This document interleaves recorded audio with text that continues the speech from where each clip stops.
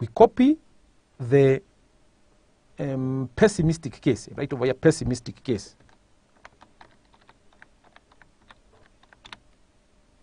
Pessimistic case, and of course because it's in capitalized, so pessimistic.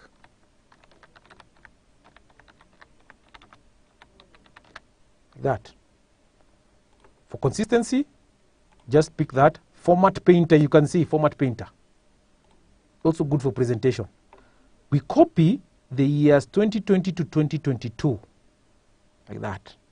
Because we're talking about the forecast period for the pessimistic case is going to be different from the base case. Copy.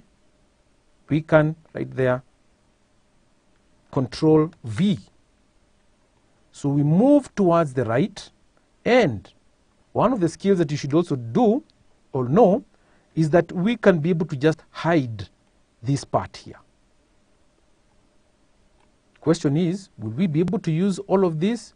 We need them over here. So what I can do first of all, guys, before I hide, is to first of all pick these values over here. I'll just copy this, cut this, paste it right over here. Control V. So it moves towards the right. Now if you allow me, I can pick right over here, up to that point, hide. How do you hide? You can, or you can be able to even group it. You can either right click and hide. You can see hide, it will hide. But we are accountants and we are experts like that. What we are saying is that we need to just put groups. So you come to data, then you group. Just click group. It will create this kind of thing. So you just click on this and it will just hide the data like that. If you want to unhide the data, you just click the plus. You open it up like that. That's what true accountants are actually supposed to do. So let's use the grouping outline. Now we come to pessimistic case. The reason for doing that is so that I can be able to look at the question and adjust them based on the inputs that, or these assumptions which have actually been provided right over here. So in a similar fashion, we forecast these values here, and we've already done that. So I ungroup this and allow me to pick these forecast values here like that. Copy.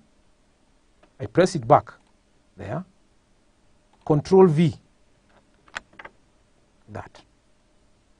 Now let's see how it actually changes the pessimistic case. We start all over again. I can put a white background home so that we can highlight as we make the changes.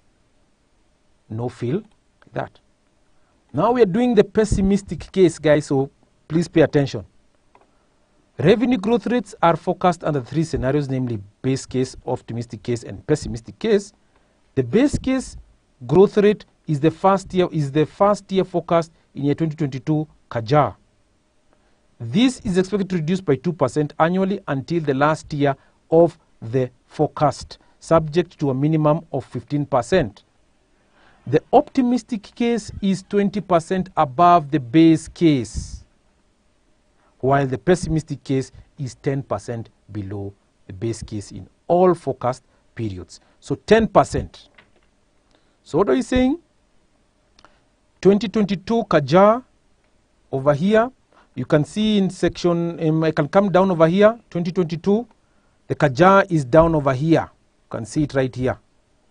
So we are saying what?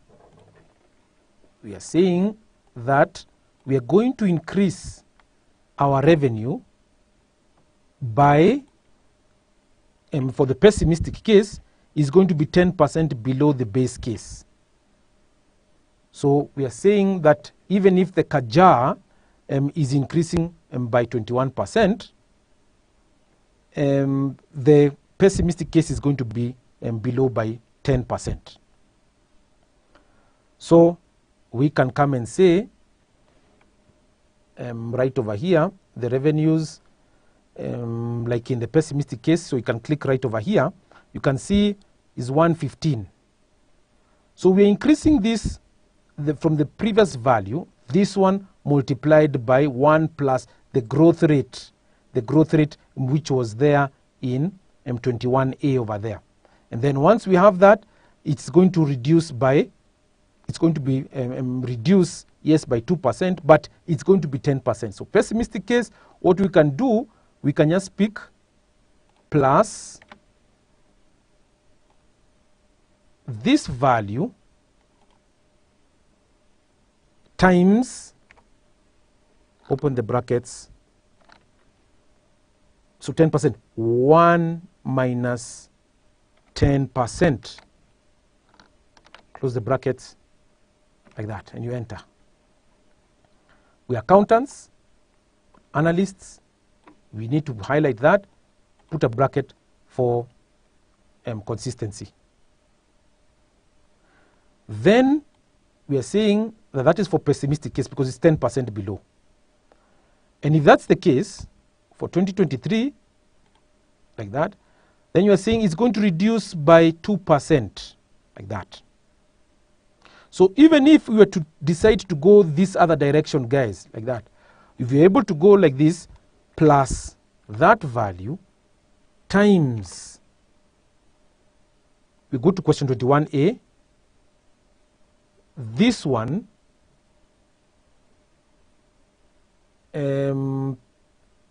times 1 minus, we're saying 10%, 10%,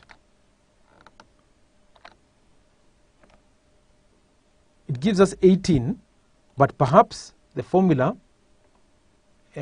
should be delete that. No, it's not giving us that value, correct value, so pardon me for that. Let me just undo that. We are saying that it should be able to go down by 20, so 21%, it should reduce by 10%. So we delete here. We are saying this 21% of ours should reduce by 10%. So plus that one times, open the brackets, 1 minus 10%. Then you close the brackets. Comes to 18.8%. Put percentage like that. This is pessimistic case. Pessimistic. That 19%. Then what do we do after that? We come over to the second tab, tab 21B, you can see here, and we feed in the formula plus that sales, we multiply into brackets 1 plus this pessimistic rate over here, like that. Then we close the brackets like that and you press enter. So you can see it comes to 113. Because it is like the worst case scenario, we are saying compare that value or this 113 value over here, which you can put in a different color like that, with the one under the base case. Under the base case, you can see is 115 over here. So you put the same color like that. So you can see this is 115 base case, and this we're saying is pessimistic case or the worst case. It comes down like that. So I just undo like that, and then I proceed on. So once we have that, we come back now to what the question was actually saying. So the revenue growth rates, so the pessimistic case, optimistic case is 20% above the base case, while the pessimistic case is 10% below the base case in all forecast periods there. So we then reduce, this is expected to reduce by 2% annually until the last year of forecast subject to a minimum of 15%. So that is the limiting factor. That is the limiting factor over here. So plus this one times, open the brackets,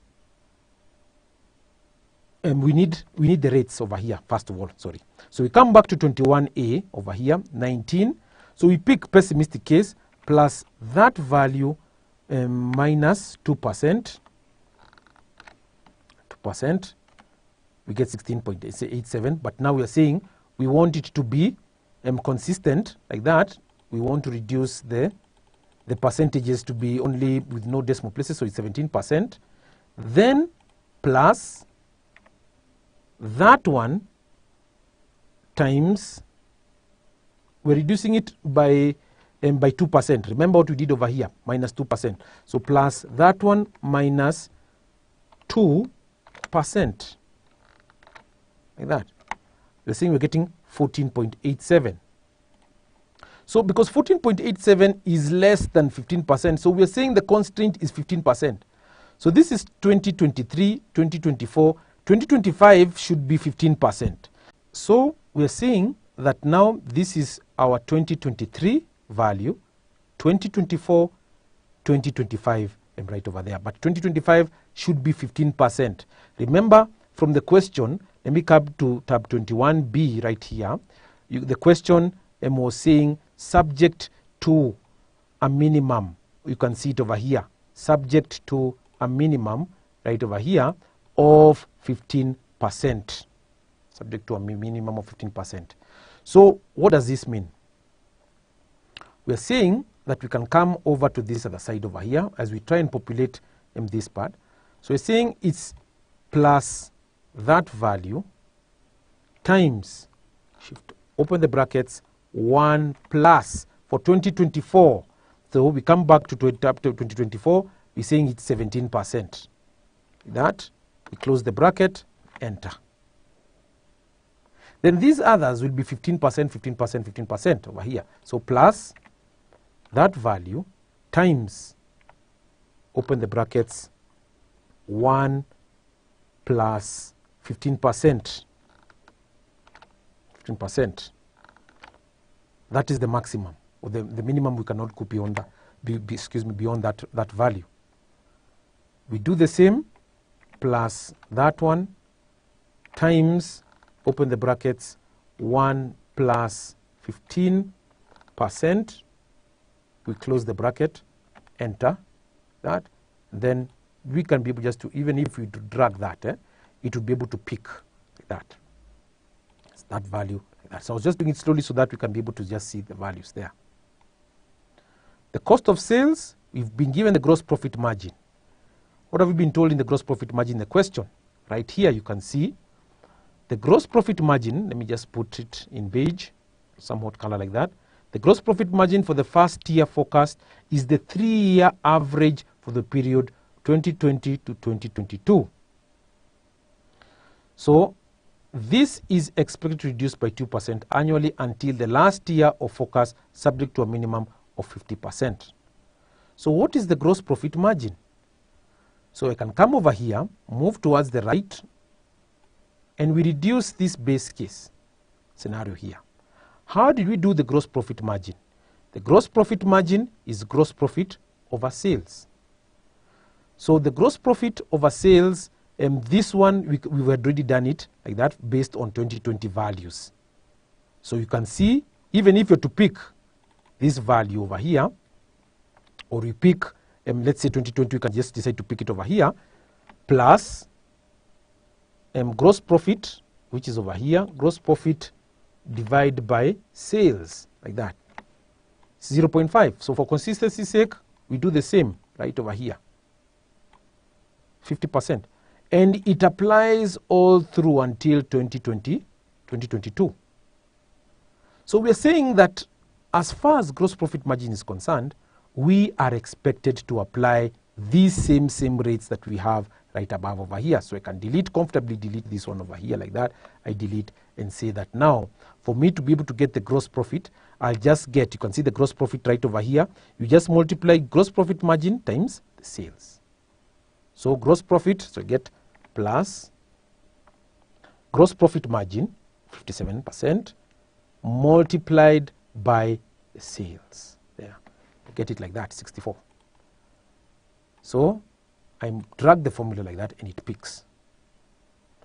So for us to get the cost of sales, we just get plus 113, but because it is minus, we open the brackets, you can see on the formula bar right over here, we just delete that say is equals to minus that value minus that value there. We close the bracket, say enter. And we drag this towards, pardon me, undo. So plus or is equals to minus, open the brackets, 113 minus 64, close the brackets, enter 4, then we drag the formula until we get the plus sign like that. We drag the formula like that, then we put it in terms of the format, just put it like that. So we can try and check plus that plus the cost of sales, we're getting 64,381 to 2.29. So we can just, you know, put it like that, and you can see we've gotten the correct answers like that. So we delete operating expenses. We go back to the question, right down here, highlight in peach. Operating expense ratio are modeled as the 3-year averages from period 2020 to 2022. These are assumed to remain constant over the forecast period. So what are we saying? We are saying that the expense ratio will also apply across. You can see the expense ratio just down here. So we pick, for us to be able to compute the operating expenses, because you've already done that in first part here. The operating expenses is just the sales times the expense ratio. So for us to get this, it is just plus the sales times the expense ratio. The expense ratio is right over here. Enter. But remember, it is negative. So we put a minus there and we open the brackets like that. Picks negative. And we just drag it, formula, like that, and it picks. Do the same thing as we've done above, format, that it picks the same format. How about operating profit? Let's see what the question is saying about operating profit. There's nothing about operating profit. It's a formula. So it's only operating expenses was there. So plus, it should be the same, plus that. You should get 42. Drag it like that. Let's see what they say about depreciation. Yes, there's something on depreciation. It's right there. Depreciation to revenue ratio is assumed to remain constant as the 3-year average for period 2020 to 2022. So we apply the same formula we've done just over here. You can see it right here. For us to be able to get the depreciation value, sales times depreciation ratio. So we come back towards the right over here, pick like that, time plus sales times depreciation ratio for 2023. Is that correct? Yes. Enter. And that's it. We drag it. That. It picks. But you can see clearly it's not the same format as this other one. So we do the same thing. Minus, open the brackets, close the brackets, enter. And then now we can redrag it again. Just drag it like that. It picks the negative sign, format, just do it like that, and that's it. Then we can just say profit before tax plus that.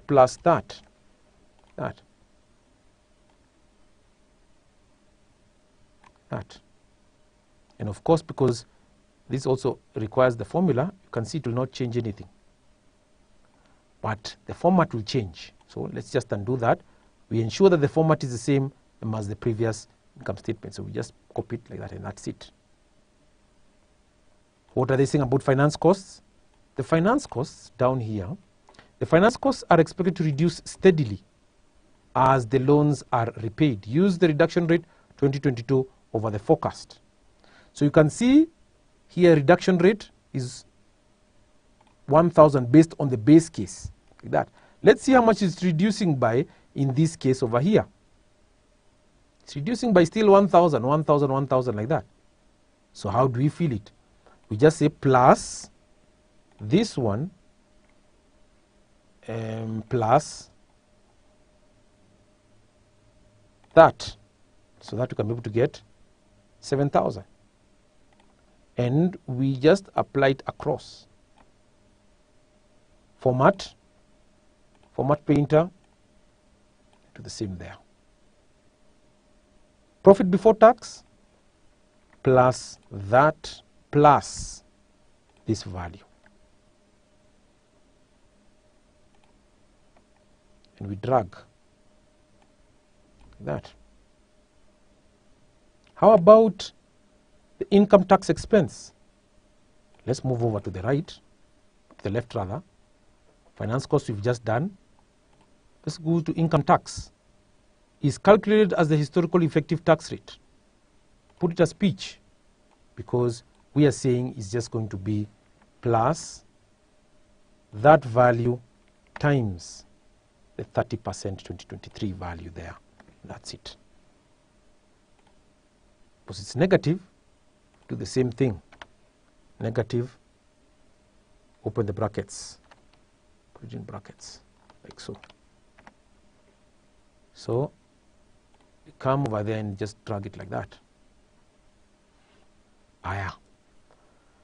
We drag the formula as we move across like that, and then we get the final profit after tax. Plus that, enter. That's the final value that we have. So you can compare. You can see in the year 2027 forecast, we are getting 40,000 as the profit after tax in the pessimistic case. How about the base case? Let's remove this plus sign over here, the base case. We are getting 42,694 because it should be higher than this case over here, which you're saying is pessimistic case. So let's now put the format, we just put the paint, or rather the format, we try and format this whole part like that. And that's what we've done. That. So once we have that, we can then just move ahead to the base, to the optimistic case. Welcome to Manifested Publishers. Hello and welcome to the revision of the ICT paper that was done in December 2022 by certified public accountants and certified secretaries. Question 1 reads, A. State 4 disadvantages of implementing information systems in an organization. Disadvantages of implementing information systems in an organization. The first disadvantage is cost. All right? The cost for hardware, software, infrastructure, training, and so on. The second disadvantage is resistance to change. Employees may resist changes, such changes. Number 3 is security risks. 4, technical issues. So those are 4 disadvantages we are going to discuss in answering the first question. State 4 disadvantages of implementing information systems in an organization. This is question 1. Question 1.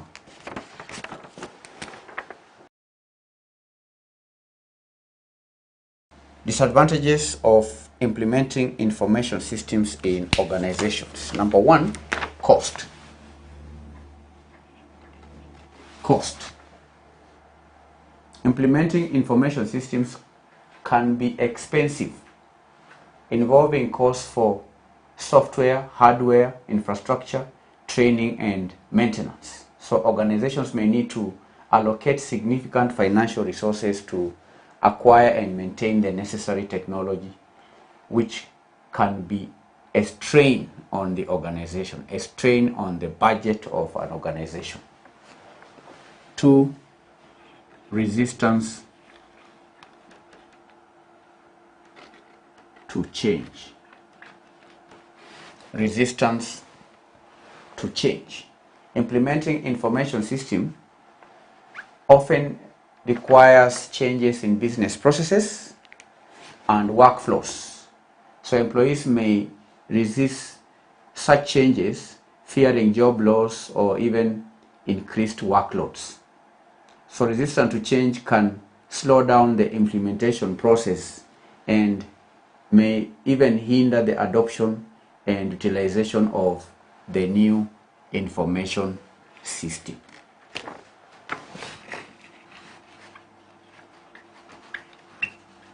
Security risks.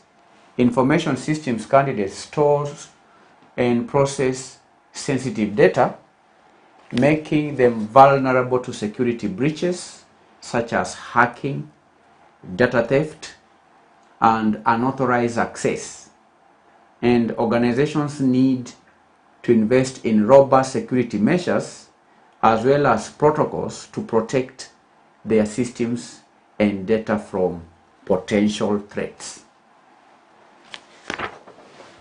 4, technical issues. Technical issues. Information systems can encounter technical challenges such as hardware and software failures, compatibility issues, system crashes, or even network disruptions. And these issues can result in downtime, reduced productivity, and frustration among users. So organizations may need to have proper technical support and contingency plans to address such issues effectively. So these are 4 challenges of implementing information system. 1, cost. 2, resistance to change. 3, security risks. 4, technical issues. 4 marks. That is part 1. Part 2 reads, explain 5 computer hardware components that are required when establishing a multimedia platform for e-commerce.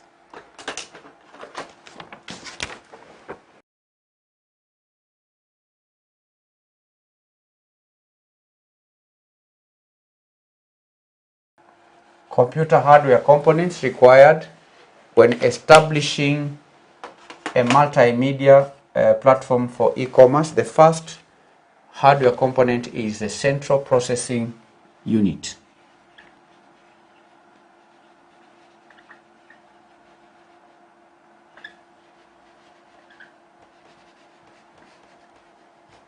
The CPU. The CPU is the brain of the computer system and handles the processing of data. It performs calculations, executes instructions, it manages the overall operation of the system, and so on. So a powerful CPU is essential for handling multimedia tasks effectively and efficiently.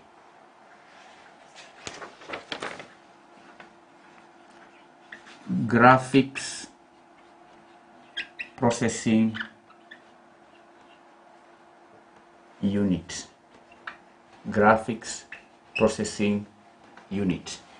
One may also need the graphics processing unit, which is responsible for rendering and processing graphic intensive tasks such as high resolution images, videos, animations, and so on. It accelerates the processing of visual data, ensuring a smooth playback and also display of multimedia content. So when installing multimedia platform, and establishing a multimedia platform is important to have the graphics processing unit. 3. Random access memory. Random access memory, the RAM.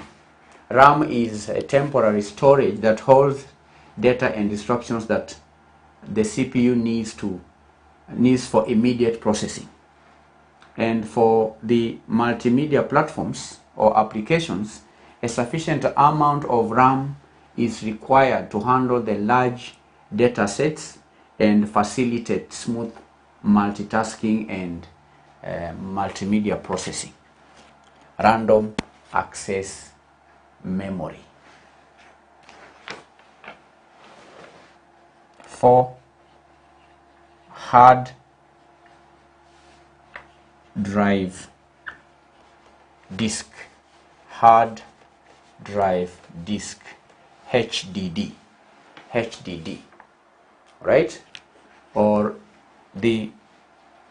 what may be required, if not a HDD, is what we call solid state drive. The solid state drive, the SSD, the solid state drive. Now, candidate storage drives are essential for storing multimedia files such as images, videos, audio files, and other e-commerce content. So HDDs provide larger storage capacities at a lower cost, while SSDs offer faster data access and improved system performance. So when establishing a multimedia platform for e-commerce, a hard disk drive or a solid state drive may be essential. 5. Computer. These are 4. Then number 5, sound card and speakers. Sound card and speakers. For multimedia platforms, a sound card is necessary to provide high quality audio output, and combined with speakers or even headphones, it enables users to experience audio content that is associated with e-commerce, such as product demos, testimonials, background music, and so on. So candidates, these are the components, and these components work together to support multimedia content creation, storage, processing, and presentation in an e-commerce environment. Number 1, central processing unit. Then we have the GPU, graphics processing unit, the random access memory, the hard drive disk, the solid state disk, and sound card and speakers. These are 5 components, 5 marks. Part series, using an example, explain how one would use a goal-seek function in a business. How one would use goal-seek function. How one would use goal-seek function.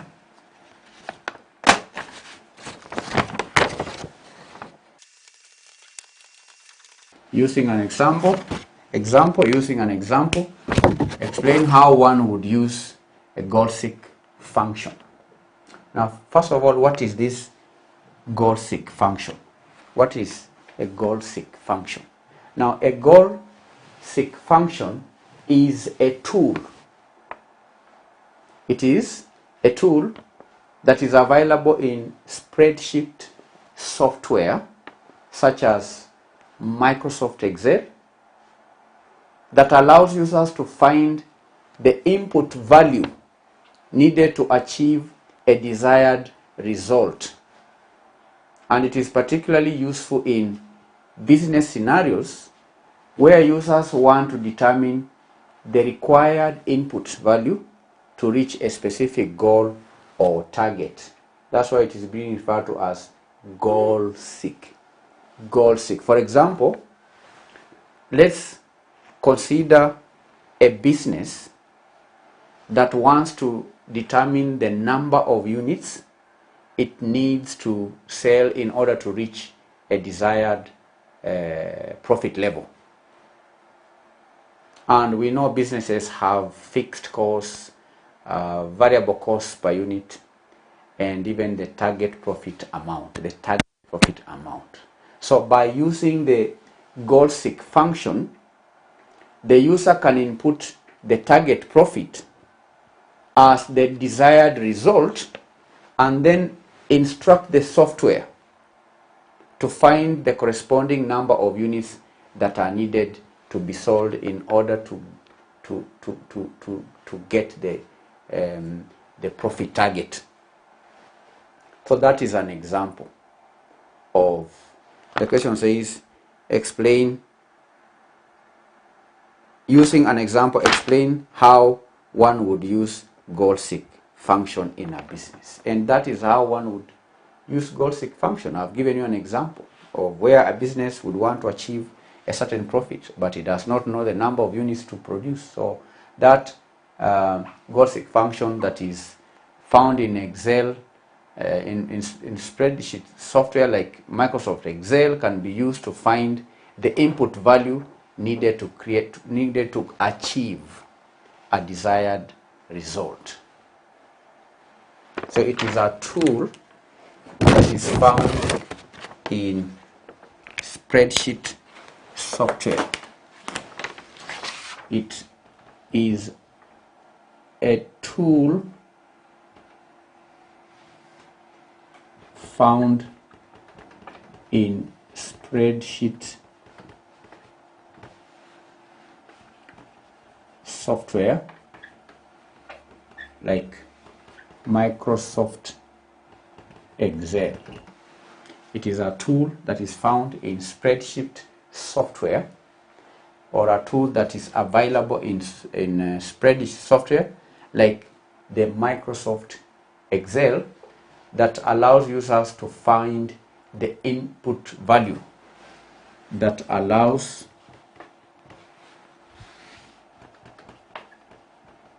users to find the input value. I've given an example where an organization would want to achieve a certain target profit, and the profit candidates is an output. There are things that you do before you hit a certain target profit, say 10 million. If an organization has a target of, say, 10 million, then the company has to work towards achieving that target. The company has to sell certain amounts of units. A business may want to determine the number of units that may be needed to, say, earn a profit of Kenya shillings 10 million. How many units can be sold for company A to hit a target of profit of 10 million, target profit of 10 million? So a goal-seek function that is available in spreadsheet software like Microsoft Excel can be used by the user to find the target input, to find the input, you understand, that will help the company achieve the target profit. And we know a business may have fixed costs,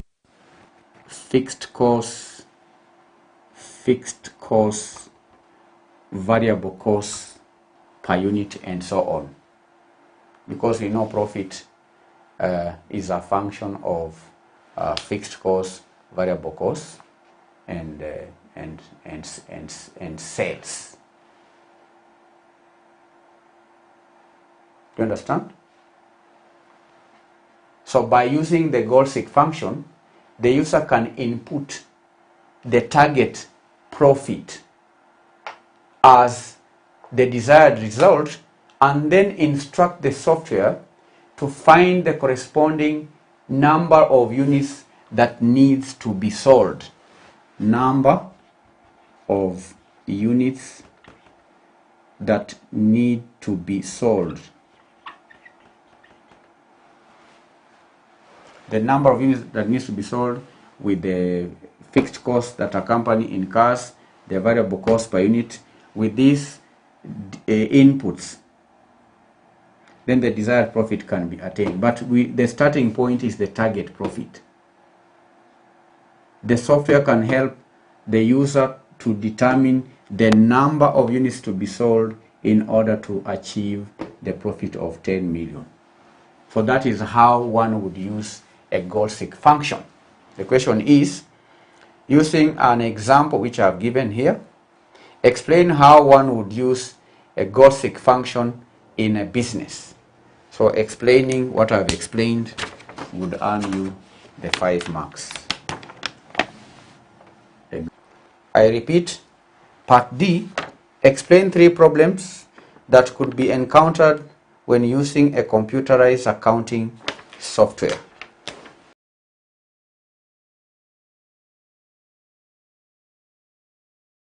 Problems that could be encountered when using a computerized accounting software. The first problem is technical issues. The second problem is data integrity and security. Then the third one is learning curve and training. Learning curve and training. Technical issues.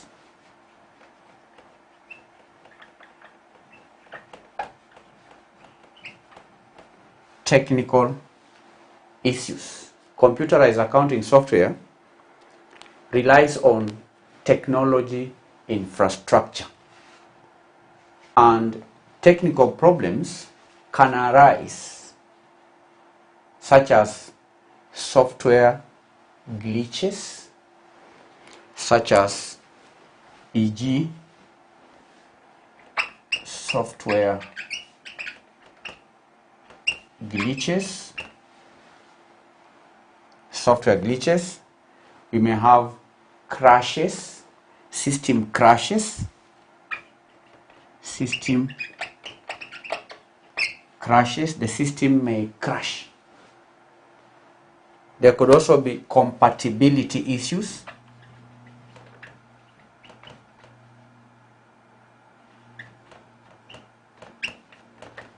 Compatibility issues. So these are some of the technical issues that one may encounter when using a computerized accounting software.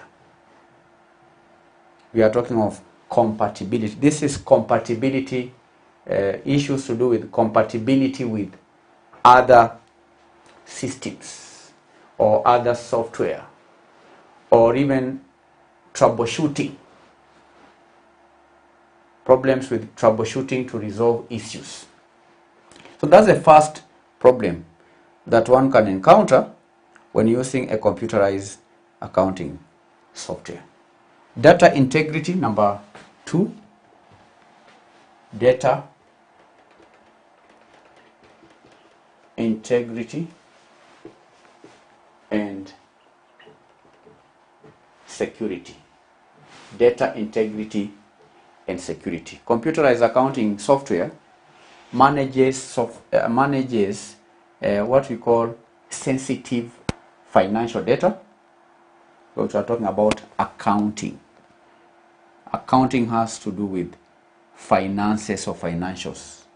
So a computerized accounting system manages sensitive financial data, and maintaining data integrity and security is crucial. And problems can occur if there are no data entry errors. Right? If there are data entry errors, then problems can occur. If we have data corruption, then problems could also occur, or even problems to do with unauthorized access to the system. And therefore, adequate data backup, adequate access controls, and security measures should be implemented to mitigate such risks: data integrity and security. 3. Learning curve and training. Learning curve and training. Candidates transitioning to computerized accounting software may require employees to acquire new skills and to adapt to new processes.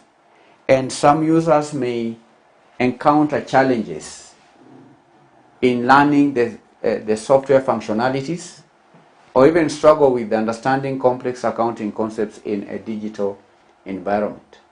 So adequate training and support are essential to ensure effective use of the software and minimize user errors. So candidates, these are some of the problems. They are not the only problems.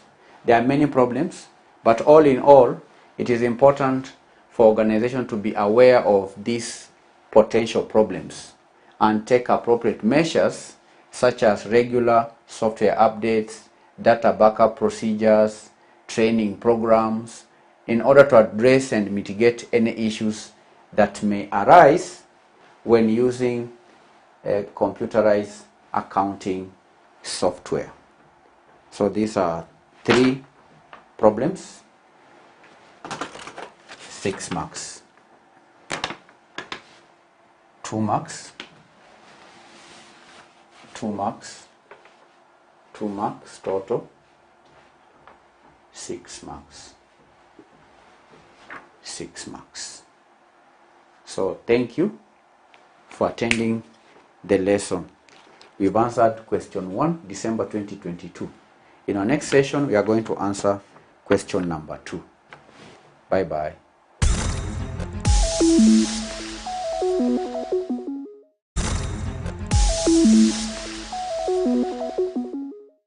Greetings and welcome back to the lesson. We are going to answer question 4, December 2022. The subject is meetings, compliance, and administration. Question 4A reads, explain 2 circumstances that may lead to members present at a general meeting to elect one of themselves to preside at the meeting. Question 4A.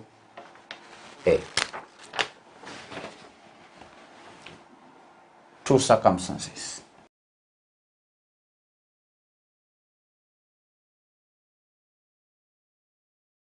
Two circumstances that may lead to members present at a general meeting to elect one of themselves to preside over the meeting. To preside over the meeting. The first circumstance is absence of the chairperson. In the absence of, where the chairperson is not present, then obviously the members can elect one of themselves to preside over the meeting. If the chairperson of the meeting is absent or unable to preside over the meeting, he may be present or she may be present, but maybe not feeling well. So in such a case, the members may elect one of themselves to act as a temporary chairperson. And that ensures that the meeting can proceed and decisions can be made in the absence of the designated chairperson. 2. Conflict of interest. Conflict of interest. In situations where the chairperson has a conflict of interest in a particular agenda or matter being discussed, then it may be deemed appropriate for the members to elect someone else to preside over that specific agenda item to ensure impartiality and fairness in decision-making process. So these are two circumstances that may lead to members present at a general meeting to elect one of themselves to preside over the meeting. One is in the absence of the chairperson, or if the chairperson is present but unable to preside over the meeting. Number 2, if there is any conflict of interest between the chairperson and any of the agenda items being discussed at the general meeting. 2 circumstances, 4 marks. Part B, you have been engaged as a company secretary for provision of consultancy services to a members association where delegates represent members in the annual general meeting of the association. Describe 4 provisions you would include in the constitution of the association to ensure that the members are protected from the arbitrary powers of the board of directors. 8 marks.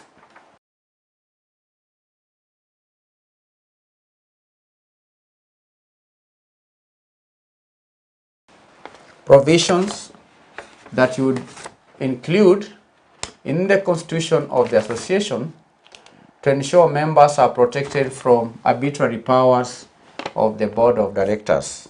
We read that you have been engaged as a company secretary for the provision of consultancy services to a members association where delegates represent members in the annual general meeting of the association. So, what are the provisions that would include in the constitution of the association to ensure that members are protected from arbitrary powers of the board of directors? Clear roles and responsibilities. That is one provision. There ought to be clear roles and responsibilities. Define the roles and responsibilities of the board of directors and clearly outline their limitations and accountability to the members. And that ensures that the board operates within its mandate and does not exceed its authority or power. Clear roles and responsibilities. You can also have provision on term limits. Term what? Limits. There could also be rotation. Term limit and rotation. Introduce term limits for directors to prevent concentration of power and promote regular rotation of board members. Why? Because that prevents the board from becoming entrenched. It also allows for fresh perspectives and diversity in governance. 3, member representation. Member representation. Include provisions for adequate representation of members on the board. And that can be achieved through the election of members as directors or the establishment of what we call members' council that provides oversight and input into the board's decisions. Member representation. 4, transparency and accountability.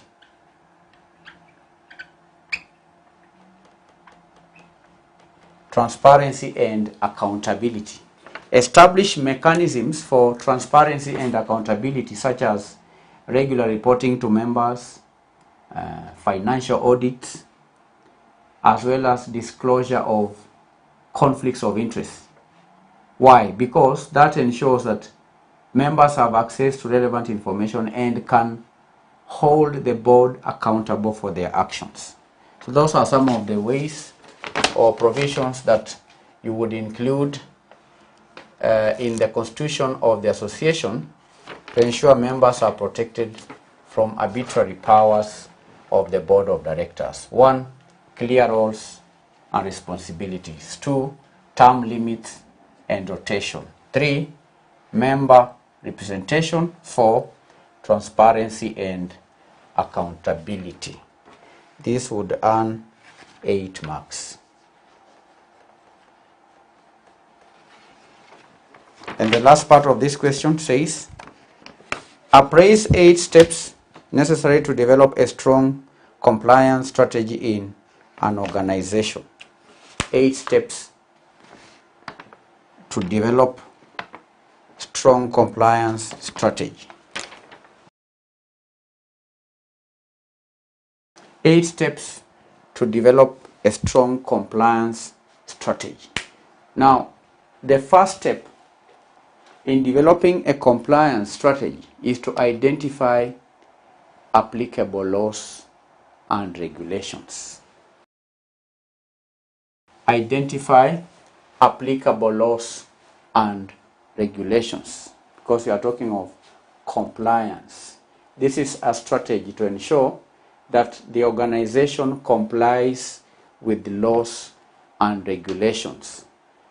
So in developing a compliance strategy, it's important first of all to identify what are these laws, what are the regulations that the company is expected to obey.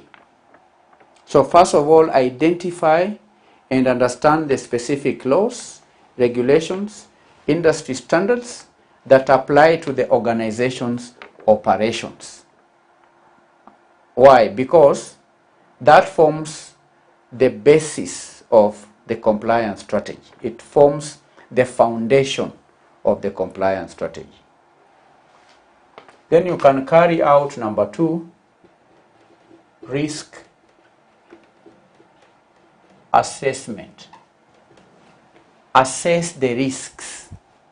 Conduct a comprehensive risk assessment, and the purpose for doing that is to identify potential compliance risks and prioritize them based on the potential impact. Why? Because that helps in focusing resources and efforts on areas of highest risks. These are compliance risks.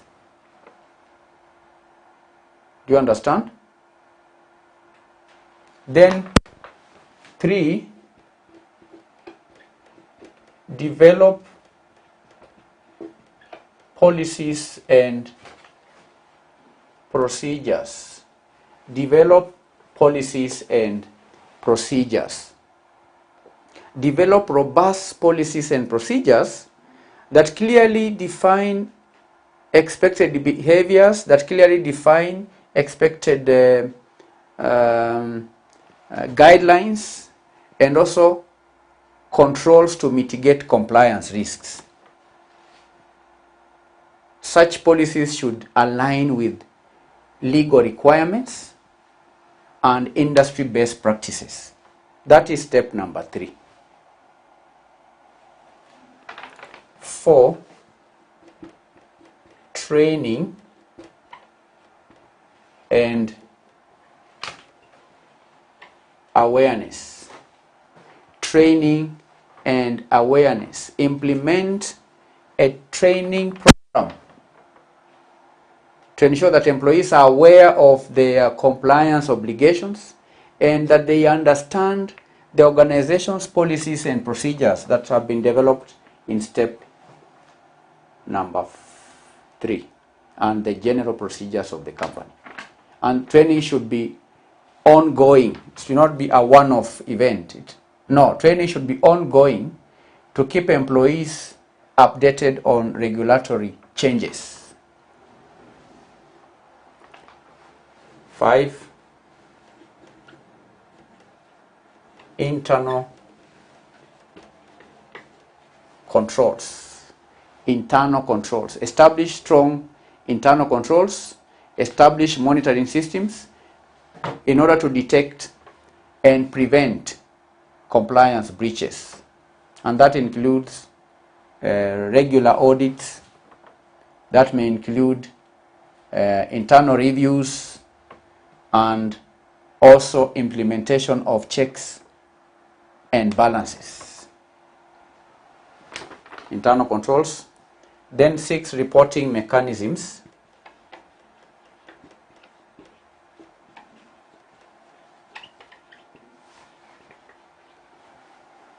Reporting mechanisms. Implement effective reporting mechanisms such as anonymous hotlines, whistleblower channels that will encourage employees to report potential compliance violations or even concerns without fear of retaliation. 7. Compliance testing and monitoring. Compliance testing and monitoring. Regularly,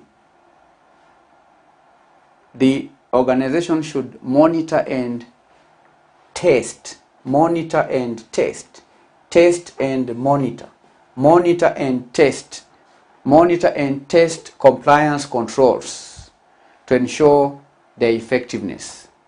And that may involve internal audits, that may involve self-assessments, that may involve independent reviews in order to identify areas for improvement and address any compliance gaps. Improvement. Continuous improvement. Foster a culture of continuous improvement by regularly reviewing and updating the compliance strategy. Regularly review. Look at the various stages.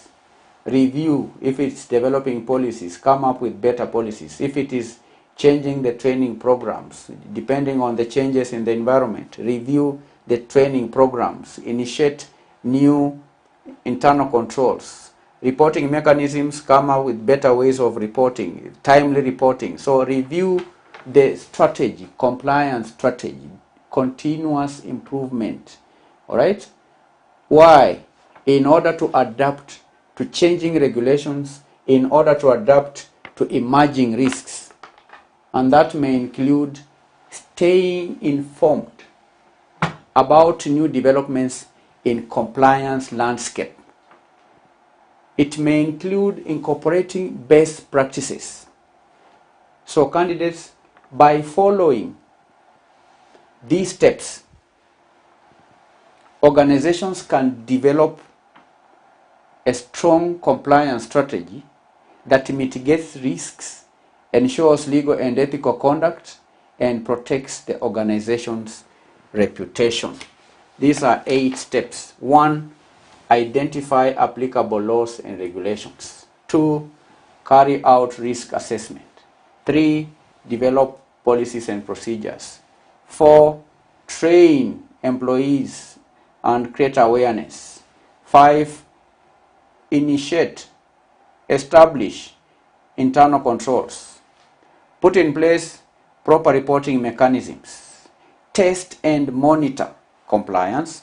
Then there ought to be continuous improvement. 8 steps, 8 marks. 8 steps, 8 marks. We've answered question 4 in our today's lesson. In our next lesson, we are going to answer question number 5. Bye-bye. Welcome to Manifested Publishers. So once we have that, we can then just move ahead to the base, to the optimistic case. We just, first of all, before we group, we just copy this part, again, copy, and we can skip this part towards the right there, Control V. Even if you are to just delete this part over here now, we can just undo and undo. And we select this part and just say cut instead of copy.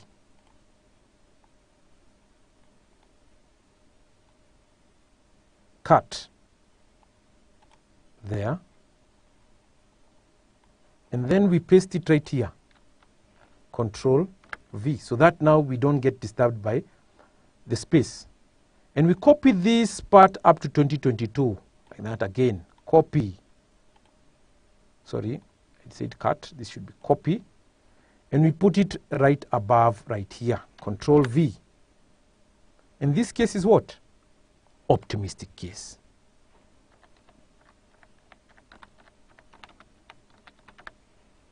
Optimistic case. In a similar font, just put that right there. And here we can just be able to group it right over here. So we group. Where do we group? We come to data. We come to group. You can see group here. We press the above one. Group, that thing comes. This kind of grouping comes in terms of the outline. Let's group it there. So we have even this one for the base case. Let's group it. We want our forecast to be from 2023 to 2027. So you can see I click this one, copy 2023 to 2027 like that, copy, and then we reduce the grouping right over there and compress Control V. It comes. Now let's look at systematically, step by step, what changes we have to make. So we again go through this, clear the font, no fill, we make adjustments. Revenue growth rates are the forecast under the three scenarios, namely base case, optimistic case, and pessimistic case. The base case growth rate for the first year and forecast is 2022 CAGR. This is expected to reduce by 2% annually until the last year of the forecast, subject to a minimum of 15%. Optimistic case is 20% above the base case. So we can come right over here to 21A down here. And we are saying it is 20% above. Here is a pessimistic case. We said it was 10% below. So you can come over here, optimistic,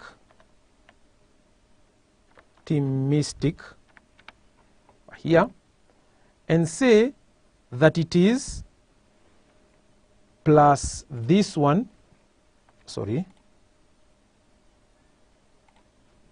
plus this one times, open the brackets, 1 plus, not minus, 1 plus 20%.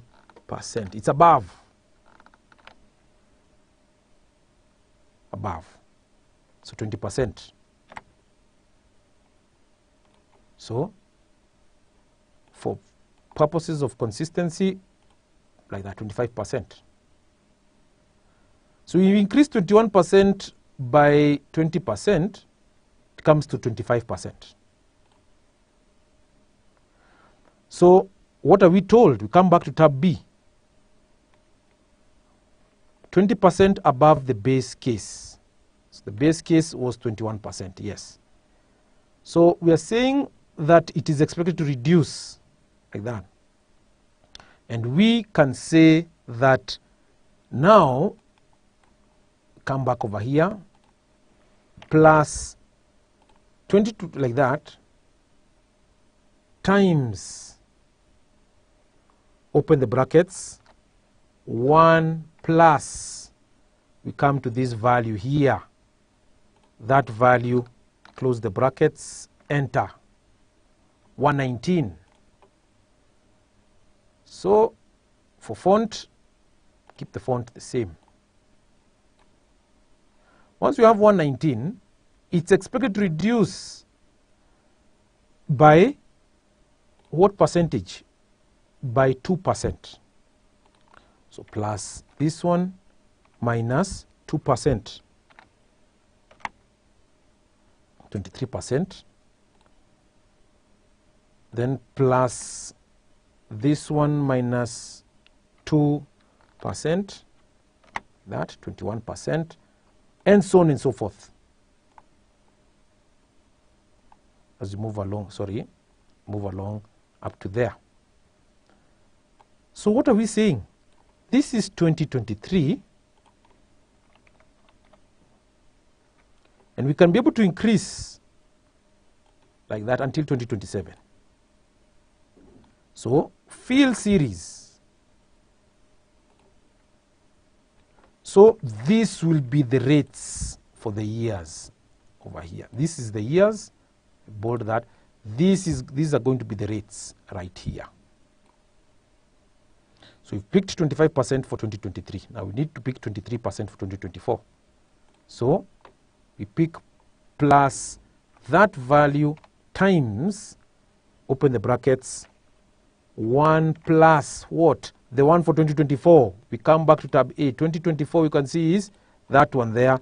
Close the brackets, enter like that, and you do the same plus that value times shift, open the brackets, 1 plus what? We are picking 2025. We come to tab, this next tab over here. 2025 you can see is 21%, and close the brackets, enter like that, and then plus that value over there times, open the brackets, 1 plus what? We are picking 2026. So we come back over here, 2026, and right over here is 19%. Like that. You close the brackets, and then we press enter. And then we are saying we press plus that value times, open the brackets, 1 plus what? We are picking 2027. Come back over here, 2027 is 17%. It's not reached the threshold of 15%. Like that, we close the brackets, and we press enter like that, and that gives us the revenue under the optimistic case. How about cost of sales? We already have the gross profit margin. So we can be able to compute the gross profits very easily like that. So we just come over here, highlight like that, the same format, painter there. We're saying it's just going to be given as the sales times gross profit margin. So plus that times the gross profit margin for 2023, that over there, gross profit margin is that. Once we have that, we just drag the formula moving to the right there. And then for us, it's going to be is equals to minus, so we open the brackets right over here, that one minus that value, and we close the bracket like that, so we can be able to get it consistently as a negative value there. So for format painter, you move across like that, and then you can now drag the formula moving towards the right. So to just check, so plus that gives us, so you can see this answer is the same as that one there, and even if you were to drag it moving towards the right, of course you can see that one is the same as that. Of course the decimal places over here come into play, but don't worry about that, it's actually the same. These are actually the same values there. So delete that for now. How about the operating expenses? We have the operating ratio, they are given to us there. We've been told, so revenue is done, put pitch there, gross profit margin is done, we've done that.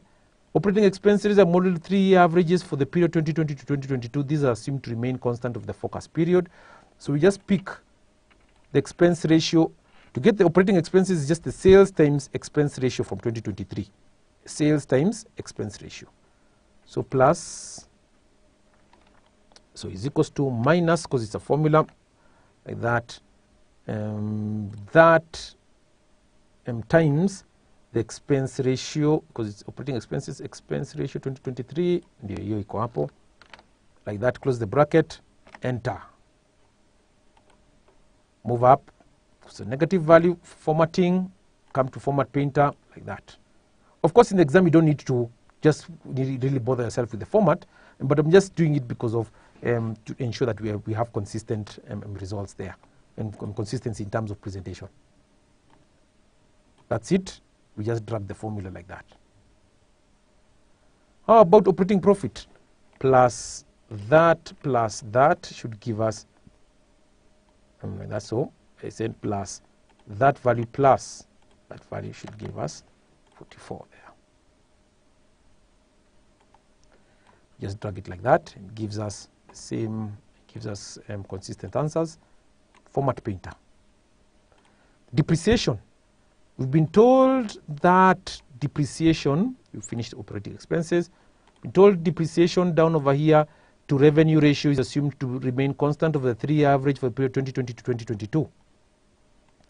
So we should remain here 0.9%. So it's just going to be the sales times depreciation ratio. So it's just going to be plus sales times depreciation ratio. 2023, there. Enter. Once we have that, we drag the formula towards the right, and we can be able to ensure consistency. So minus, then we open the brackets, close the bracket like that. Enter.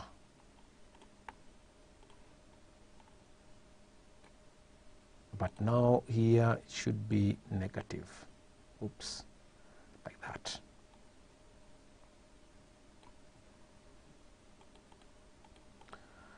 How about the profit before tax, before interest and tax?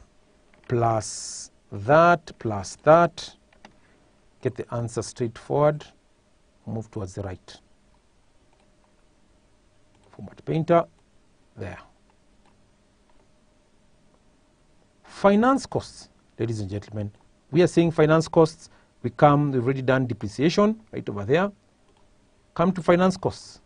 They are expected to reduce steadily as the loans are repaid. Use the reduction rate in 2022 over the forecast period there.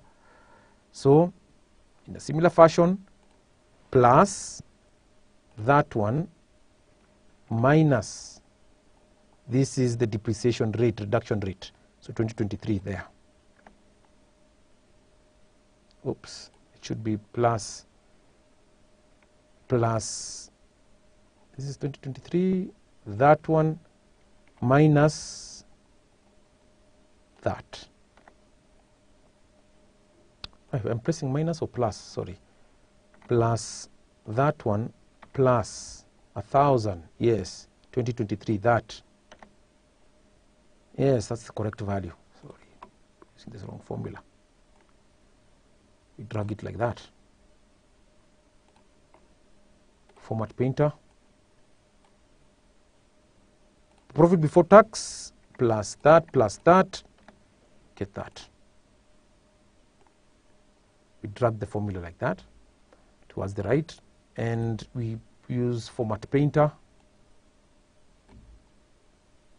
Finally, or rather semi-finally, second to final, income tax expense. We've been told the income tax expense and the finance cost we've done. Income tax expense, calculate the historical average effective tax rate. Highlight that to show that you've done it, and it's just going to be plus that times this value here,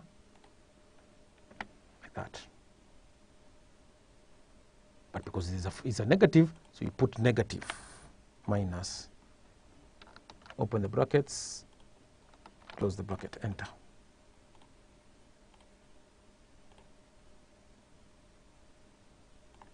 So we drag there. Finally, we have the profit before tax. Plus that, should be able to have those values like given to you there. So, format painter, you can see the values right there. So 2023, I need to ensure that there's consistency in terms of the presentation of the outlook over there. You can be able to see that we have concluded the optimistic case.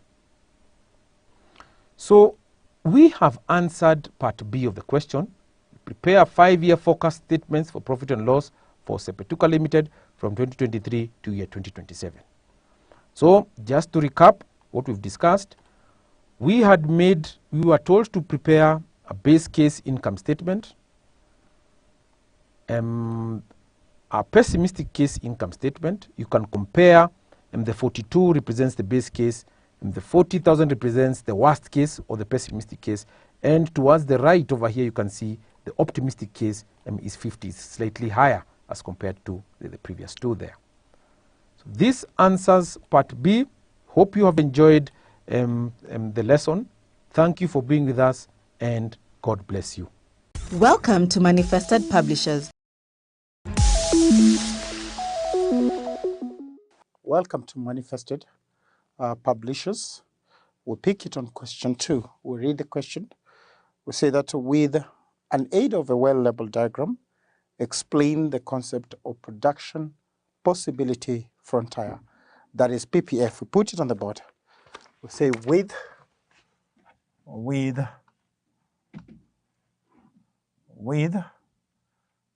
that's 2A, with the aid of well-labeled diagram, explain the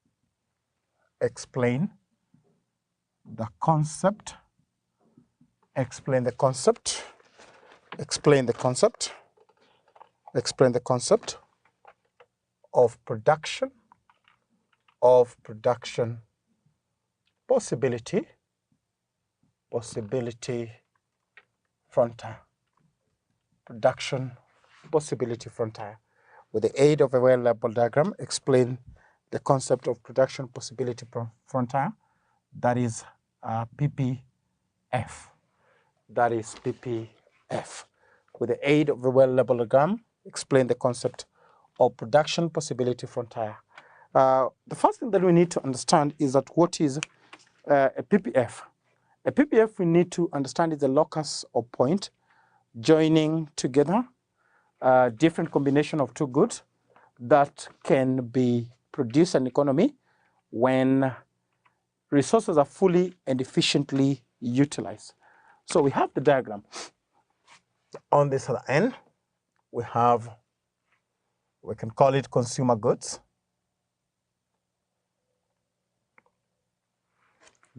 We can have down here producer goods.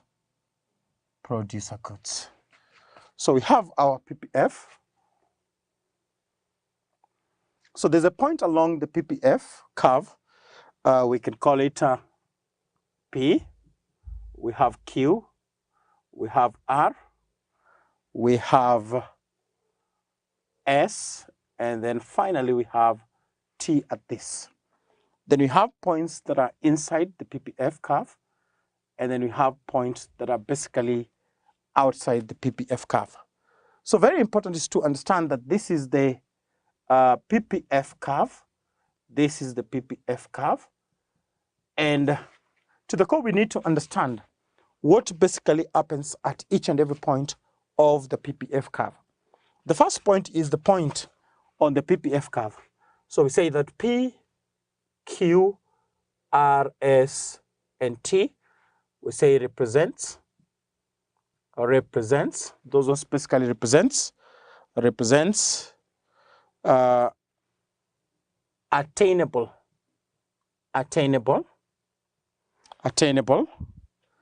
with the country, with the country's level of resources, with the country's level of resources, with the country levels of resources and technology,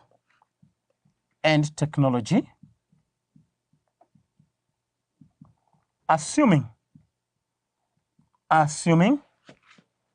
that the resources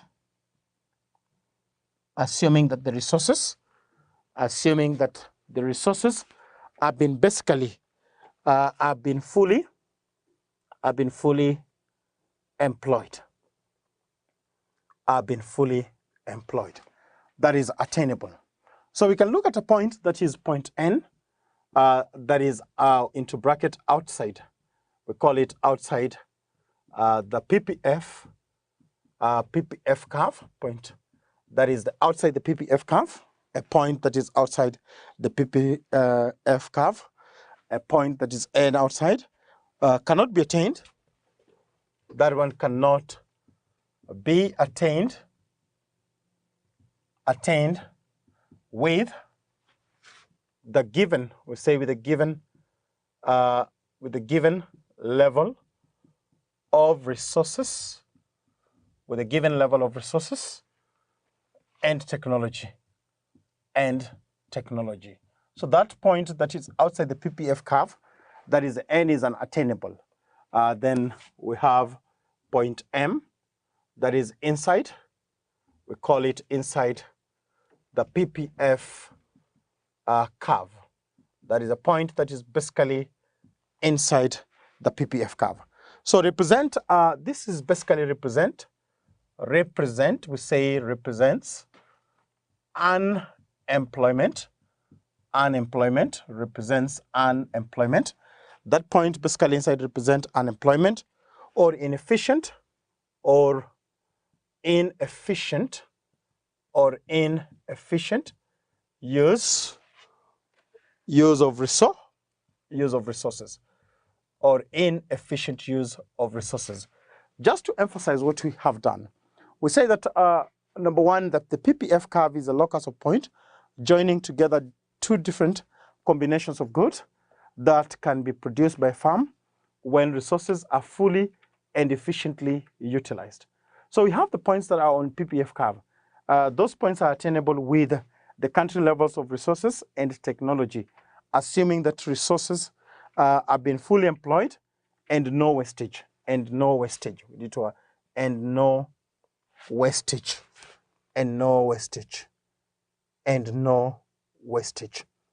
Assuming that resources have been fully employed and there's no wastage. The second one is the M. That is the point that is outside the PPF curve. We said cannot be attained with a given level of resource and technology. Then we know that the point that is inside the PPF curve, that basically represents unemployment or efficient use of the resources, inefficient use of resources.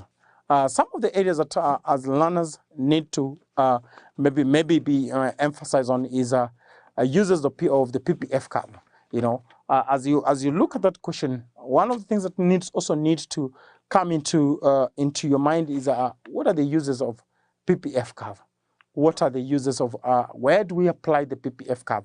That is a good area that learners need to actually emphasize on, and that is how we tackle that question. That is question 2, Roman A. Question 2, Roman B.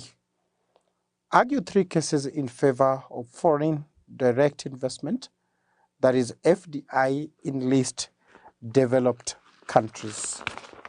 We put it down. We say B, that is 2B. Argue 3 cases. 3 cases in favor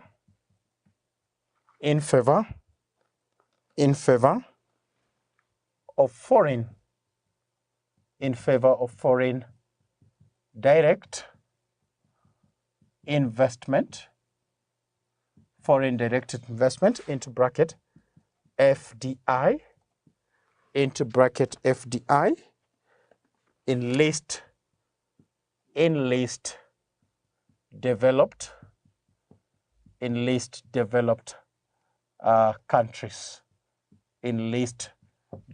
countries. On that particular question, one of the first things that needs to be understood is what is the FDI.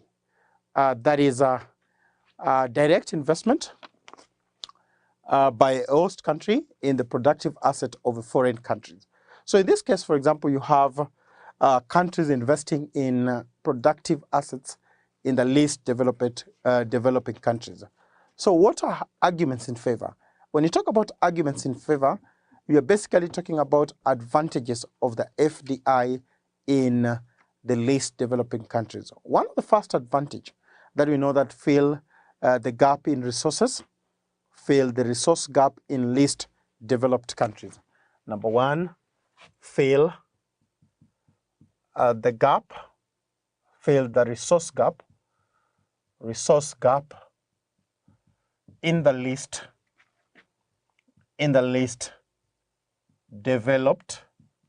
developed countries. In the least developed countries, fill the resource gap in the least developed countries.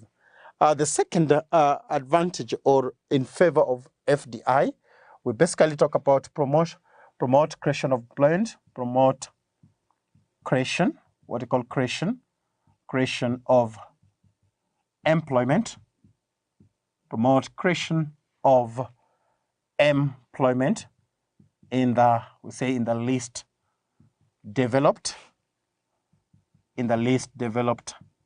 countries. In the least developed countries. Number three, we can talk about promote investment, what we call promote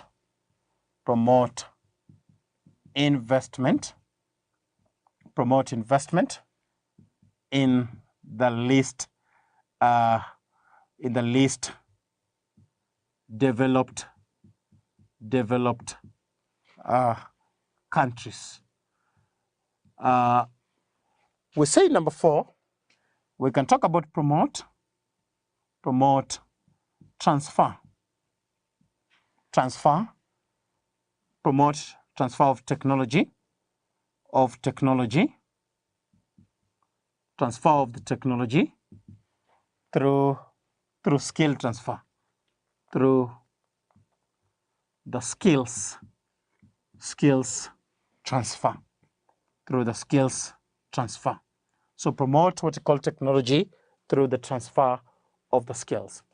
But apart from that very question that we've talked about, we can also look at, as learners, you can also look at areas, for example, factors that will promote FDIs in the developing countries. Again, an examiner could also ask on the next maybe exam that are to come in the future, arguments against now the disadvantages of FDI. So those are some of the areas that needs also to be assessed by learners, needs also to be looked at by the learners. That is how we tackle that question. That is question 2, Roman B. We pick it on the next question, that is question 2, Roman C. C, Roman 1, explain the term consumer equilibrium. So say we write the question, that is C, Roman 1, explain the term consumer equilibrium. Explain the term consumer equilibrium. When you talk about consumer equilibrium, we basically say that consumer equilibrium is a point where the budget line is basically tangent to the indifference curve. So consumer equilibrium is the point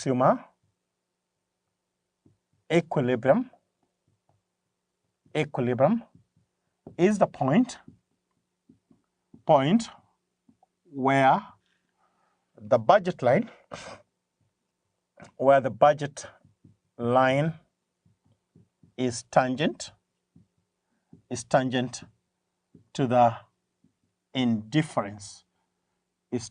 to the indifference, curve, where the budget line is basically tangent to the indifference curve. We say that consumer equilibrium is a point where the budget line is basically tangent to the indifference curve. Key things that we are able to establish when we are defining, or when we draw, or when we look at consumer equilibrium, because we have two commodities, that is on the y-axis could have good y, on the x-axis we could have good x. So at that very point we are able to establish equilibrium quantity of good y, and at the same time we are also able to establish the equilibrium quantity of the good x. That is how we go about that question. We pick it again on question 2, Roman C, that is C, Roman 2. Using a well-labeled diagram, using a well-labeled labeled diagram, using a well-labeled diagram, of indifference curve,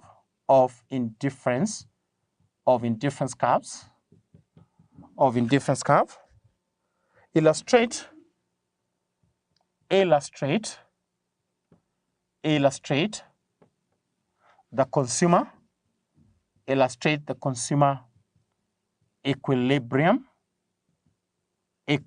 position. Illustrate the consumer equilibrium position. So we draw that consumer equilibrium position. So we have it on this other end, consumer equilibrium position. We can have the budget line. First of all, the budget line, we call this A, and we call that B. We call that A, and we call that B. We have indifference curve 1, so that is IC1. We have indifference curve 2, that is IC2. We have indifference curve 3, that is IC3. We have indifference curve 4, that is the IC4. So where is the consumer equilibrium? It is basically established at indifference curve 2.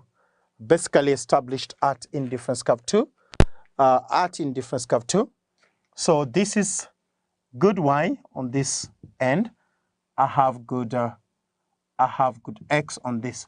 So I have XE on this, then I have basically YE at that very point. So we have established equilibrium position. So we know that IC1 to IC3, IC1 to IC3, IC1 to IC4, IC1 to IC4 is the indifference curve. Then you have here is E, indifference curve. We have that as the indifference curve.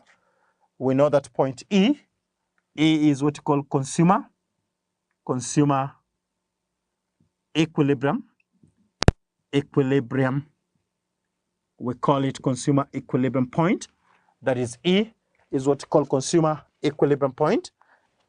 And then we are also able to have YE, equilibrium quantity of Y. Then XE, that is equilibrium quantity. We call it quantity of X, equilibrium quantity of X.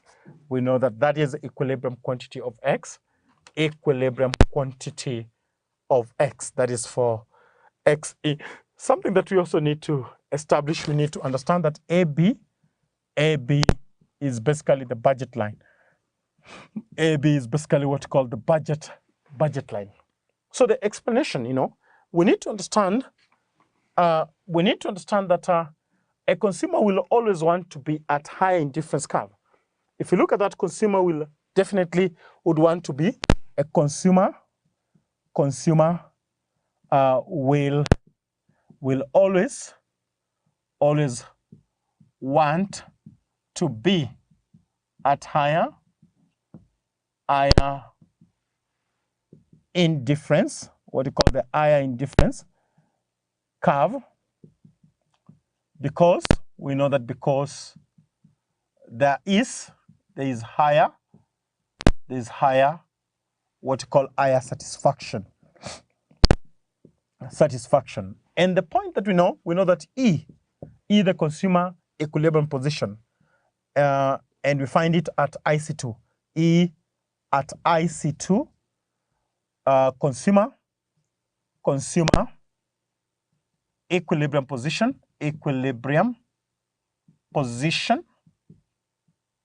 where the budgeter line is tangent to indifference curve 2, where the budget line is basically tangent to the indifference curve too. So when you look at that, this particular question, one of the things that we are able to establish, is that the first part is the diagram. Though the diagram indicate what each level means, so together we've drawn the diagram, we've indicated, and we've also shown the equilibrium position that the examiner requires, and we've also explained that point and what happens to the indifference curve and why a consumer would want to be at a high indifference curve. We know that the higher the indifference curve, the higher the level of satisfaction. That is how we approach that very question. We pick it on question 2, that is Roman D. Summarize 4 types of unemployment in least developed countries. So that is D. Summarize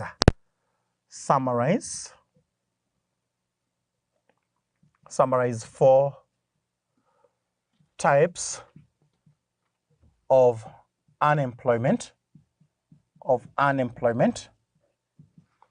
in least developed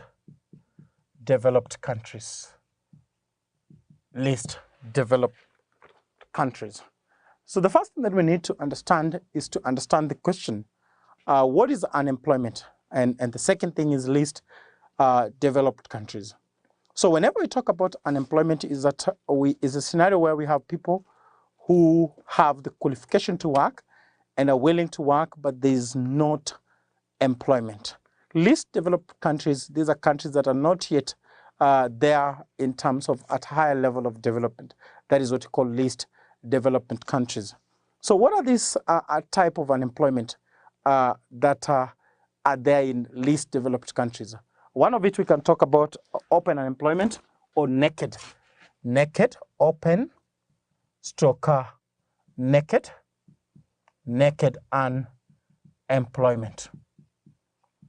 unemployment. So whenever we talk about naked unemployment, we're basically saying that people are willing to work, but there's no work to do. People are willing to work, but basically there's no work to do. And that we experience in least developed country. That is to say, this is a condition in which people have no work to do. This is a conditions in which people have no work to do. They are willing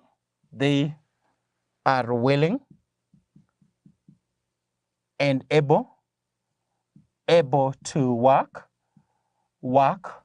but there is no work. There is no work to do. There is no work basically to do. So we proceed to what we call the second one, what we call structural unemployment. We said that on the structural unemployment, these are what we call due to structural changes. What are these structural changes? Change in demand, change in taste, and change in fashion would cause unemployment. So we have it what we call structural unemployment. We say this is due to the structural. This is due to the structural changes. Changes in the economy. Structural changes in the economy. We say, for example,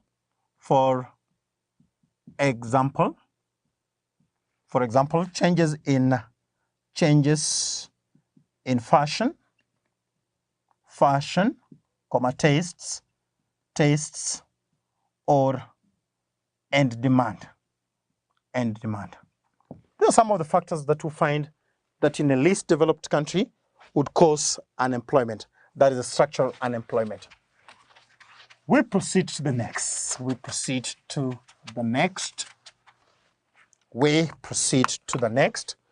The next we can call it, we can have what we call unproductive. Number 3, unproductive. We call it the unproductive unemployment. We call it the unproductive unemployment as one of the unemployment that occurs in least developing countries. So when you talk about unproductive, workers do not have necessary tools of work. As a type of unemployment, it occurs as a result of workers not having necessary tools to work. Occurs when workers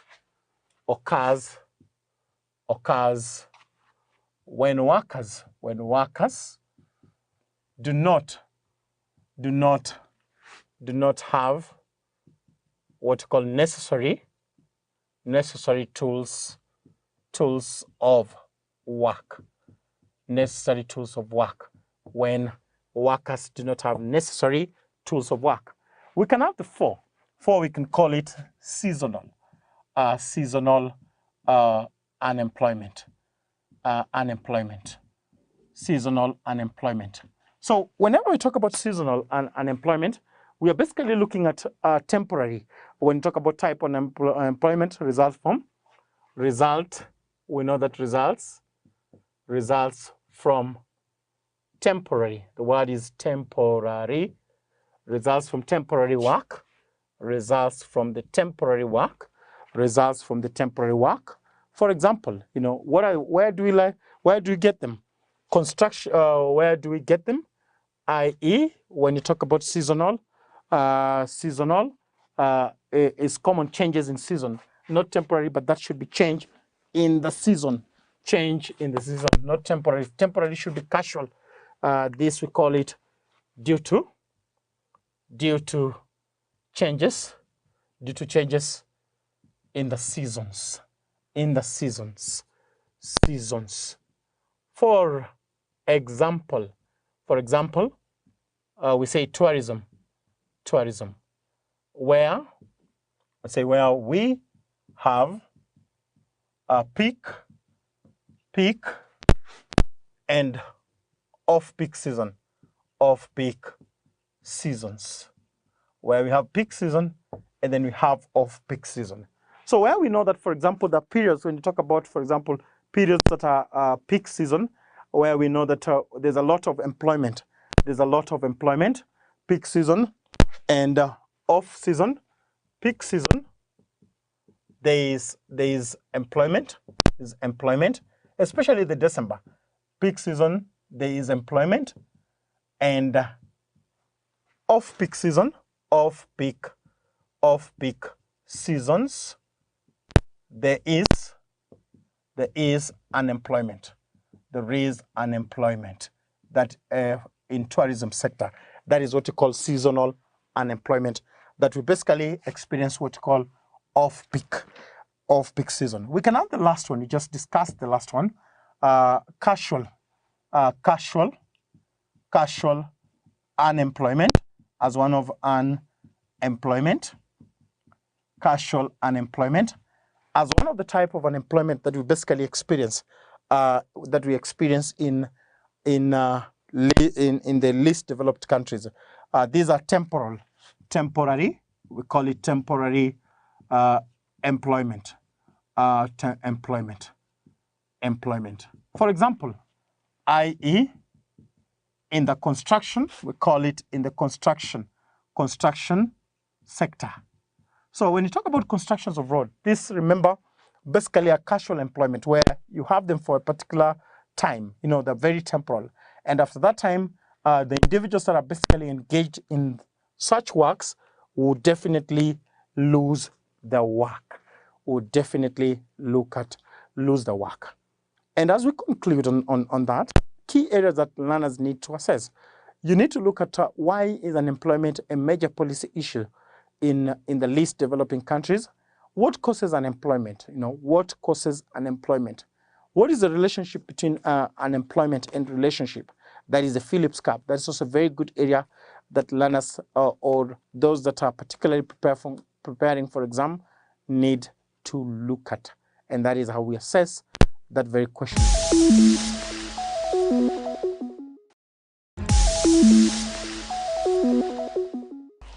Question 5.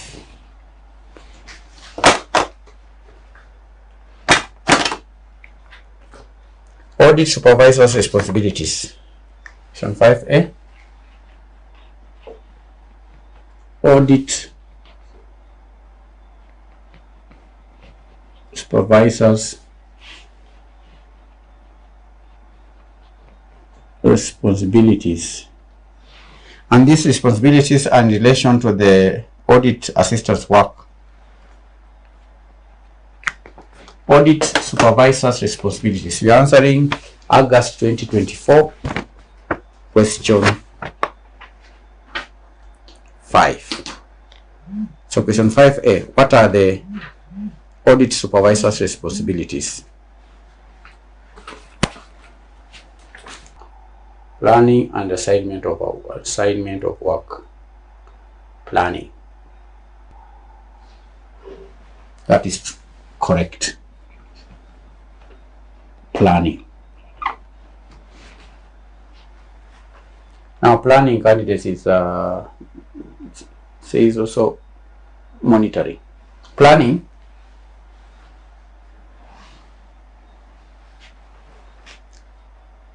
we can get 2 points from planning. One is developing an audit plan. Developing an audit plan.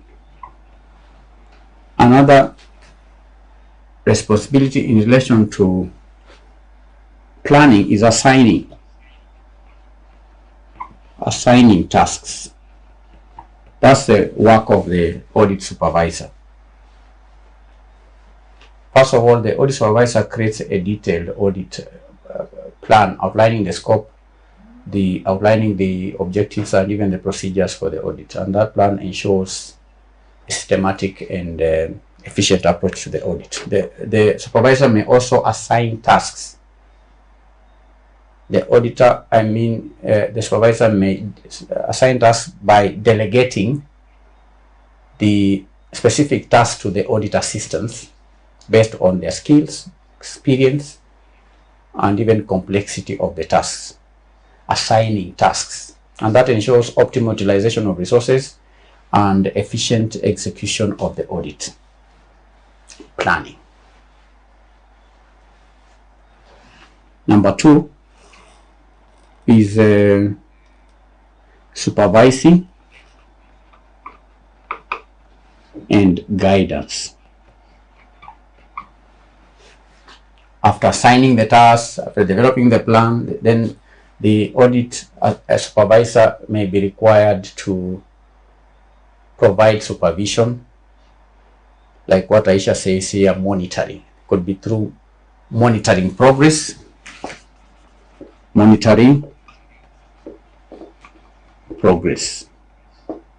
This is on day to day. The supervisor has to monitor the progress, regularly monitor the progress of the audit assistant's work to ensure that they are adhering to the audit plan and timelines. He may also be required to provide guidance, providing guidance and support to the audit assistants as needed, answering questions, explaining complex issues, and also resolving any problems that might arise while the audit assistants are carrying out their work. Supervision and guidance can also be executed through reviewing of working papers. Reviewing of working papers. The supervisor reviews the working papers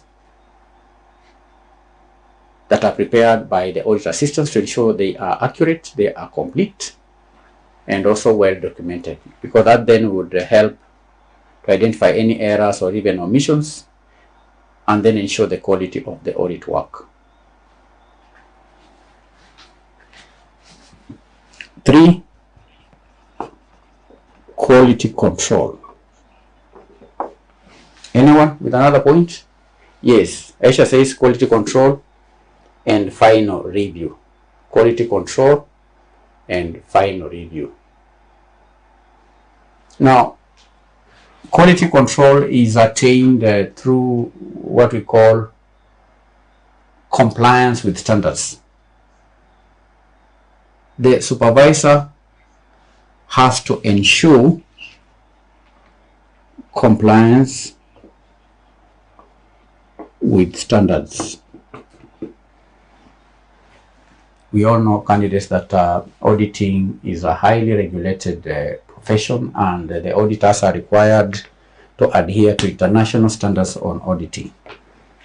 So when executing an audit engagement, the audit has to be executed, has to be carried out in accordance with the national standards on auditing. So the supervisor ensures that the audit is conducted in accordance with the relevant auditing standards, with the relevant ethical guidelines, and that helps to maintain the integrity and the credibility of the audit process. Ensures compliance. The supervisor may also identify and address risks. Identify and address risks. The supervisor identifies, first of all, the potential risks before the risk happen, before the audit firm is affected by risk. Actually, the supervisor identifies the expected risks or the potential risks, then assesses the impact of such risks on the audit. The auditor assistant, while doing so, may also take appropriate steps to mitigate such risks and ensure the reliability of the audit findings.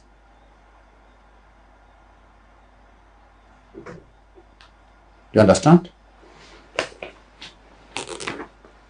So we are discussing the responsibilities of the audit supervisor.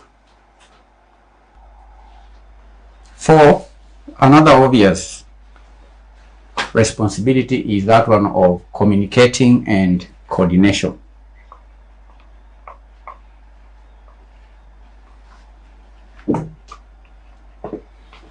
Communication and coordination. So first of all, the supervisor coordinates or communicates with the audit team. Communicates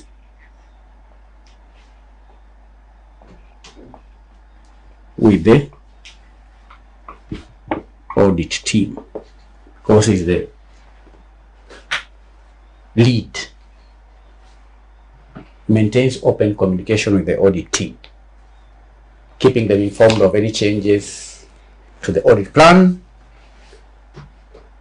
or any significant issues that may arise.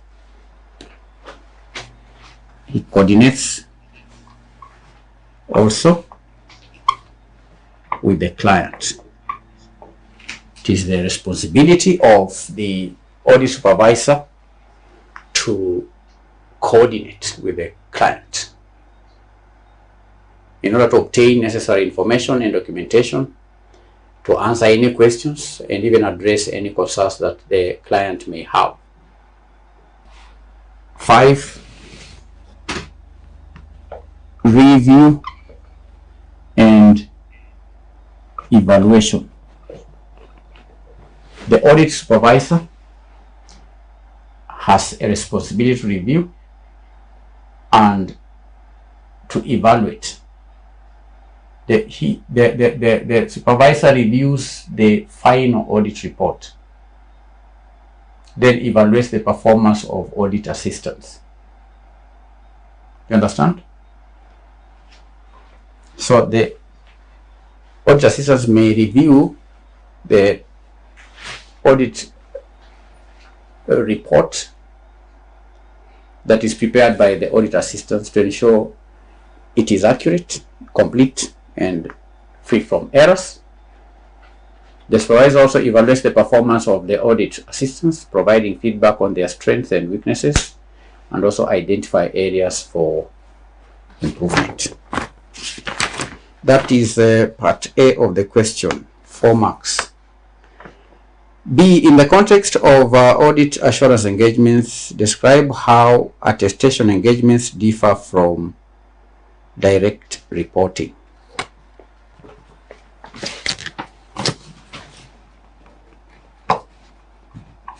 Difference between attestation and direct reporting. Difference between attestation and direct reporting. You recall when we were going through the syllabus candidates, we defined the meaning of attestation. To attest. What is to attest? So in the context of audit assurance engagements candidates, the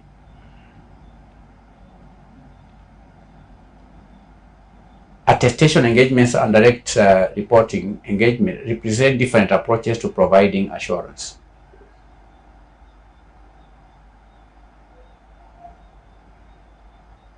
So, first of all,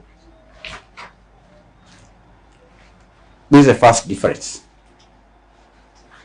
The attestation engagement, the responsible party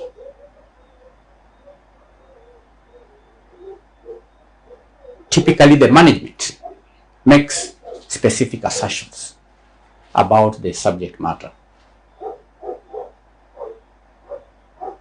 So the responsible party in an attestation engagement is the management.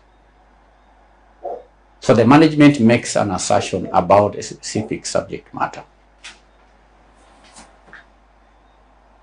So the auditor's role is to evaluate such assertions against an established criteria and issues an opinion on their fairness and accuracy.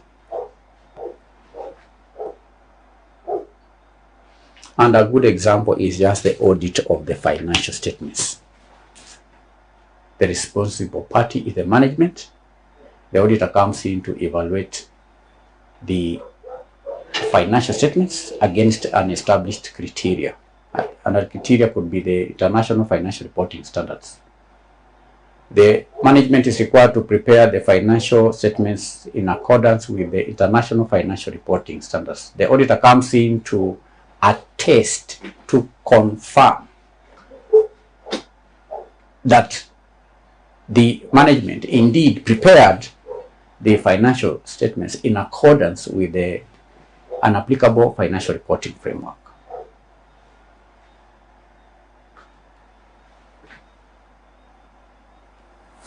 On the other hand, direct reporting candidates, direct engagements,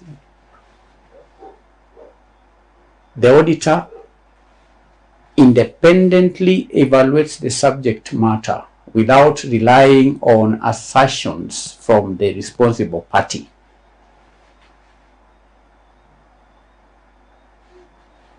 So the auditor collects and analyzes relevant information to form an opinion on the subject matter itself.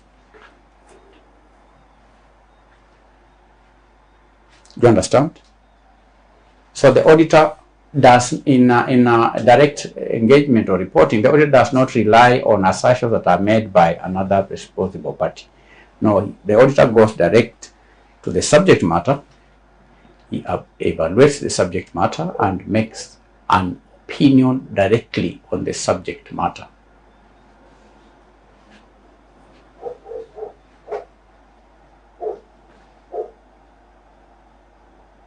Do you understand?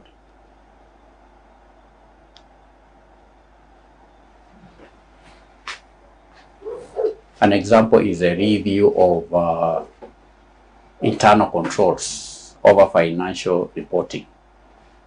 The auditor may evaluate the internal controls directly and make an opinion as to, give an opinion as whether the financial controls or internal controls are effective or not directly. That's why you get the word direct reporting engagement, direct engagement. That's one distinction.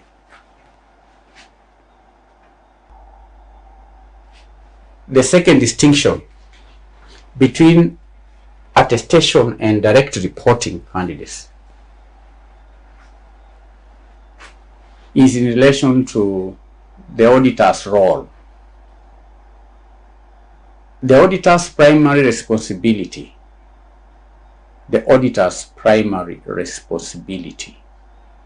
is to express an opinion on the assertions made by a responsible party. So when answering these questions, candidates sometimes have them, if you are distinguishing things, have the distinctions in a columnar format. It becomes easy for the one who is marking. This is direct reporting, and this one is attestation. So see, another distinction could be on the basis of the role. Here, the auditor under attestation engagement expresses an opinion on the assertions. Expresses an opinion on the assertions by a responsible party.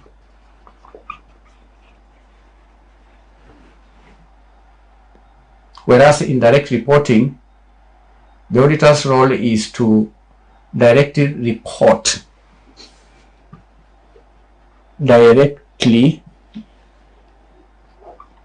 reports on the subject matter.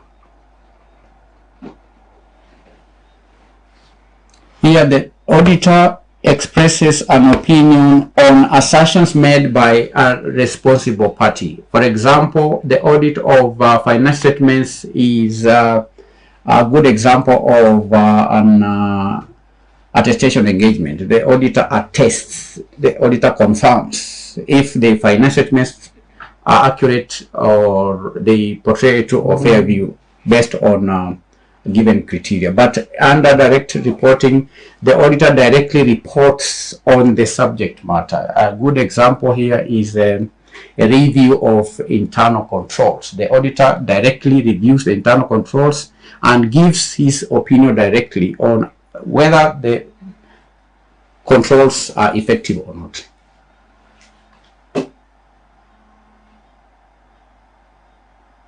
You understand?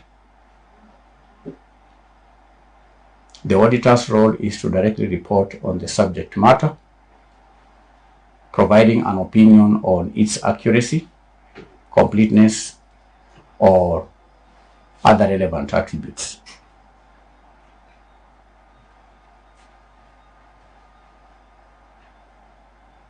At times, candidates, you can distinguish things even by just giving examples.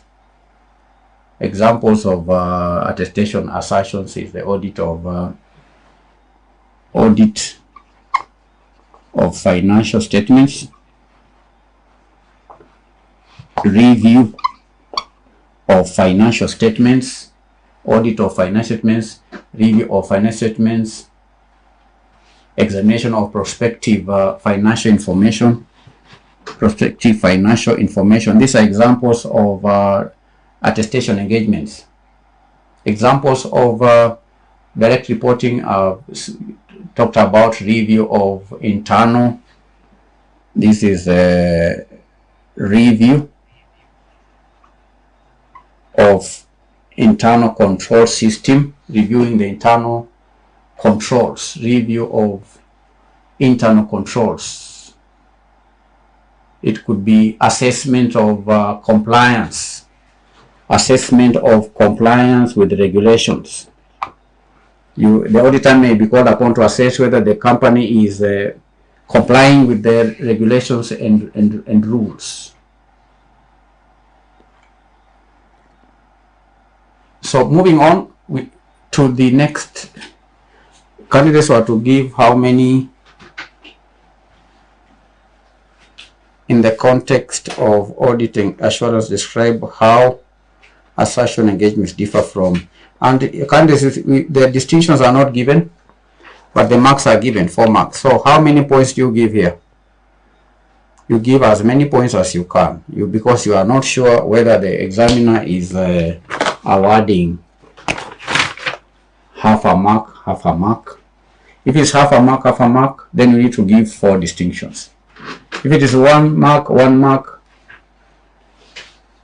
for each, I mean half a mark, 4 points. Okay? But you may have to give just 2. But it's given that it's not clear, the mark that the points that are required, you try and give 4 distinctions. You understand?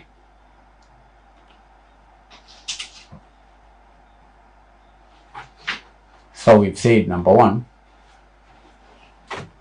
distinction. What the first distinction is based on focus. The focus of assertions is evaluating the focus of attestation engagements is evaluating assertions made by a responsible party, whereas direct engagement, the auditor independently evaluates the subject matter. Another distinction is based on the auditor's role. In attestation engagements, the auditor expresses an opinion on the fairness and accuracy of the subject matter. Whereas direct reporting engagement, the auditor directly reports on the subject matter. Another distinction could be on the basis of evidence. The basis of the nature of evidence. An attestation engagement relies on evidence.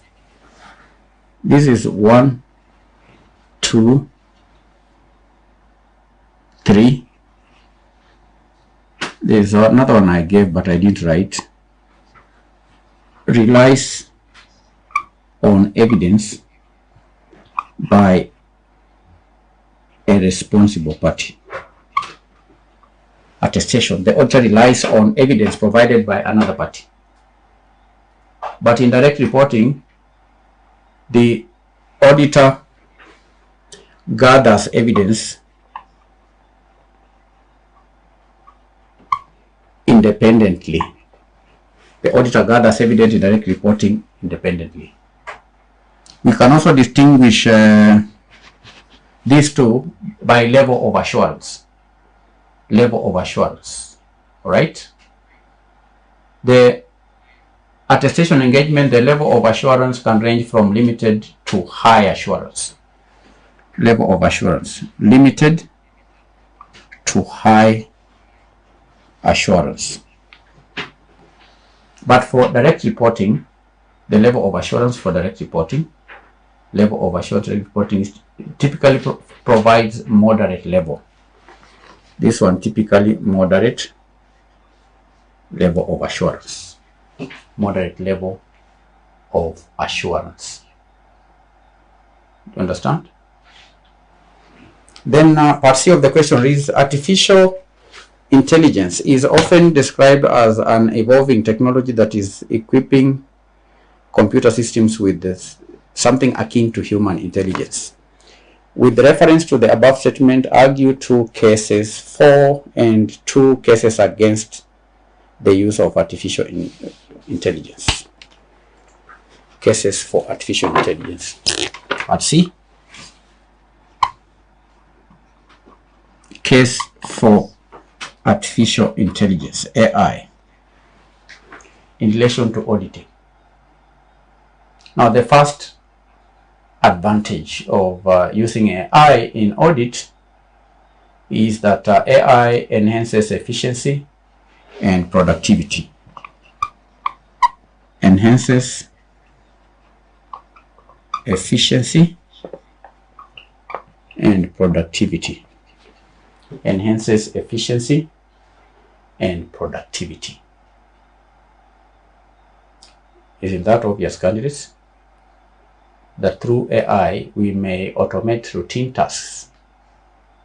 That is done through automation of routine tasks. Through AI, the audit practice can automate routine tasks.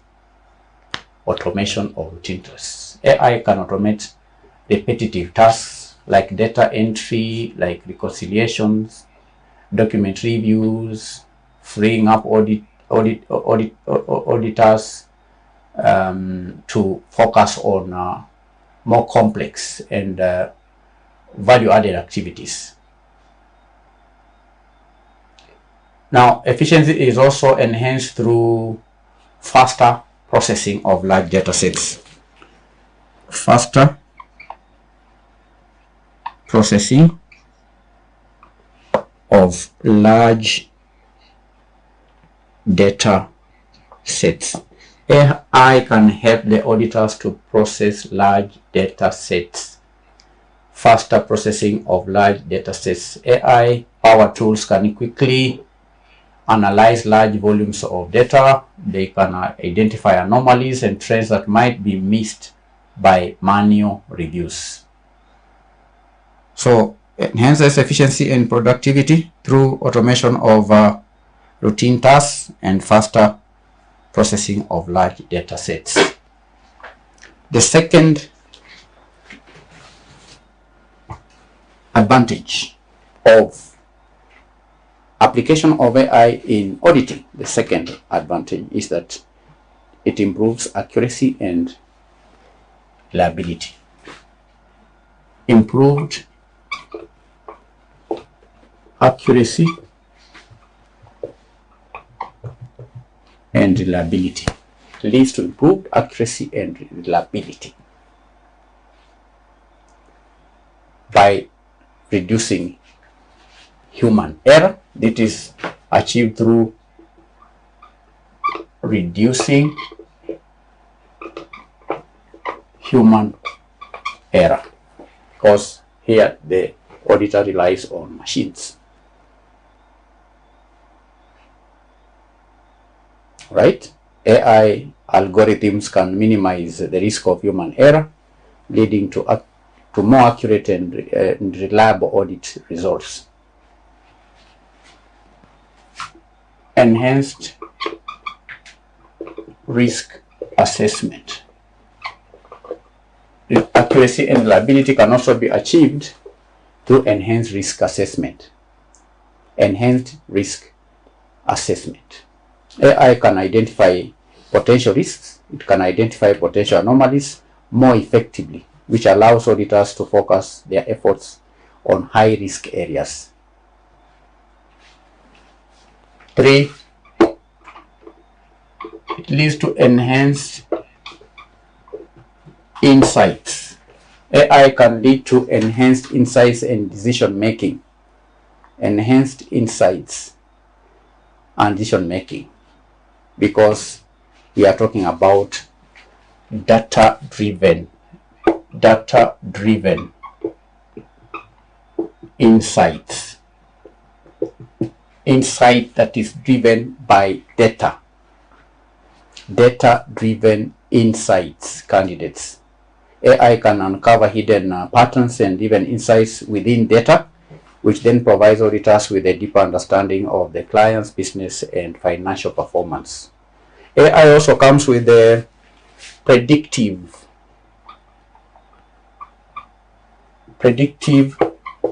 analytics. Predictive analytics is a big advantage, candidates. AI can predict future trends and also potential risks, which then enables auditors to proactively identify and address issues. AI number 4, we can go on and on. Candidates were to give 2 cases for AI, but there are many advantages of AI. Many advantages of AI. AI may strengthen audit quality, strengthens audit quality. AI can strengthen the quality of audit, strengthens the quality of audit through consistent application of standards. We know how AI can ensure consistent application of auditing standards and procedures across different engagements. It can also strengthen the audit quality through what we call real-time monitoring. AI tools can monitor financial data in real time, which enables early detection of fraud and other irregularities. So then what is a case against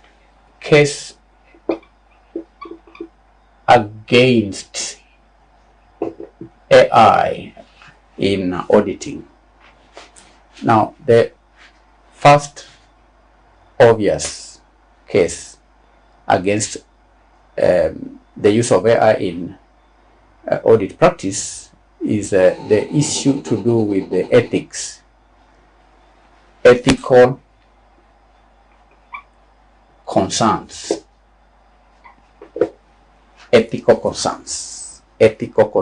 and bias. We may have what we call algorithmic bias. We have algorithms that may be biased. Algorithmic bias. AI algorithms can perpetuate biases present in the data they trained on, leading to unfair or discriminatory outcomes.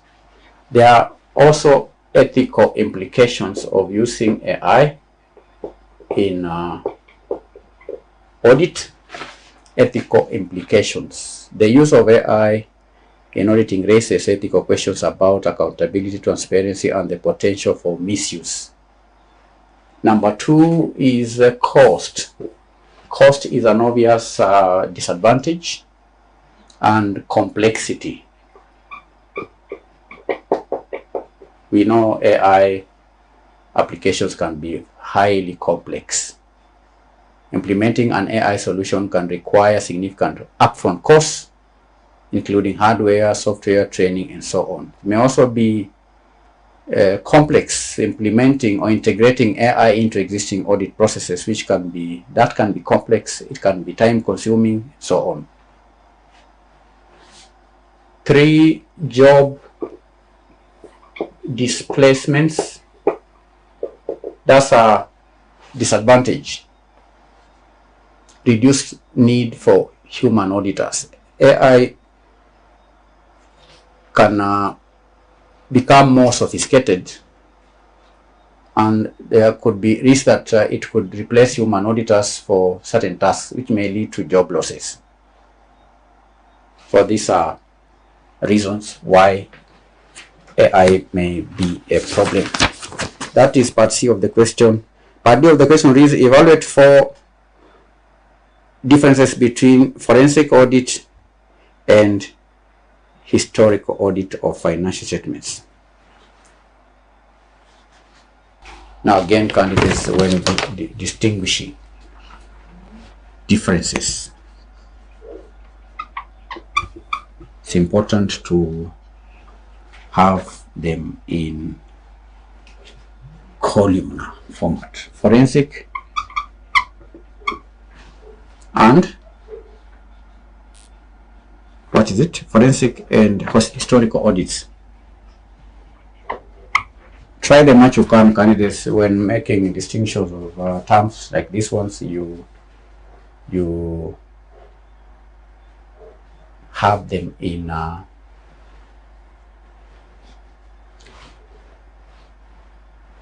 columnar format.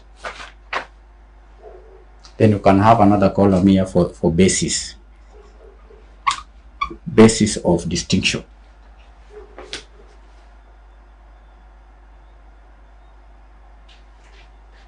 So the first basis for distinction could be the objective. What's the objective of forensic audit? What's the objective of historical audit?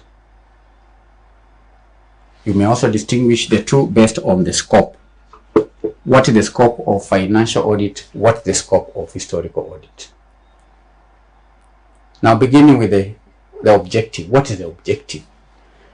We know the primary objective of a forensic audit is to investigate specific allegations of fraud or misconduct or financial irregularities. That's the objective. It's an investigation. But the primary objective of historical audit, the primary objective is to express an opinion on the fairness and the accuracy of financial statements in accordance with established accounting standards. For example, the audit of financial statements. The objective is different from the objective of forensic audit. Then, number two, the scope. What is the scope of forensic audit?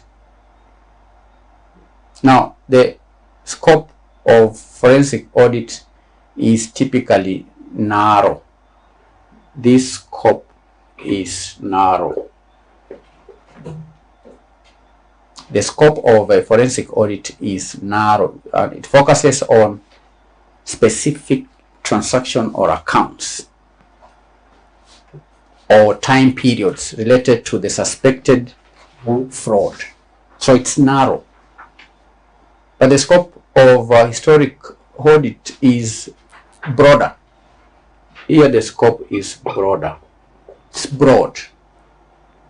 It encompasses the entire financial statements and related disclosures. We can distinguish the two again based on methodology. The methodology taken by the forensic auditor is different from the audit of financial statements. Methodology. Forensic audit candidates, the methodology is investigative in nature. The methodology is investigative in nature, involving techniques like document analysis, interviews, and so on. But historical audit, the methodology is based on established accounting standards and procedures, including risk assessment, internal control testing, substantive procedures, and so on. The fourth basis for distinction is level of detail. The level of detail. Forensic audits, the level of detail is much higher because the investigation often requires in-depth analysis of transactions and documents to identify discrepancies and anomalies, because at the end of the day, the forensic audits may be used in a court of law as evidence. So the level of detail, its depth is deep.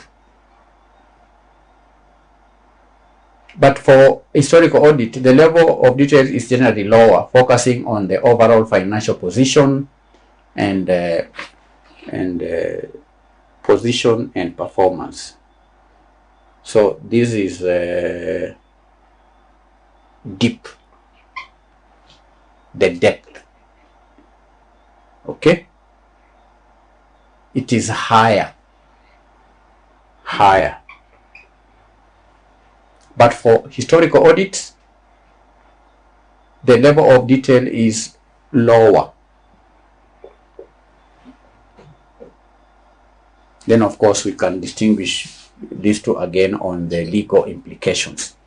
Legal implications. Forensic audit, the findings of forensic audit may be used as evidence in legal proceedings, such as criminal trials or civil lawsuits. But for historical audits, the findings of historical audits are primarily used to inform decision makers and the other users, like the investors and other stakeholders. So that's it, candidates. We've done question 5, question 4 in our today's lesson. So that means effectively we've covered the August 2024 sitting. Do you have any question? We will, I'm organizing candidates. May have a mock test maybe in our next session. If I manage to have that test together, we'll do it when we meet next. If not, we continue to revise the past paper questions. We've done August 2024. We're now moving to April 2024. Bye-bye.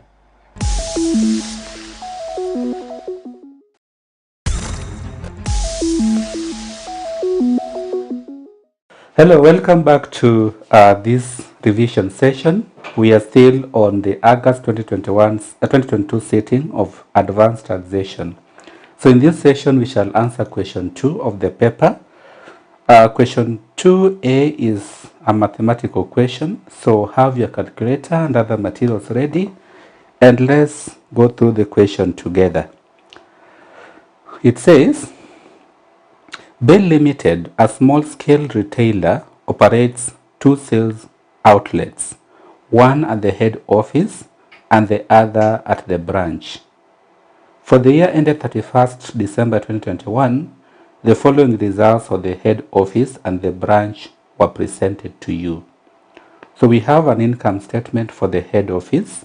We also have an income statement for the branch. So the income statement starts from gross profits. They have other incomes for the year, they have expenses, and then the net profit reported for the year. Now the topic being tested here is advanced aspects of taxation of business income. Advanced aspects of taxation of business income. So under that we have several subtopics. We have taxation of companies, we have taxation of specialized institutions like banks, like contractors, like insurance companies, and all that. So that reminds you to have a look at that topic keenly and be able to answer the questions correctly. So I want us to go through the additional information one by one and be able to understand the effect of each on our computation. So additional information 1 says, goods worth 600,000 shillings were transferred from the head office to the branch at 10% below the normal selling price. First of all, you should understand that a branch of a company is not an independent taxpayer. Now, that reminds you about the rules in taxation of groups of companies. Number 1, in case of a group of companies, that is a parent company having subsidiaries and all that, each member of the group is treated by law as a separate and independent taxpayer. So if, for example, A Limited is a subsidiary of B Limited, then A and B are separate taxpayers. But on the other hand, a branch of a company is not an independent taxpayer. It is part and parcel of the head office. So when determining taxable income of such a firm, we do not separate the branch from the head office. So in this case, in fact, the question requires compute the combined adjusted taxable profit or loss of the year for the year ended that. So we have to combine the income statement of the head office together with that of the branch so that we determine the taxable income or loss of the entire firm. So let's go back to additional information 1. Goods worth 600,000 shillings were transferred from the head office to the branch at 10% below the normal selling price. Now, if you look at the income statement, we have a gross profit of the branch at 7 million shillings. Now, what is the effect of this? It means, in short, the head office transferred goods to the branch at a price below the normal price. So in short, the purchases of the branch were underestimated or were undervalued because the branch got these supplies at a price below their normal price. So what is the effect of that? If purchases are undervalued, it means the cost of sales will be undervalued, and so the reported profit will be overvalued. So to correct that, what we shall do is to work out the undervaluation of the purchases of the branch, and then we shall deduct it from the reported profit so that we correct that profit to get the exact performance of the branch. So we shall do that in the course of our computation. 2. 70% of insurance recovery was in respect of stocks destroyed by fire. The balance was on compensation on capital items. Now, if you look at the income statement keenly, under other items, there's what we call insurance recovery under the head office. The branch has none, but the head office has insurance recovery of 30,000 shillings.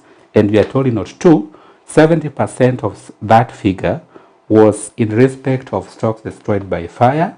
Then the balance was a compensation for capital items. The rule is here. Insurance compensation for loss of revenue items like inventory is a taxable income. But insurance compensation for loss or rather for capital items is not a taxable income. So in this case, what we shall do is short. 70% will be a taxable income, but the remaining 30% being a compensation on capital items will not be a taxable item. So that means this income has been overstated by 30%. So what we shall do is to deduct the 30% of 30,000 so that we arrive at the correct taxable income of the firm. 3. Staff salaries include provision for leave accruals equal to a third of the total salaries for the head office and the branch. Staff salaries include provision for leave accruals equal to a third of the total salaries for the head office and the branch. Now, for tax purposes, expenses are classified into two. We have allowable expenses and disallowable expenses. So in this case, there is this expense in the income statement called staff salaries, the first expense in that income statement. For the head office is 240,000, for the branch is 90,000. Now, the statement is a third of this is staff, so provision for staff leave accruals. Now, for tax purposes, staff salaries are allowable expenses, but provisions are not allowable expenses. So what we shall do is, in short, is to separate the staff expenses and the provision for leave accruals so that we disallow the leave accruals, but we allow for the staff salaries. 4. The interest income recorded in the books of Bay Limited was gross, although Bay Limited received net of withholding tax. The interest income recorded in the books of Bay Limited was gross, although Bay Limited received net of withholding tax. Now, interest income is an investment income. Remember, investment income can be the form of interest income or dividend income. Now, for a company, withholding tax on interest income of 15% is not final tax. So in this case, we are told that the interest income recorded in the income statement were gross, although the company received the net amount, that is net of withholding tax. So what we shall do is simple. The gross amounts are taxable, yes, but when working out the tax liability of the company, we shall deduct the withholding tax on interest already paid by the company to arrive at the correct net tax payable or tax liability of the firm. 5. Bonus shares were from a company where Bay Limited has 30% control. Bonus shares were from a company where Bail Limited has 30% control. So if you look at the income statement keenly again, under other incomes, there is what they are calling bonus shares of 120,000 shillings received by the head office, that is Bail Limited. Now, bonus shares are a form of dividends. You know, there are many forms of dividends that a company can pay. A company can pay cash dividends. A company can do bonus issue of shares. A company can do scrip dividends and all that. Share split and reverse split and all that. Now, in this case, we are told these bonus shares were received by this company from another company where it controls 30%. Now, the rule is for dividend income received by a company from another company in which the receiving company controls 12.5% or more of the voting power of the paying company, then such dividends will not be taxable in the hands of the receiving company. So in this case, Bail Limited is controlling 30% of the paying company. What does that mean? This will be exempt dividends in the books of Bail Limited. So in short, I'm saying the bonus shares received by Bail Limited of 120,000 shillings will not be a taxable income. So we shall treat it so, because it should not be taxed, because it is a form of exempt dividends. 6. Rent, rates and insurance paid for the branch. At the beginning of the year, rent accrued amounting to 24,000, and as at 31st December 2021, rent prepaid was 42,000.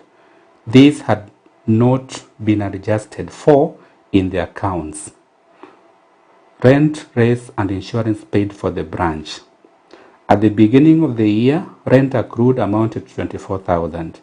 And as at 31st December 2021, that is at the end of the year, rent prepaid was 42,000. These had not been adjusted for in the accounts. Now, if you look at the income statement, there is an expense they are calling rent, rates and insurance paid. Rent, rates and insurance paid. So the amount paid by the head office was 410,000, and for the branch was 110,000. But we are told this did not include the rent accrued at the beginning of the year and the prepaid rent at the end of the year. So what we shall do is simple. We shall adjust the rent rates and insurance account so that we work out the correct amount to be shown in the income statement. We compare that with what is actually recorded in the income statement, and then we shall treat the difference as required. Number 7. The lorry purchased was imported and duty paid was 130,000. This was omitted from the cost of the lorry. The lorry purchased was imported and the duty paid was 130,000. This was omitted from the cost of the lorries. Again, if you look at the income statement, under expenses, there is an item called purchase of a lorry at 3.2 million shillings. Now, purchase of a lorry is a capital expenditure which is disallowable for tax purposes. So we disallow the purchase of the lorry, but we should allow for capital allowance, that is wear and tear allowance. Now, in this case, the purchase price of the lorry, we are told, was 3.2 million shillings, and that excludes import duty of 130,000 shillings. So what we shall do is simple. We shall get the total cost of the lorry, that is the purchase price plus the import duty. Now, for purposes of computing investment allowances, input duty paid on imported machinery is capitalized. That is, it is added to the purchase price so that we get the qualifying cost for purposes of the investment allowance. So what we shall do is simple. Add the 130,000 shillings to the 3.2 million. Use the sum to work out the investment allowance, which should be allowable instead of the purchase price of the lorry. 8.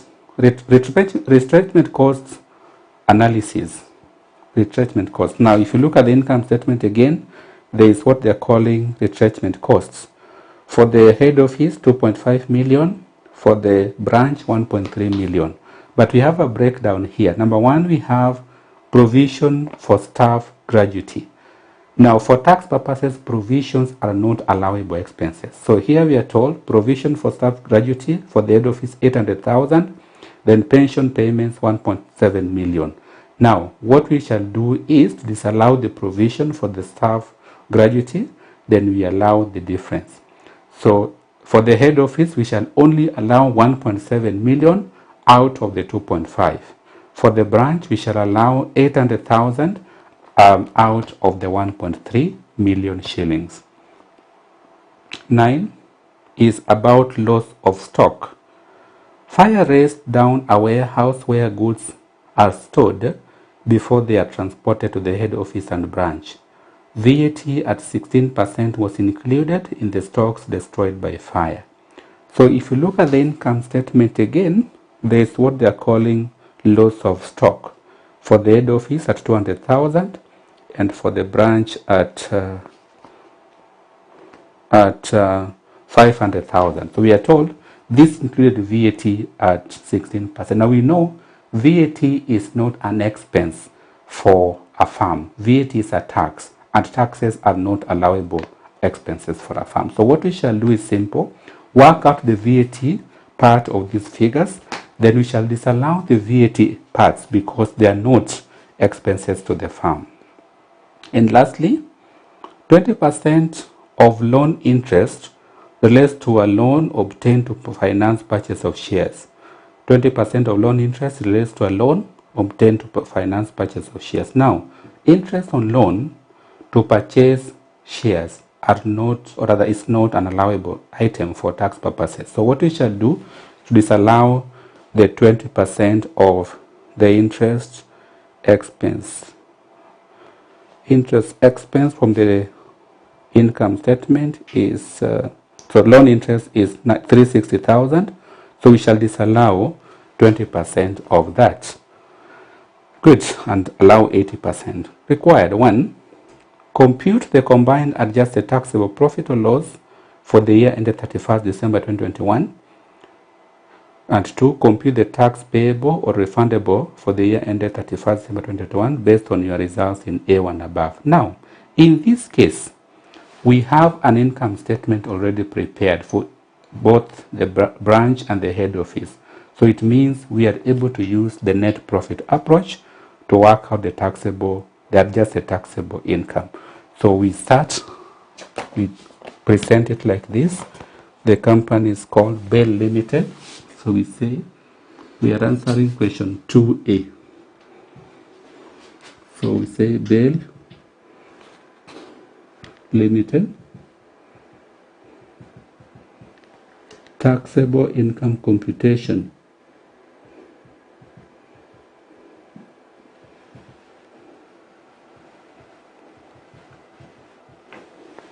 For the year ended 31st December 2021. So we have the head office,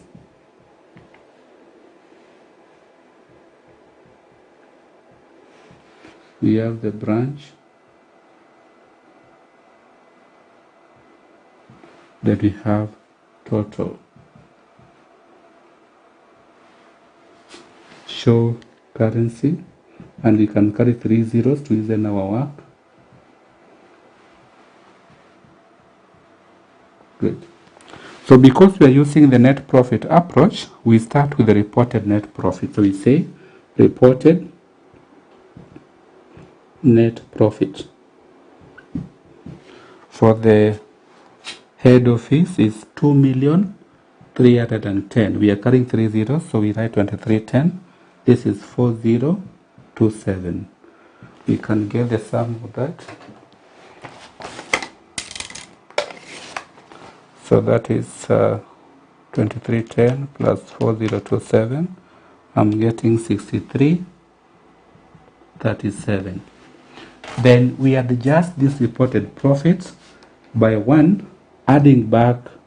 So we say add back. Now here we should add back 3 sets of items. Number 1, we should add back disallowable expenses which have been deducted according to the statement provided.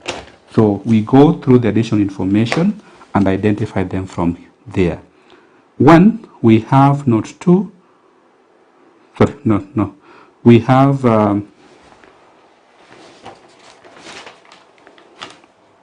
provision for loan for leave accruals. That is note 3. Provision for leave accruals. Provision for leave accruals. So note 3 says staff salaries include provision for leave accruals equal to a third. So we get a third of each of the figures. So staff salaries is the first expense in the income statement. Head office is 240, so we get a third of 240. 240 divided by 3, I'm getting 80. For the branch is 90, a third of 90 is 30, that is 110 in total. Number 2, we have the rent rates and insurance. Rent rates and insurance. Rent rates and insurance. We need to run a working for this because of note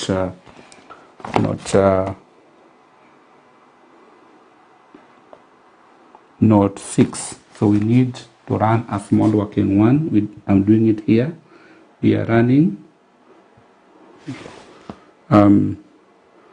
rent rates and insurance account. Rates and insurance account. So I'm starting with the head office.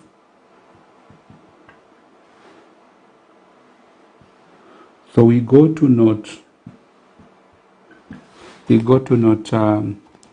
6 of the question. It says rent rates and insurance paid for the branch. So this is for the branch. It is particularly for the branch. Sorry, not the head office. The head office is not affected. It is for the branch. So we are told rent accrued amounted to 24,000 at the beginning of the year. Rent accrued is a liability, so we credit that. So we say balance brought down 24. Then as at the end of the year, rent prepaid was 42. Prepaid rent is an asset, and at the end of the year we should credit it. So we say here balance carried down 42. Then if you look at the income statement, rent paid, rent, rates and insurance paid for the branch was 110, which we should debit. So we say bank 110. We balance off the account. This is 110. We work out the balancing figure. That is 110 minus 42 minus 24. 44. So the correct figure to be shown in the income statement is 24. This is what should go to the income statement. But what do we have in the income statement? In the income statement we have 110, to mean that the expense shown in the income statement for rent, rates and insurance is overstated. So to correct that, we should add it back. We should add back the difference. So we do 110 minus 44 is 66. We should show that here because it was an overpayment for rent, rates and insurance. 3, we have loan interest to finance purchase of shares. Loan interest to finance purchase of shares. I'm talking of note 10. So loan interest in the income statement is 360,000. So we get 20% of 360,000, and that is 72. So we disallow that. We add it back. Next we have note 8. We have note 9, which is about VAT on stock destroyed by fire. VAT on stock destroyed by fire. So if you look at the income statement, loss of stock was 200,000 for the head office and 500 for the branch. So this includes VAT. So what we do is simple. we exclude the VAT component, that is 16 out of 116 of 200,000. I'm getting 27.59 for the head office. And then we are told fire rates down that where goods are stored before they are transported to the head office and branch. Then for the branch it will be 16 out of 116 times 500,000. I'm getting 68.97. We get the sum of the two, 27.59 plus 68.97. I get 96.56. Note 8 is about retrenchment cost analysis. That includes provision for staff gratuity, which is disallowable. So we write here provision for staff gratuity. For the head office is 800, for the branch 500, a total of 1.3 million.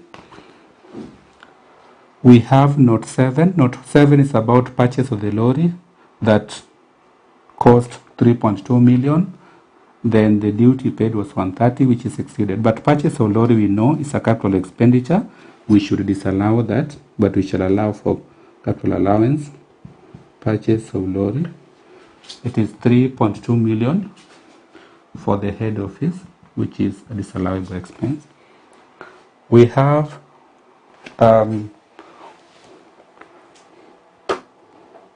retrenchment costs.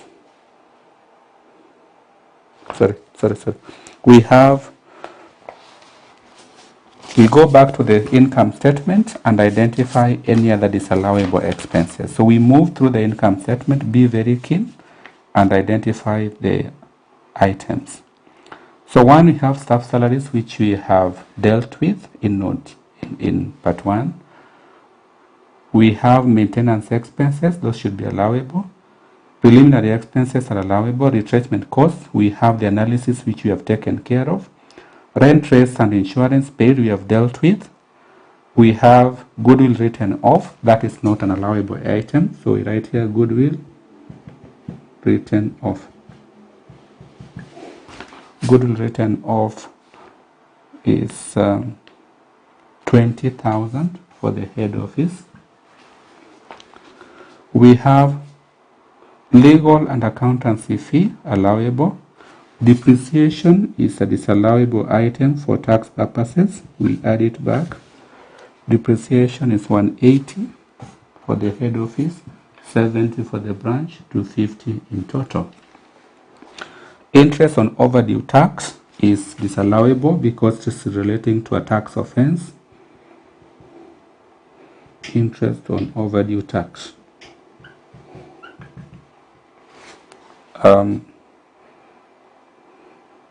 80 for the head office, nil for the branch, 80 in total.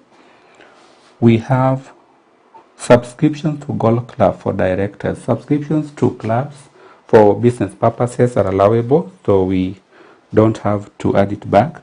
We have donations. Now donations can be allowable or disallowable depending on whether they meet the conditions, the required conditions or not. So here we just have donations. We are not told whether this met the conditions or not. So we can go either way. One, we can assume that the donations met the required conditions so that they are allowable. And if they are allowable, we do not add them back at this point. Two, we can also assume that they did not meet the required conditions so that they are disallowable. In that case, we shall have to add them back. So we can make a note and an assumption. So under notes and assumptions, we can write, if we assume, let's assume these donations met the conditions. So we can write under notes and assumptions, one, that donations are assumed to have met the conditions, the required conditions, hence allowable. I repeat, the donations are assumed to have met all the required conditions, hence are allowable. By the way, we should also know those conditions. The conditions are only 4. Number 1, the donations must strictly be in the form of cash.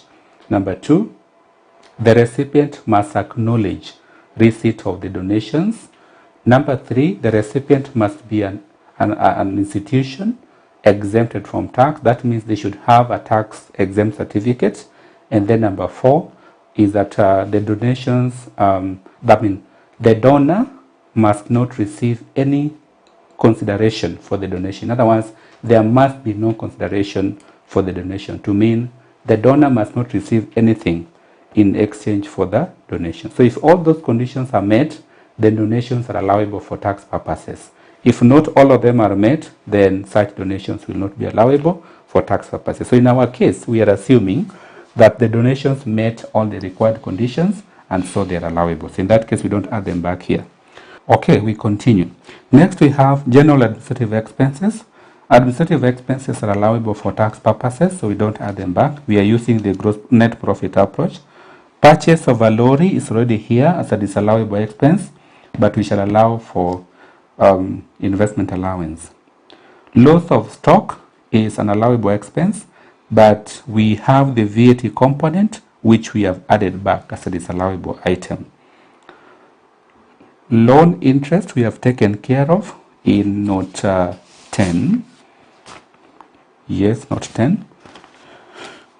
Directors' remuneration is allowable. For a company, directors' remuneration is an allowable expense. Then lastly, we have pension contributions, which should be allowable expense for tax purposes. So up to there, we can now get total disallowable expenses. But in other questions, you could meet other items that need to be added back.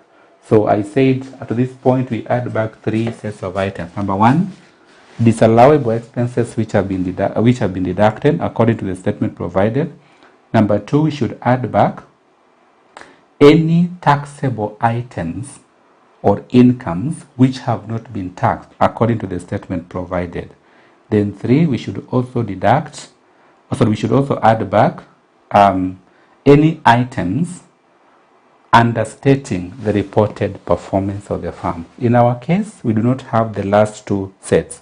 So this is all we have to add back. So let's do it keenly and get the correct figure.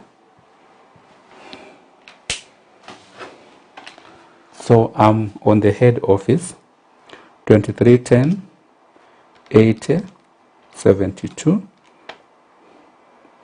27.59, 800, 3200, 20, 180, and 80.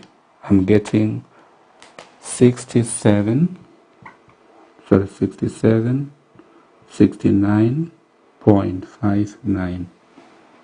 I move to the branch, 4027, 4027, 30, 66, 68.97, 500, and lastly 70. And that should give me 47.61.97. We get the sum of the two, 69.59.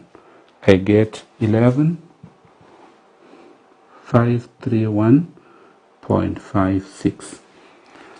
That is the first step. The second step is to analyze the deductions. So I'm continuing from here. We have the head office. We have the branch, and then total continuation. So here we say less. What do we deduct? We deduct 3 sets of items again. Number 1, we deduct any non-taxable incomes which have been taxed according to the statement provided. 2, we should also deduct any items overstating the reported profits. And then number 3, we should deduct any items that any allowable items or expenses which have not been deducted. So I want us to pick it from there. Number one, we should have investment allowance on capital expenses. Investment allowance. I want to run a small working too. Now, if you look at the income statement, there was purchase of a lorry. There was a lorry purchase at 3.2 million, which has been shown as an expense. So we disallowed that, remember, under disallowable expenses. And then we have note 7, which says that 3.2 million does not include 130,000 that was import duty paid on the lorry that was imported. So we disallow the cost, but we should allow for investment allowance. So I'm working it here. So investment allowance. So investment allowance on the lorry, that is. So a lorry is a vehicle. Vehicles qualify for investment allowance at the rate of 25% currently. So we shall have 25% of the purchase price, that is 3.2 million, plus the import duty, that is 25% of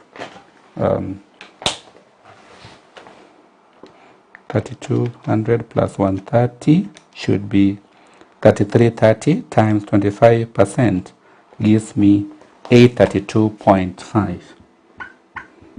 So we should allow this. This is what we bring here, 832.5. The sum is still the same figure. Good.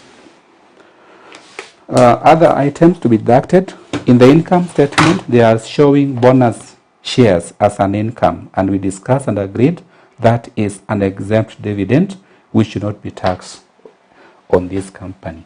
So we write here bonus shares. Bonus shares. You pick it from the income statement at 120. 120. Next we have insurance recovery. Insurance recovery. On note 2. 70% of insurance recovery was in respect of stocks destroyed by fire. The balance was on compensation for capital items. So the balance is 30%. So we get 30% of 30,000. 30% of 30,000 should be 9,000. So we write here 9. Next we have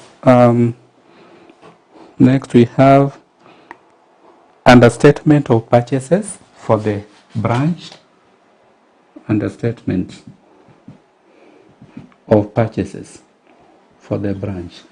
In note 1, we are told goods worth 600,000 were transferred from the head office to the branch at 10% below the normal price. So we argue like this.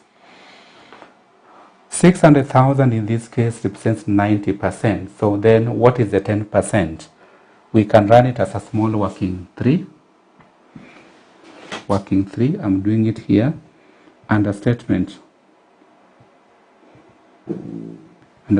of purchases. So that will be 10 over 90 times 600,000. We work it out.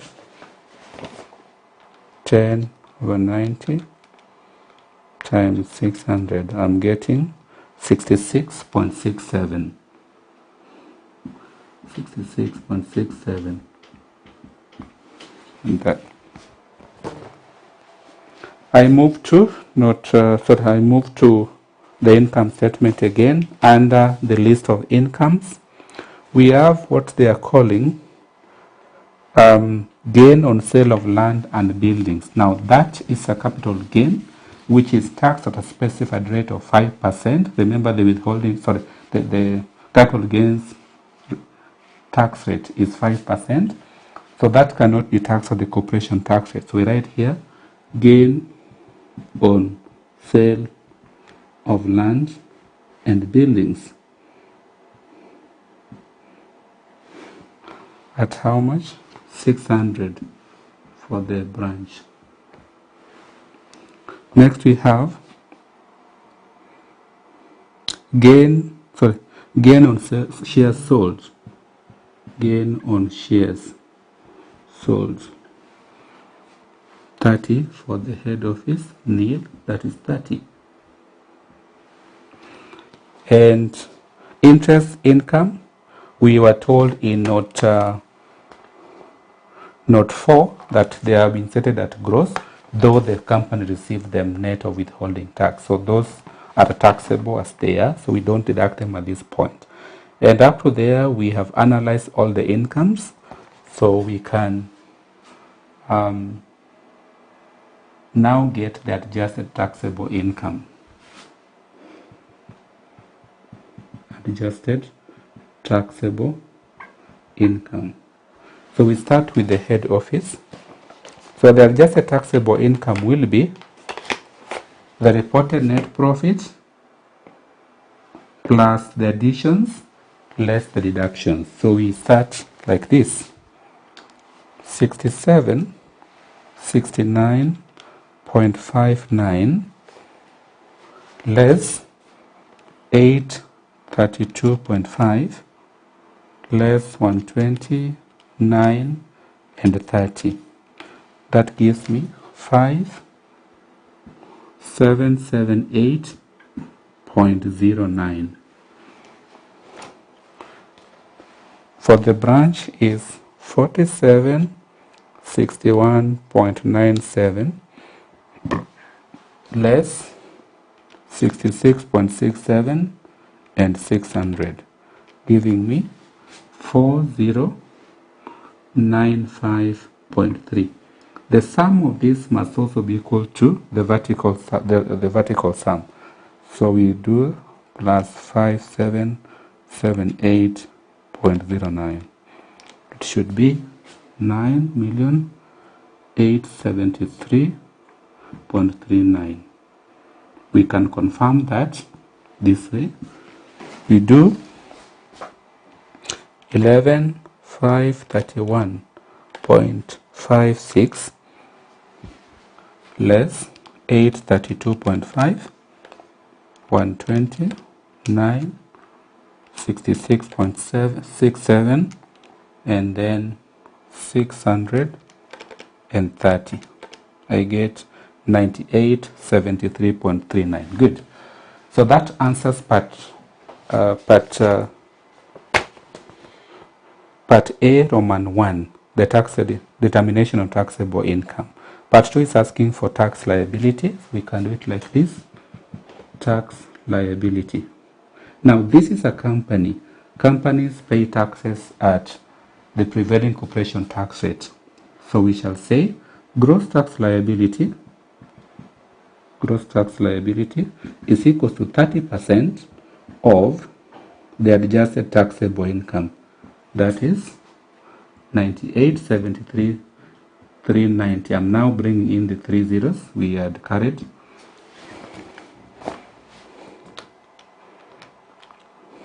So we have 30% of 9873,390. I'm getting 2,962,017. But remember, we were told in note 4 that the company received the interest income from the finance institutions, net or withholding tax. So withholding tax is already paid on the interest income. So we should bring here, say less withholding tax on interest income.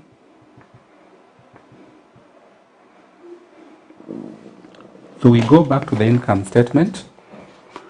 There were 2 interest incomes. One was from Lex Bank. So we say Lex Bank. Withholding tax rate on interest income is 15%. So we do 15% of the gross amount. We are told the stated figures here were gross or withholding tax. So this is 180,000. we do it together. We shall have 15% of 180,000, which is 27,000. We deduct that. 2, we have the interest income from Beta Microfinance. So you write here Beta Microfinance. That is 15% of the amount there is 200,000. We do that. 15% of 200,000, I'm getting 30,000. Good. And that is the last one. So the difference between that should give us net tax liability. So we do it like this. We shall have the gross tax liability less the withholding taxes. So 29,62,017 minus 27,000 minus 30,000. I get, just a minute, 29,62,017 minus 27,000 minus 30,000. I get 2,905,017, and that becomes the firm's net tax liability for the year 2021. Okay, that is question 2A, computation on taxation of business income. We can now move to question 2B1, 2B Roman 1. It says, a tax agent is an important stakeholder in the alternative dispute resolution ADR process. A tax agent is an important stakeholder in the alternative dispute resolution ADR process. Analyze the roles of a tax agent in relation to the ADR process. So there are two key important terms we should understand here. One is tax agent. A tax agent is simply a person licensed and authorized to handle the tax matters of a taxpayer. And remember, a tax agent could be an individual person or a partnership. So in short, I'm saying a tax agent is simply a person licensed and authorized to handle tax matters of a taxpayer. The other key term here is ADR, alternative dispute resolution. And now ADR is simply a dispute resolution mechanism outside the normal court processes, outside the normal judicial system. Basically that. So we are asked to analyze the roles of a tax agent in relation to the ADR process. Now, they are numerous. I'll explain the required number. Now, we can say the following are the roles of a tax agent in relation to the ADR process. The following are the roles of a tax agent in relation to the ADR process. Number one is to apply for the ADR in consultation with the taxpayer. Now, if a taxpayer has an issue which they wish to have resolved through the ADR process, then they have to apply for that hearing. And so this can be done by the tax agent on behalf of the taxpayer. So in relation to the ADR process, number one, a tax agent can apply for the ADR process in consultation with the taxpayer that they are representing. Number two is to attend the ADR meetings on behalf of the taxpayer. Now, one of the requirements in the ADR process is that the taxpayer must be present either in person or through their agents. And so, where a taxpayer is an agent, then such an agent may attend the ADR processes on behalf of the taxpayer. 3 is to prepare and submit all documents required during the ADR process in consultation with the taxpayer.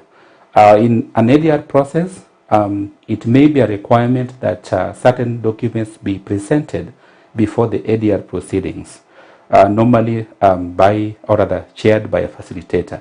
So in that case, to argue for And on behalf of the taxpayer, the tax agent has to prepare and submit such documents to the ADR proceedings on behalf of the taxpayer. Number 4 is responsible for performing any duty or obligation imposed by the tax law on the taxpayer, including submission of returns and payment of taxes required or resolved to be paid by such a taxpayer during the ADR process. In short, I'm saying this tax agent has the responsibility of performing any duty that the tax law imposes on the taxpayer, such as payment of taxes and required penalties as resolved by the ADR proceedings. And we can add more: advise the taxpayer on the ADR processes to ensure adherence to to the guidelines and timelines set by the ADR agreements. So in ADR processes, there will be agreements on how to go through the ADR process. So there will be guidelines and timelines set to hear the case. So in that case, the agent will advise the taxpayer on the ADR rules and processes so that the taxpayer adheres to the guidelines and timelines as agreed through the ADR proceedings. So those are some of the roles of a tax agent in relation to the ADR process. Key things to pick from there: number 1, know everything about a tax agent. Know who a tax agent is, obligations of a tax agent, know about qualifications of a tax agent, know about the licensing of a tax agent, and the roles of a tax agent in various tax issues, such as and including ADR. Lastly, part B of question 2 says, explain the circumstances under which the commissioner may cancel the license of a tax agent.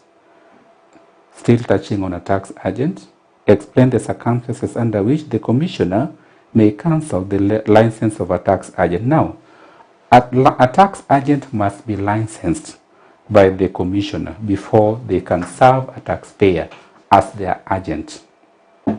For a tax agent to be licensed, number 1, they must apply for that particular application. Number 2, they must receive a recommendation from what we call tax agent committee, and so on and so forth. So a tax agent can never practice until they are licensed to do so by the commissioner. Now, this license issued to a tax agent may be cancelled in certain circumstances, and that is now what the question is. So we have to explain the circumstances under which the commissioner may cancel the license already issued to a tax agent. There are many reasons, the circumstances under which this may happen. Number 1 is where, we can introduce that just to be organized. We can say the commissioner may cancel the license of a tax agent under the following circumstances. The commissioner may cancel the license of a tax agent under the following circumstances. Then you can go ahead and explain those circumstances. 1 is where the tax agent assists the taxpayer to evade taxes.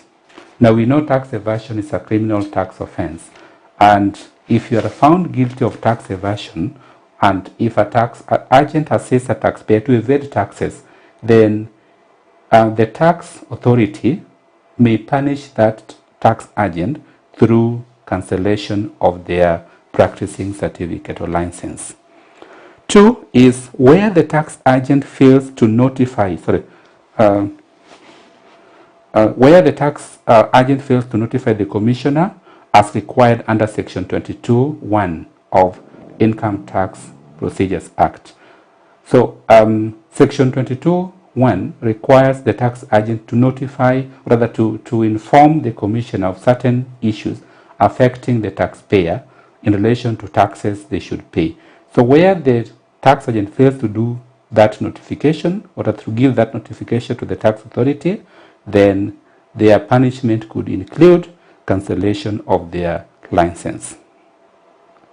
Another one is failure to pay all prescribed fees during application and renewal of practicing license. Now, this license issued to a tax agent must be renewed after a given period of time. So where a tax agent fails to renew or even to pay the relevant fees prescribed for this, then the commissioner may cancel their license.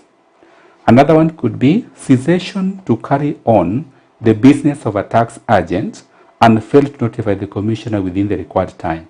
Now, if you are licensed to serve a taxpayer as their tax agent, then you cease to do that business, you cease to offer that service, and you do not notify the commissioner about that cessation, then that is an offense under tax law. And so one of the punishment you may receive from the commissioner is the withdrawal or the cancellation of that license. Another one is where the tax agent takes advantage of the taxpayer's lack of technical knowledge about tax law. Now, in taxation, we have what we call ethical guidelines for tax practitioners, where a tax agent is a member. Now, some tax practitioners may really take advantage of the ignorance of the taxpayers and, loot their resources or, get undue benefits from them for themselves from such a taxpayer. Now, where it is determined by the commissioner that a tax agent has taken advantage of the ignorance or lack of technical knowledge of the taxpayer, then the commissioner may withdraw or cancel the license of such a tax agent. And lastly, is recommendation, where there is a recommendation to cancel such a tax agent's license by the tax agent committee. We said that for a tax agent to be licensed, they must receive a recommendation from the tax agent committee. So where there is a recommendation from the same committee to withdraw such a license already issued, then the commissioner will not have no otherwise but to withdraw or cancel such a tax agent's practicing license. So all those are possible circumstances under which the commissioner may cancel the license of a tax agent. Good. That is question 2B. And that is the end of question 2. So that is the end of the paper. It was quite a detailed paper with a lot of deep questions, both theory and computation. That reminds you to take your time, be sure you can go through each topic keenly so that you get every single detail of each concept. If you look at the paper keenly, number one, you realize that there were 2 questions touching on taxation, advanced aspects of taxation of business income. One, we have question 2, which is about taxation of companies, advanced aspects of taxation of companies. Then we had question 4, which is about taxation of insurance companies. So in a typical advanced taxation paper, you expect that. The only thing is you may not know which part will be tested when. So be keen to do that topic keenly and be able to answer such questions. It is a must you'll have 2 or more questions on the topic of advanced aspects of taxation of business income. Another very common computation today is VAT. So make sure you understand VAT, both the theory and mathematical part. You remember we had a good question on VAT computation. It was majorly testing the concept of tax point in VAT computation. So we had both a theory and a computation question. Take your time to do that. Question 5 was a question testing a bit of theory and a computation on preparation of capital statements. Almost a must in the exam. The topic of tax investigations. will hardly miss in any paper. So again, take your time and go through that keenly. Then lastly, the topic had a lot of questions on taxation of cross-border activities. So almost a must in the exam again. Take your time, know the concepts in that topic, know how to compute what we call double taxation relief, that is under double taxation treaty, understand the concept of transfer pricing, tax havens, and all that. So that was the paper, and you can continue doing the questions and other relevant questions so that you get more insight into them. Have a good day.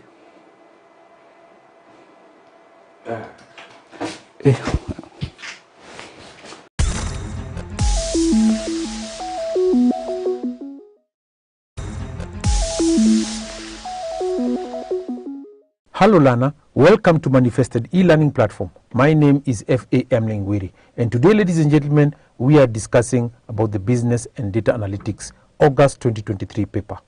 The question of focus today is question 22. It reads as follows. Riziki Limited is considering a project with the following details. Initial cost 40 million, residual value 2.5 million, selling price per unit is 1.1, variable cost per unit 500, I meant 1,100, pardon me. The variable cost per unit is 500, fixed cost per year is 5 million. Additional information, annual number of units sold is 30,000. The project has a useful life of 5 years. The company uses a weighted average cost of capital or WACC of 12%. Required, A, compute the base net present value. B, carry out a sensitivity analysis of NPV assuming adverse variance of 5% for all inputs except project life and weighted average cost of capital. C, prepare an appropriate chart to indicate the different NPVs for each scenario in B above. Note, adverse variances in this case means a decrease in cash inflows or an increase in cash outflows. So what we're going to do, ladies and gentlemen, you can see towards the right of the screen over here that we've developed inputs: the initial cost, the residual value, the selling price, the variable cost per unit, and the fixed cost per year, and the project life there. So what we're going to do then, we're going to now identify the inputs of the major inputs towards the right. Like for example, what I mean is this. We are going to now talk about the base. Here we are going to talk about the base case, input based on the input, so base. That. And then towards the right, we are going to include a 5% initial cost or positive value of 5% initial cost. So we are going to have plus 5% initial cost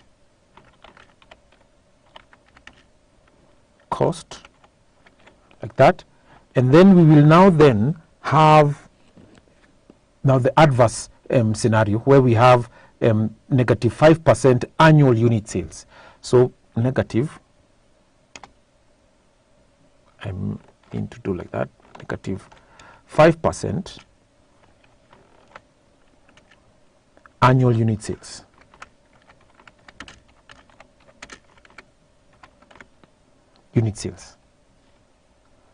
So with that, we proceed on to get or to also identify now the 5% selling price. So negative 5% selling price.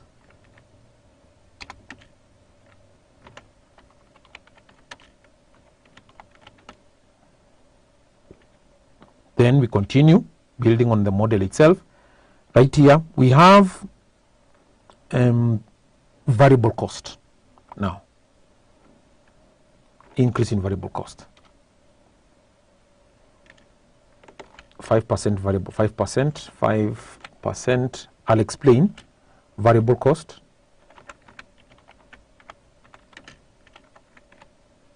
Variable cost. And then we're just following these components right over here. So we began with the initial cost, then we went to the annual unit sales, then the selling price, then you're going to the variable cost over here of 5% a variable cost, and then residual value. There, so negative 5%, negative 5%,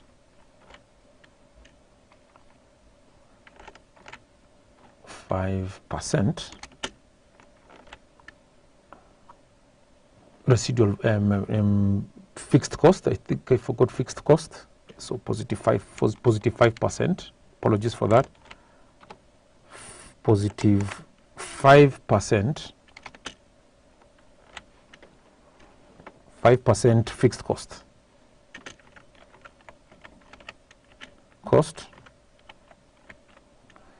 And then we're talking about residual value right here. Residual value.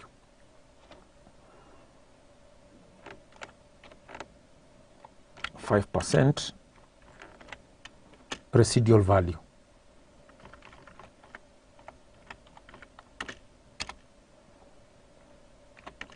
Value.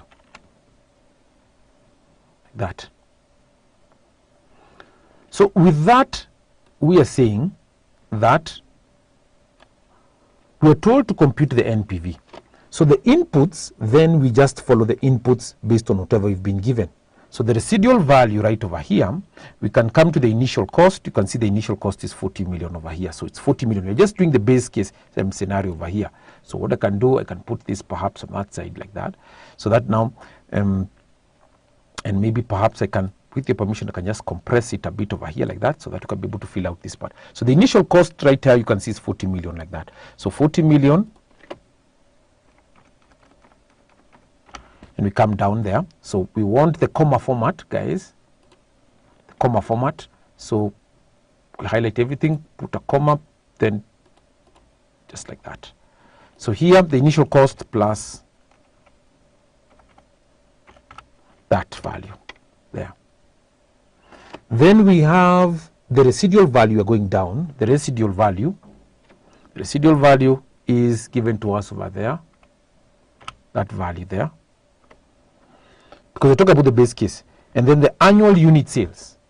The annual unit sales, you can see, is right here. Additional information number 1, so 30,000.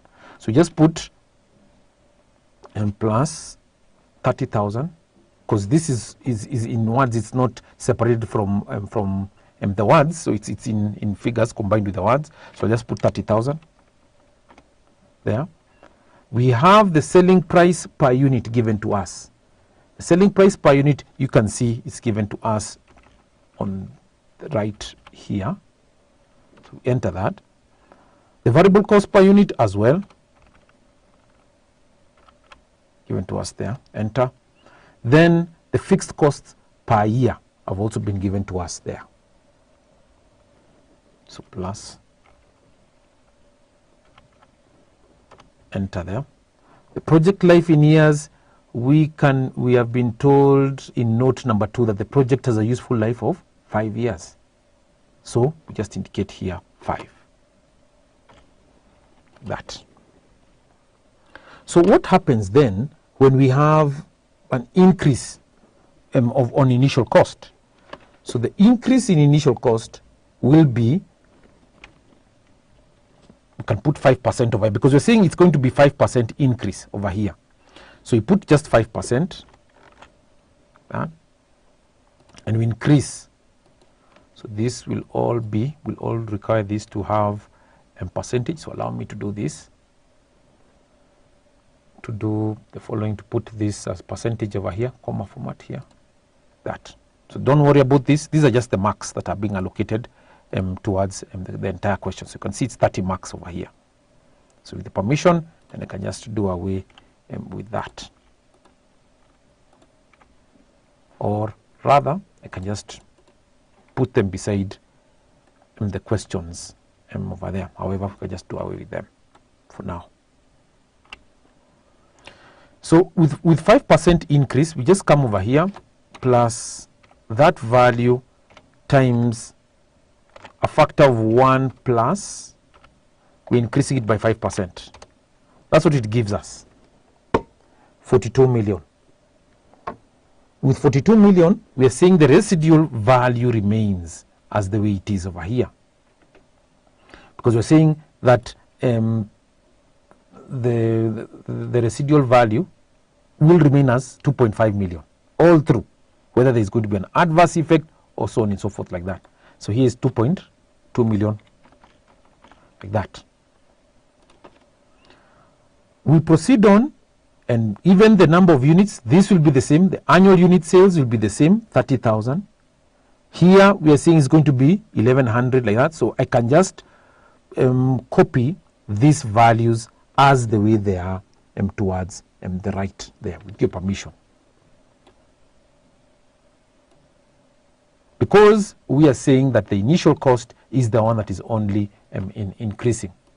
So here you see copy, paste special values, and I say okay, that. So if that's the case, what happens when we have a decrease in unit sales, 5% decrease in unit sales? Because we're saying from the question right here that carry out a sensitivity analysis for the NPV assuming adverse variance of 5% for all the inputs except the project life and weighted average cost of capital there. So we are saying that now we want to put adverse effects over here.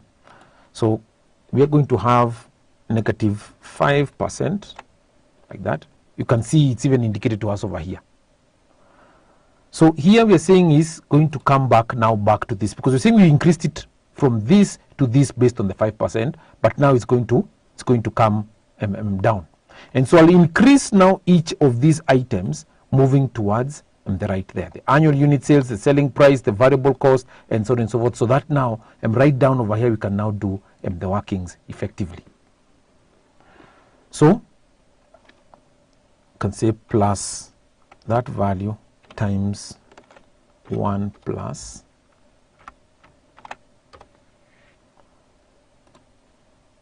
it should be because we're decreasing this value over here, 1 no so I think this is the formula, it's plus that value.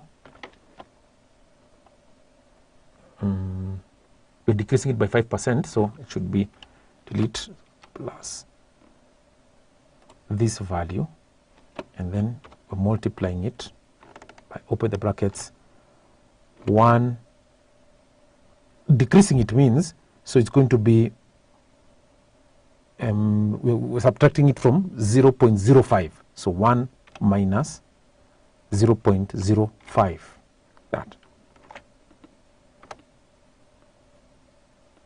It shouldn't give us 1 minus 0. We took about 5% adverse effect, because we're saying from here, if we increase this one by 5%, so then decreasing it should be able to give us it should be able to give us take us back to where we actually were before, were there. So it should be just 40 million, that. And with 40 million, then we are saying that we can move ahead and say that variable cost is going to now also selling price in the variable cost is going to decrease over here. So we put negative 5% in terms of selling price, sorry. So negative 5%. So we put that, and it remains the same. Over here I'll explain that. If you talk about the variable cost itself also, it also remains the same like that. So it's going to remain including the residual value like that. But what we are saying is that here we will need then to put 5%, because we're saying it's 5% variable cost, 5%. then negative 5%.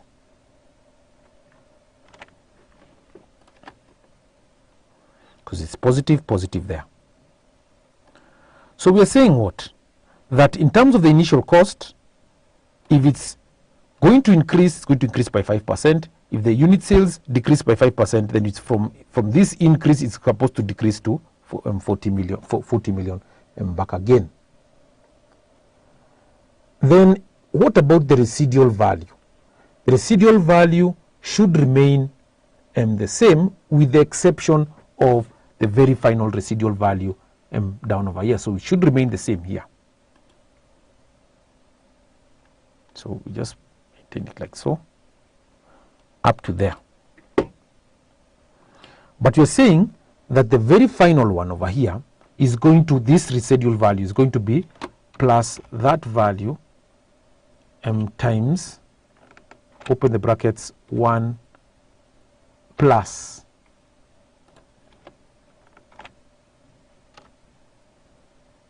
should be that value there. The residual value represents an inflow of money when you sell the asset. So we are saying that at this point over here, the residual value, a 5% decrease in residual value will cause it to be over there. That. So that's what we have.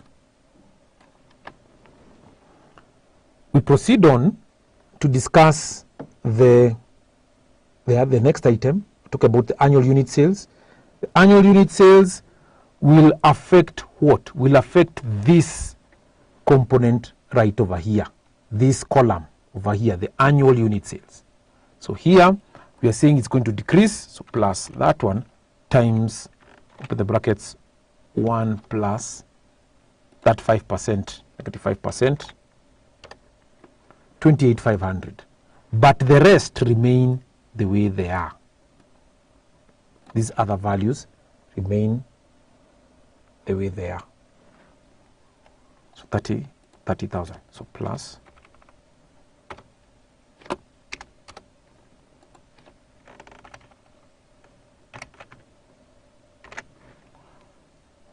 sorry, pardon me for that. And so it should remain 30,000.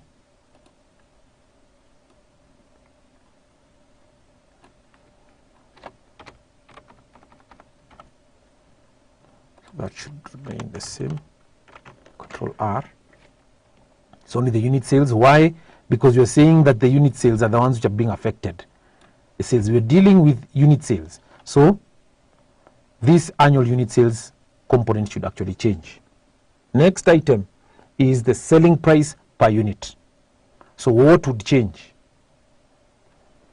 So selling price per unit, this is what is going to change. That part there is going to change, pardon me, that one is the one that's going to change.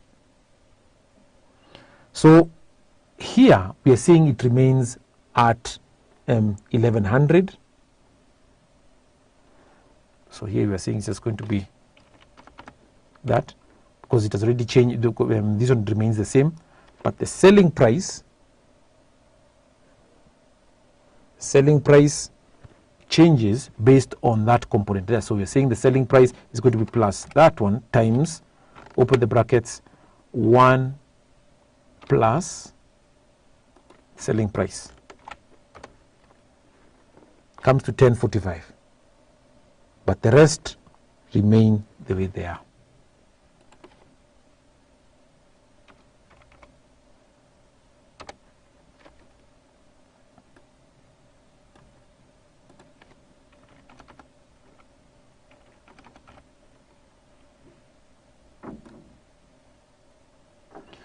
How about the variable cost per unit? Variable cost per unit remains the same with the exception of the variable cost component. So here we expect it to remain the same. So we drag it up to there. But that value times, open the brackets, 1 plus the variable cost is increasing. 525, then the others remain the way they are.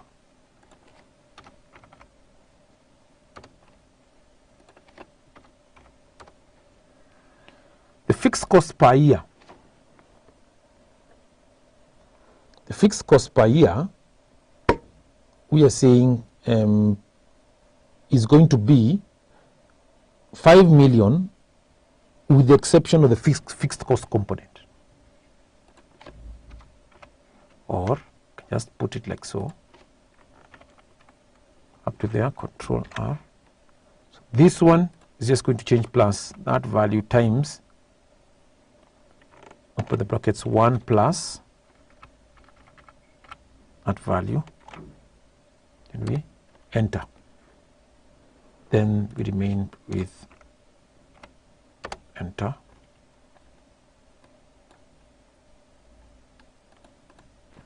We will have it like that. How about the project years? The project years remain the same. We've been told it's 5 years, so it goes without saying that it's going to remain 5 years. Just leave it like that. And with that, now those are the inputs that we've worked out. We now want to proceed to work out the solution. So the unit sales, we start by identifying the unit sales over here.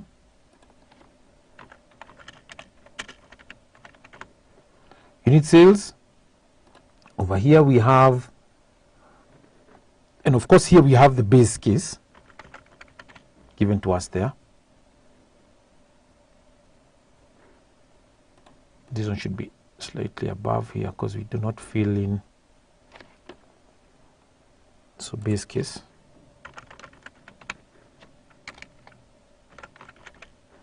That. Then here we are saying we're going to now put in the figures.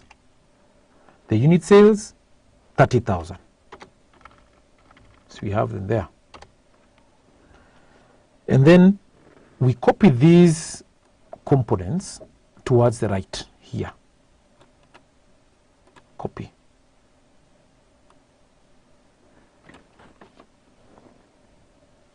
Towards just the right here. Base, just the same way. Then we have the initial cost is going to be how much?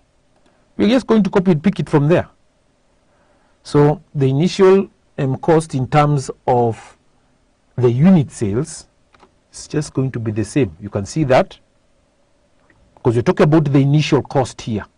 So when you're talking about the initial cost, we're just going to copy it like that. So enter. So the initial cost, we just pick it over there, just from above over here, because the initial cost is going to be an increase. So then the annual unit sold. So we just then autofill, Control R, with the exception of this one, where we're saying the annual unit sales changes over here. Remember how we did it over here? Is what we're saying actually changes there. Selling price. So we move like so. Selling price.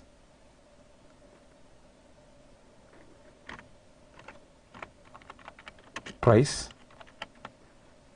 And the selling price or SP is given as plus that value.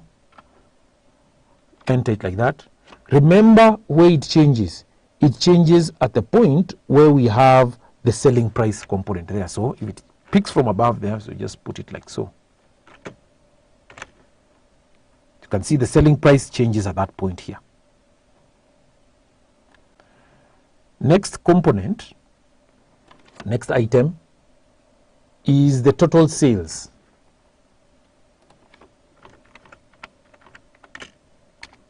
Total sales.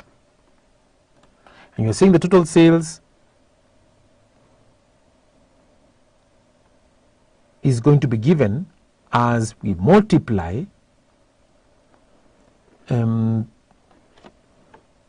you're just going to pick the values here given to us over here, total sales plus from the question, just to clarify over here,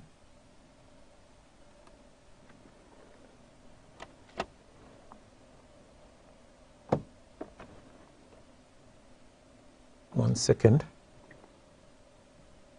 I get it.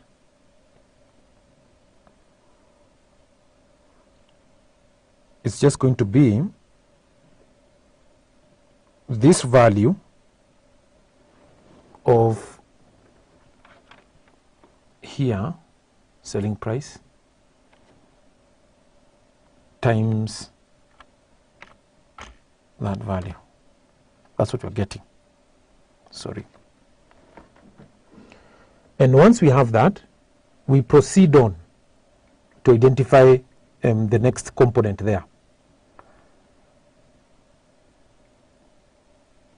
And with that, we're saying we'll just be able to just pick the values, dragging them over here. Sorry, I was just having a bit of a small hitch. Sorry for that. So Control R. And you can see what happens there. We just pick the selling price and then we multiply with the unit sales. So what happens then now with the next component? So those are total sales. Once we have the total sales, we pick the variable cost per unit. Variable cost per unit. Sorry.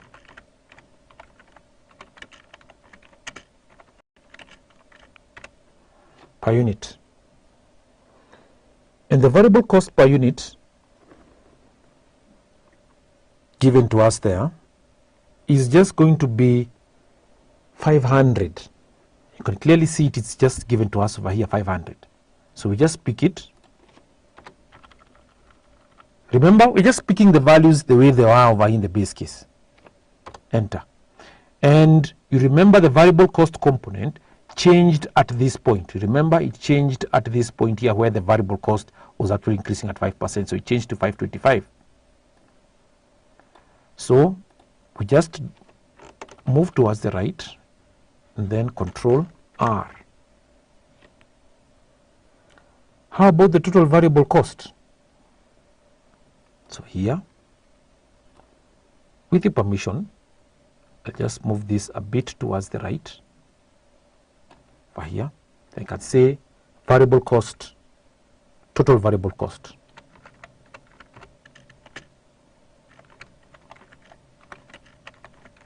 Total variable cost.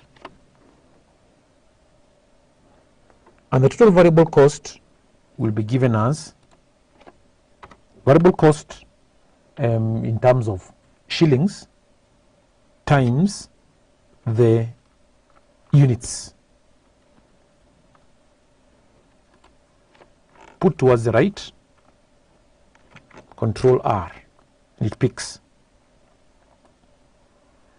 Once we have the total variable cost, we can be able to pick now the sales in terms of the variable costs, the sales variable costs, so sales.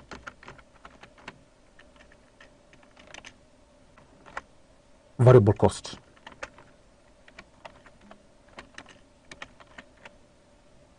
Sales variable cost. And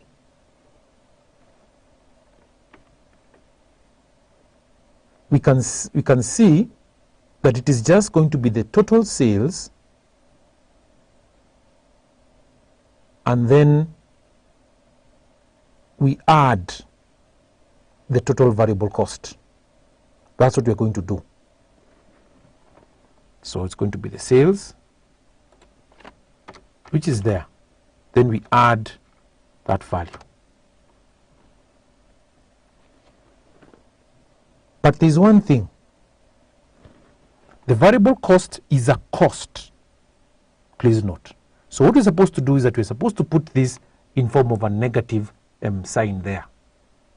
So apologies for that. Put a negative. Put it like that. Then I move it towards the right there.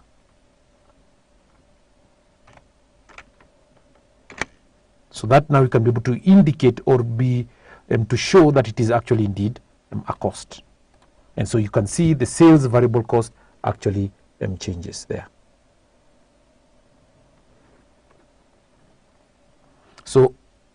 Now what is left is for me now to just drag it like so. Please note one thing, that the unit sales were given to us there.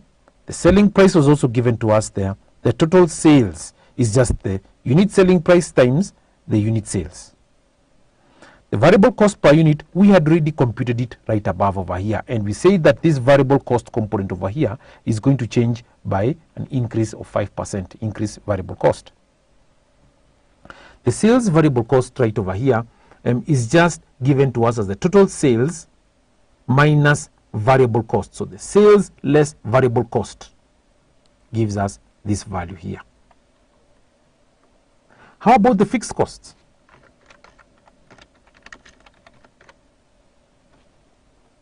The fixed cost is given to us there as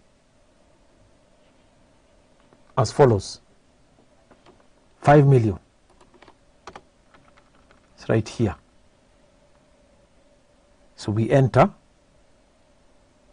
and because we're saying it's a cost itself, so let's put a negative sign there to show it's a cost. Then we move towards the right like that. Remember, the component of fixed cost over here changed, 5,250,000. So we're putting it a negative over here just to indicate that it's a cost. And with that, we can be able to then identify the cash flows.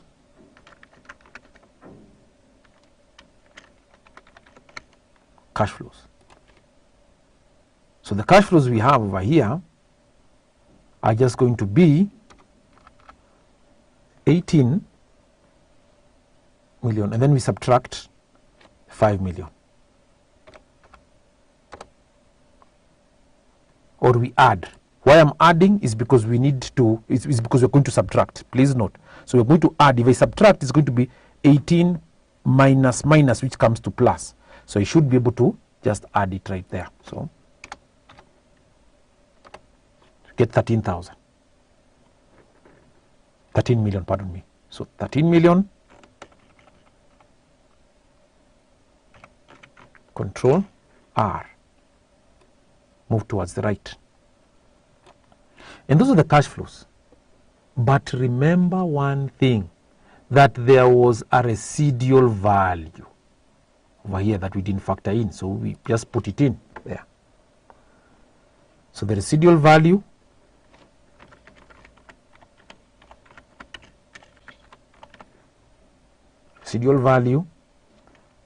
year 5, so you can put it year 5,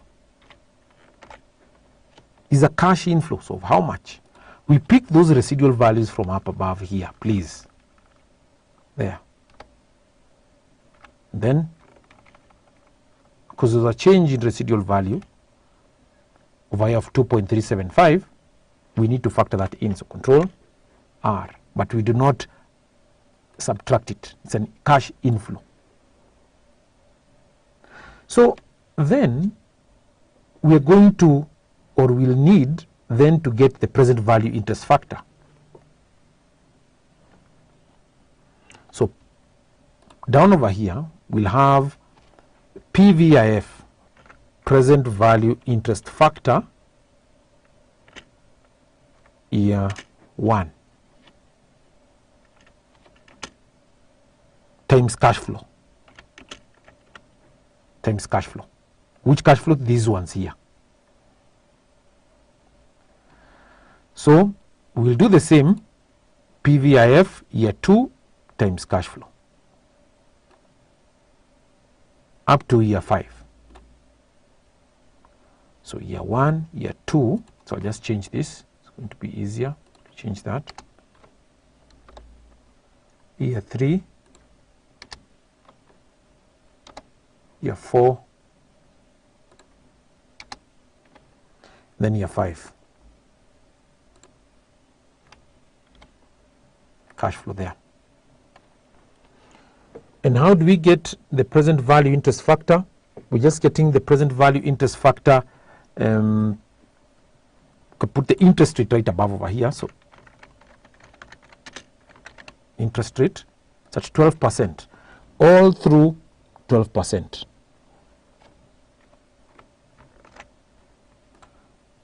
So here we put that, then we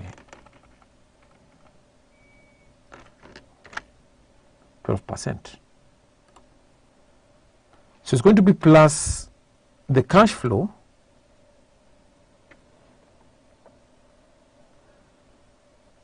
and then we are discounting it against open the brackets 1 plus that value close the brackets power 1 times, not times the cash flow, it's already been multiplied like that, so we enter.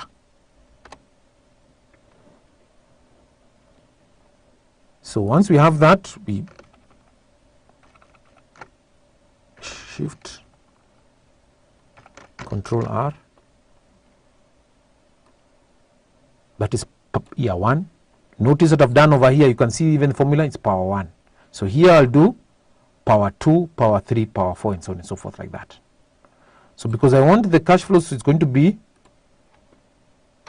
plus that value over 1 plus that one, power 2, that.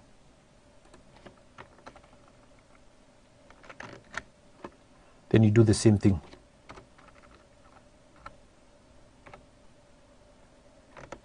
One plus R power 3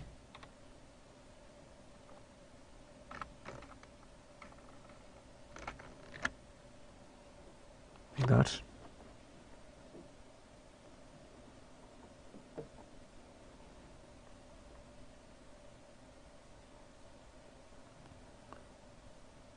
So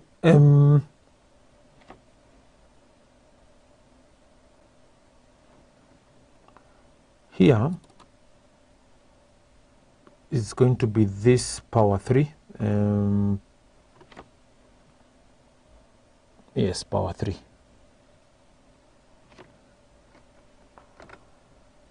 So power 4. Sorry, I was just having some trouble with the mouse. Sorry.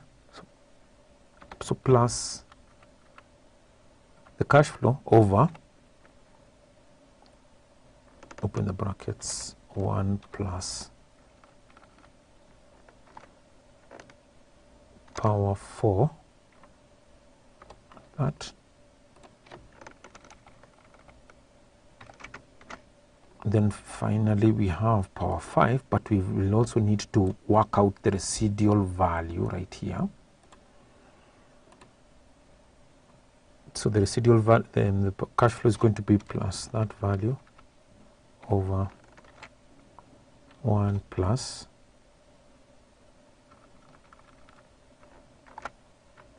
power 5. Enter.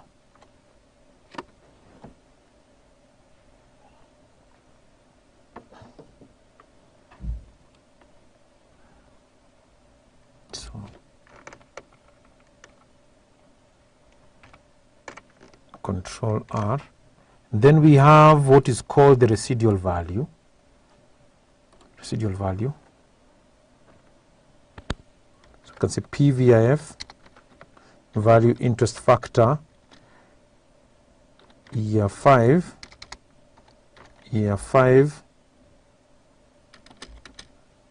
times cash flow. That's what you do. So this is residual value. I should change this to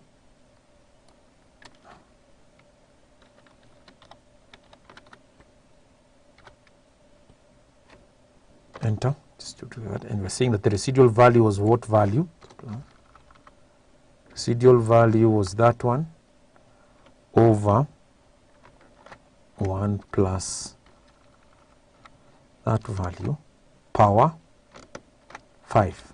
Please note it's power 5 because there's a cash info that is coming in at the end of period 5. Just to confirm that it's okay. Yes, that's okay. So from there, we get the total PV. And I can just be able to indicate it using a bottom border, thick border, the bottom, thick border at the bottom there. You can see that we're getting the total present value.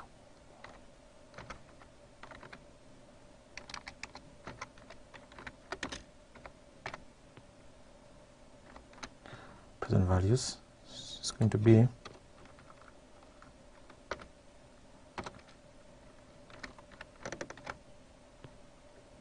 those ones there, like that, up to there.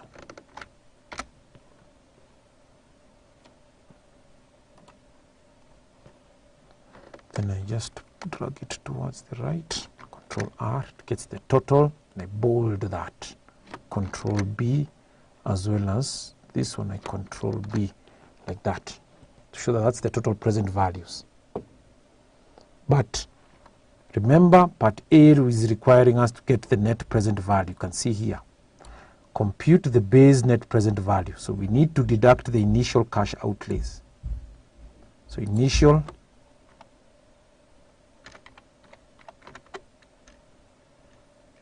cost, we're saying plus,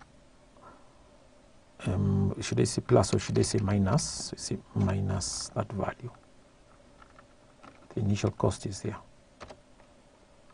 So 40 million. Remember, the initial cost over here will change. This value here will change based on whatever we calculated over here. You can see it's 42 million. So we'll just change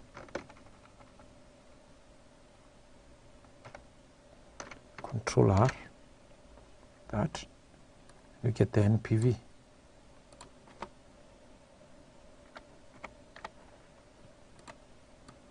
Put it, Control B, then you put a top and bottom border, plus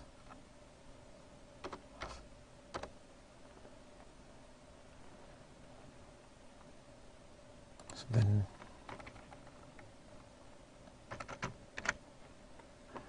it may not be very clear, so I pick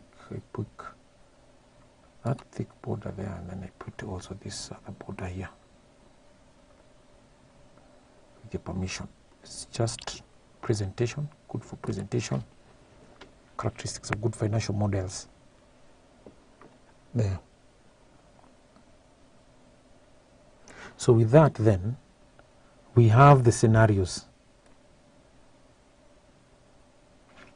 Part B, carry out a sensitivity analysis for NPV assuming adverse variance of 5% for all inputs except project life and weighted average cost of capital there.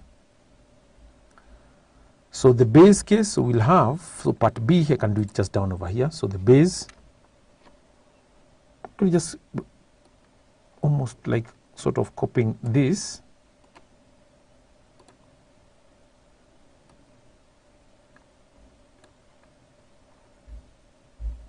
Down over here. Then we have the NPVs down here, because we have the NPVs given to us over here, and net present values.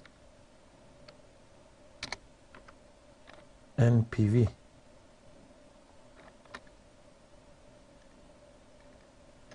NPVs. So just pick those ones. Then once you pick one, then you just drag it.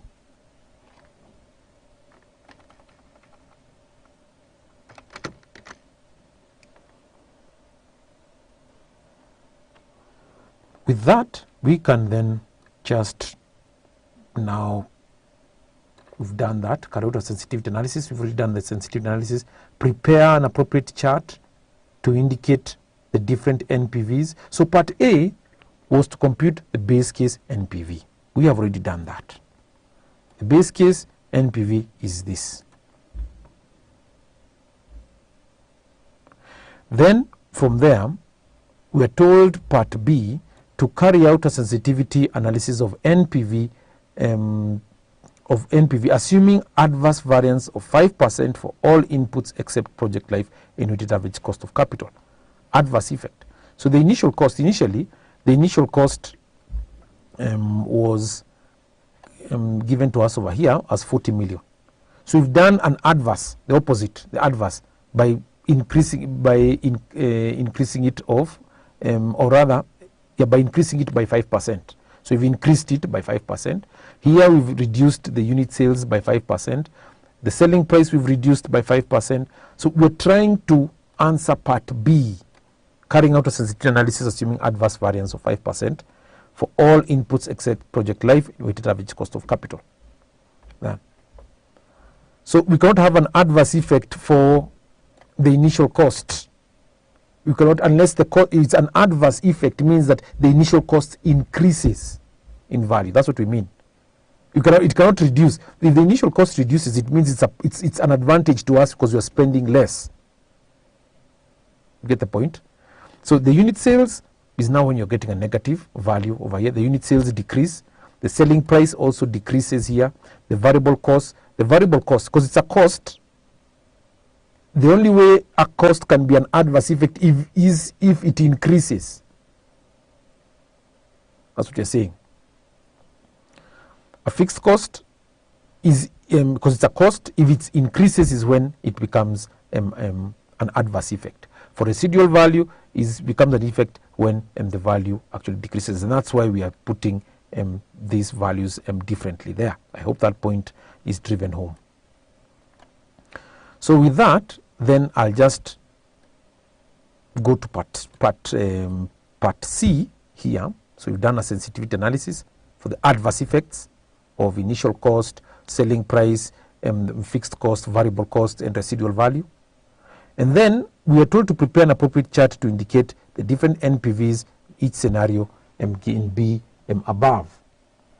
So what we'll do, we just go towards the right here.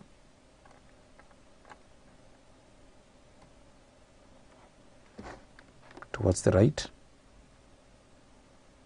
And we come and we move on to insert.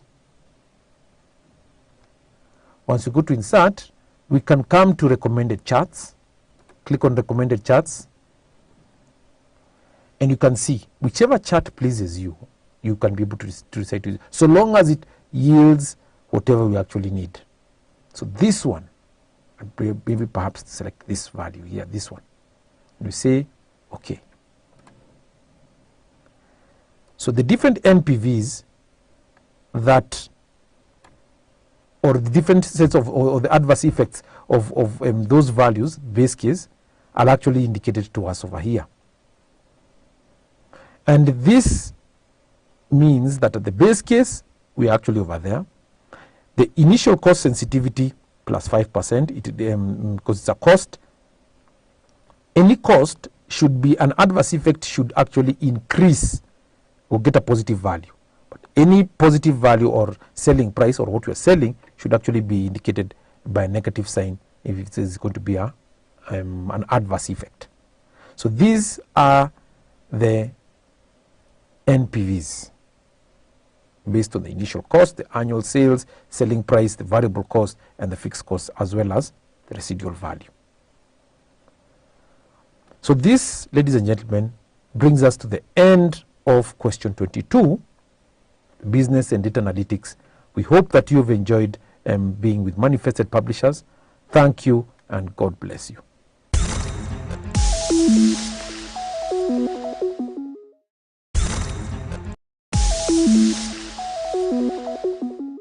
We move on to question number 16, which reads, which of the following is not a principle of data protection as provided by the data protection laws in various countries? A, process data lawfully. B, maximize data collection. C, ensure data quality. D, limit data processing. Now, looking at these multiple choices, candidates, you can see that multiple choice B is maximize data collection, and D is limit data processing. These are opposites. Then candidates, it's important to note that data protection laws, the question is about data protection laws. Data protection laws, we know, are designed to regulate the collection, the use and storage of personal data in order to protect the privacy and security and security of individuals. And these laws typically include a set of principles that organizations must follow in order to ensure that personal data is handled responsibly and ethically. So some of the principles that are commonly included in data protection include the processing of data. This obviously is a principle in data protection. Lawfully processing data lawfully is a principle. This principle requires organizations to collect and process personal data in a legal and transparent manner, and to ensure that individuals are aware of how their data is being used. All right. Then data quality is another principle. Ensure data quality. Now, this principle requires organizations to ensure that the personal data they collect is accurate, is up to date, and relevant to the purpose for which is being collected. Right? Then limit data processing is another principle. Limit data processing. This principle requires organizations to minimize the amount of personal data they collect and process, and to only use the data for the specific purpose for which it is collected. So that is a principle. Organizations should not collect data from individuals that they do not need, and therefore maximizing data collection is not a principle of data protection. In fact, the opposite is required, which is limit data processing, as I said before. Limiting data processing is a principle, and maximizing data collection cannot be a principle in data protection, because typically the data protection laws require organizations to do what? To minimize the amount of personal data they collect and process in order to protect the privacy of individuals. Because if organizations are to maximize the data they collect from individuals, then the privacy of individuals will be at risk. So therefore, candidates, the answer to Business Data Analytics December 2022 question number 16 is B. Maximize data collection is not a principle of data protection as provided by the data protection laws in various countries.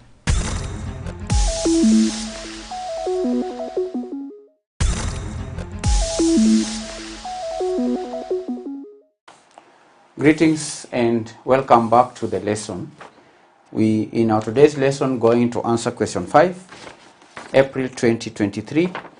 The subject is ICT. Question 5A reads, highlight 5 objectives of an information system design, 5 marks. Highlight 5 objectives of an information system design. The first objective is to do with efficiency.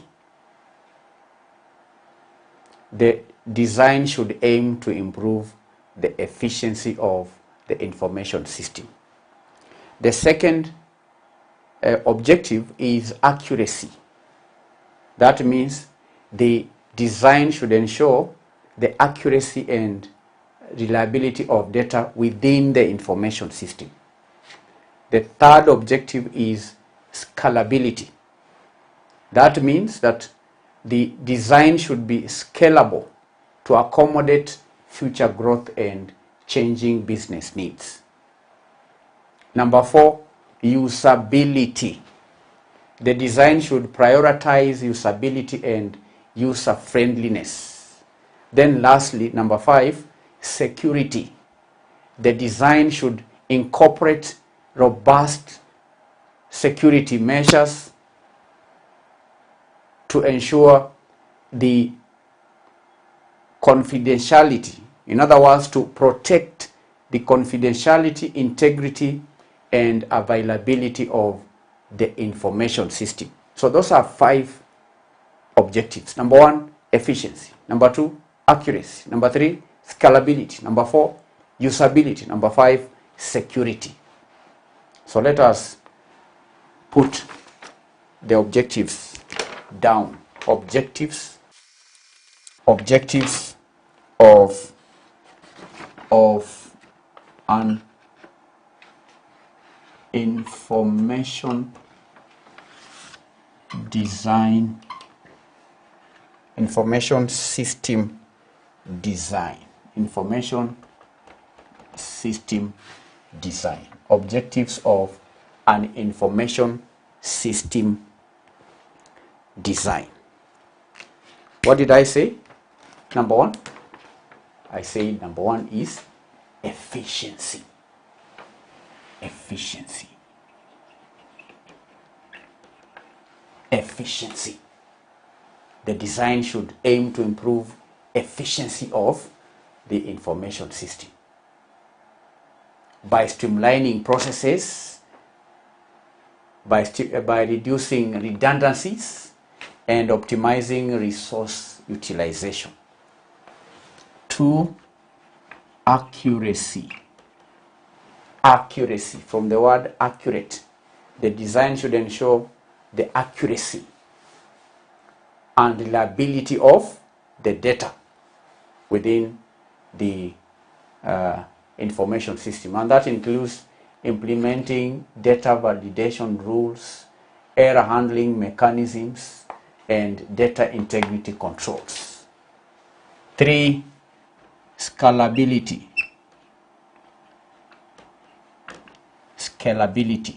Scalability.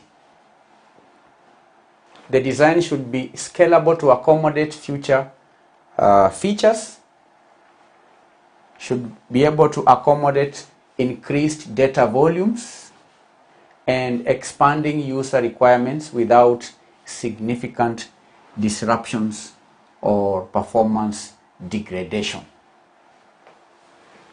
4, usability. Usability. The design should support user friendliness, should prioritize usability and user friendliness. It should be intuitive. It should be easy to navigate, and it should provide a pleasant user experience. The user interfaces should be designed with an end user in mind, considering their needs, their preferences, and even their skill levels. Then lastly, security. Security. The design should incorporate security measures to protect confidentiality, integrity, and availability of information system, and that includes implementing access controls, encryption, and authentication mechanisms, and also monitoring tools to detect and prevent unauthorized access or data breaches. So these are 5 objectives of an information system design: efficiency, accuracy, scalability, usability, and security. 5 objectives, 5 marks. Part B of this question reads, explain 5 possible reasons why an organization may decide to replace an information system. Reasons why an organization may decide to do what? To replace an information system. One is technological obsolescence. One, technological obsolescence. Technological obsolescence. The existing information system may become outdated. It may become incompatible with new technologies. It may be incompatible with software versions or even hardware platforms, and that can limit its functionality.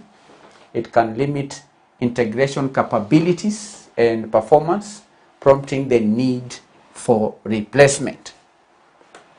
Number two, lack of scalability. Lack of scalability. If the current system cannot handle the increasing data volumes or even user demands or the business growth, it may be necessary to replace it with a more scalable solution that can accommodate future needs. 3, inefficient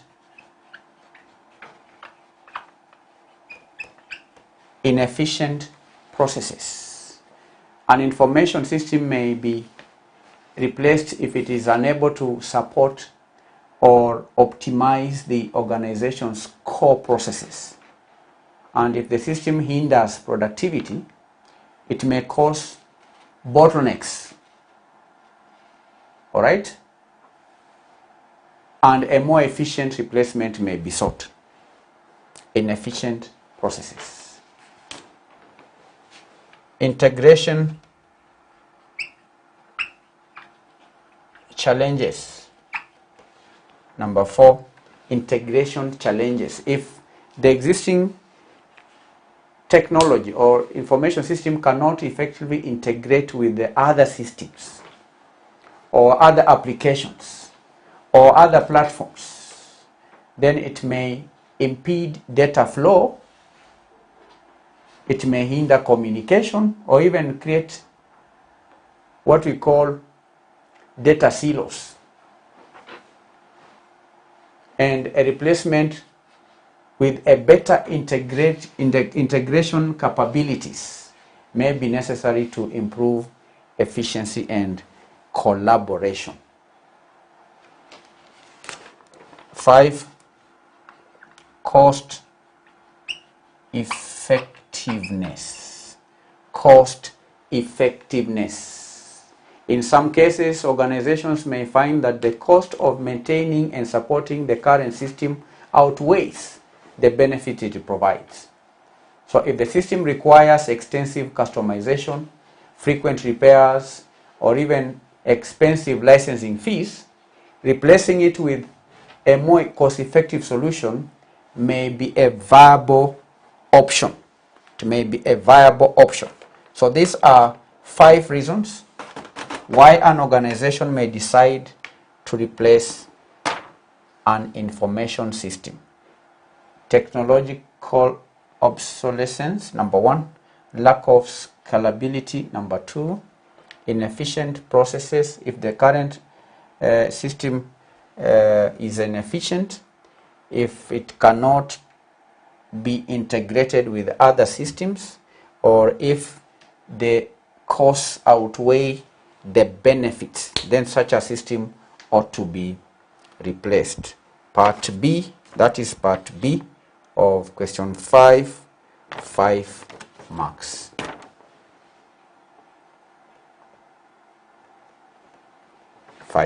I'm now going to answer C. Part C. Enumerate 5 reasons why memory management is required in a computer system.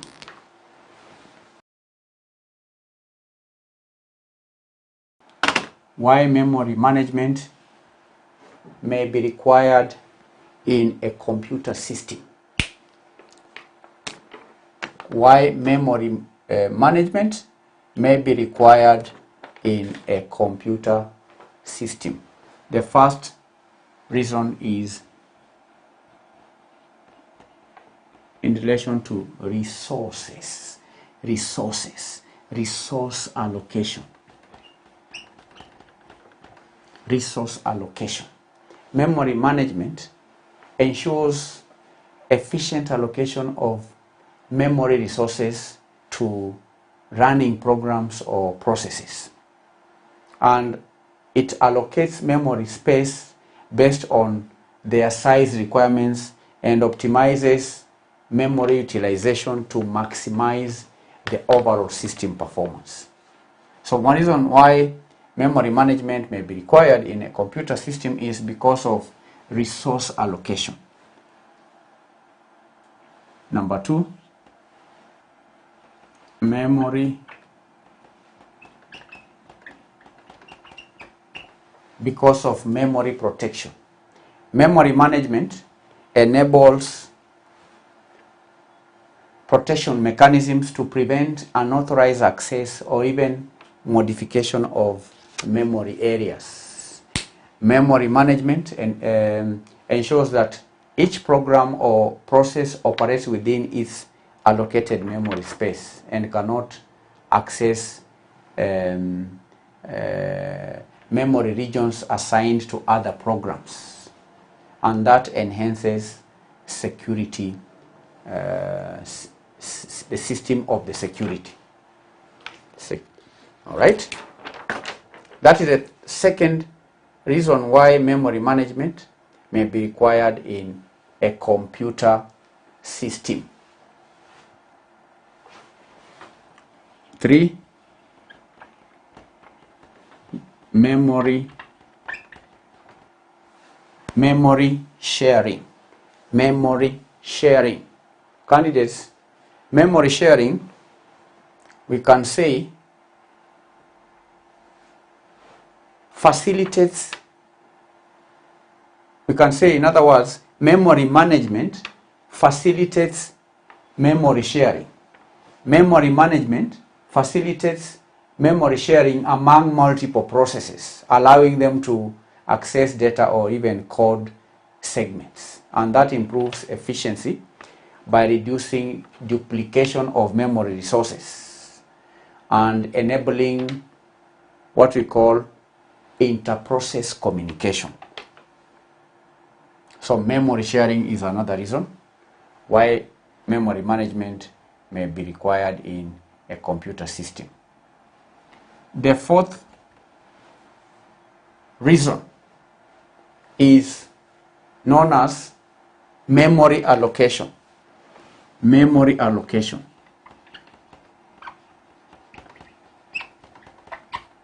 Point number 1 is resource allocation. Point number 4, memory allocation.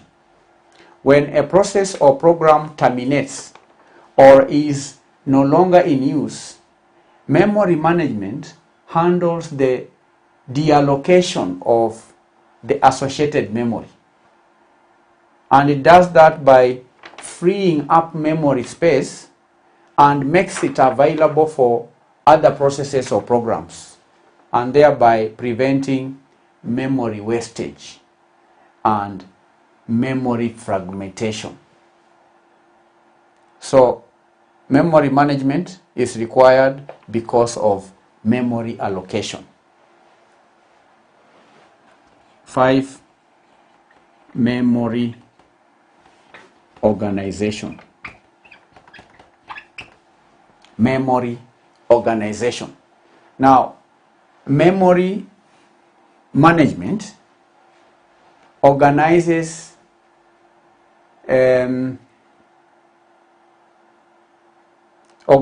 what we call the memory. Memory management organizes the memory into logical units, such as pages or even blocks, and it does that for efficient data storage and efficient data retrieval.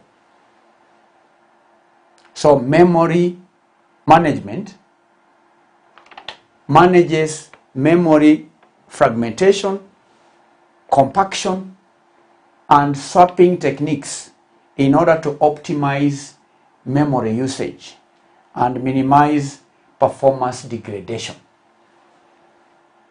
So these are reasons why memory management may be required in a computer system.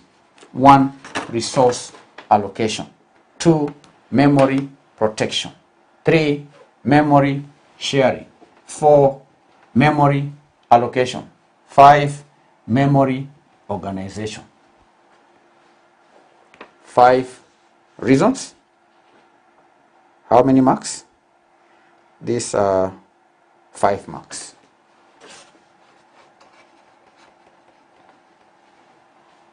That is C. D. Tujenge Limited is in the process of developing a new information system. A few managers are reluctant to embrace the new information system. Roman 1. Identify the most suitable method of system changeover to apply in the above scenario. Roman 2. Outline 4 advantages associated with the method identified in D1 above. So D1, D Roman 1. Most suitable method of system changeover. Most suitable system of changeover. Now the change is from, we read that is in the process of developing a new information system. The change is from the old system to the new system. So identify the most suitable method of system changeover to apply in the above scenario. We are told that a few managers are reluctant to embrace the new information system.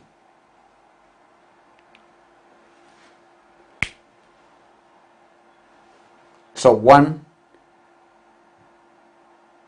method, candidates, to apply in this scenario. The scenario is that a few managers are reluctant to embrace the new information system. So the most suitable method of system changeover is to apply in this scenario is would be what we call the incremental changeover approach. The incremental changeover approach. The organization can use the incremental changeover approach. That means that the organization should implement the change in phases. The change should not be radical because more people or managers or employees may resist the change. So it's supposed to be gradual, it's supposed to be incremental. It has to be done in phases. So that would earn 1 mark.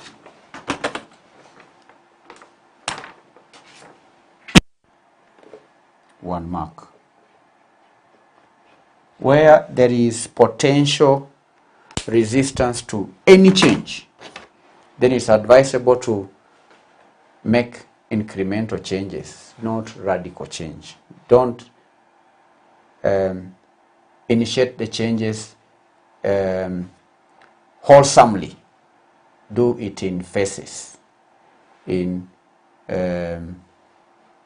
so that it can be embraced. The change can be embraced by all that are affected by the change. Roman 2, outline 4 advantages associated with the method identified in D1 above. What are the advantages associated with incremental change? Advantages, Roman 2.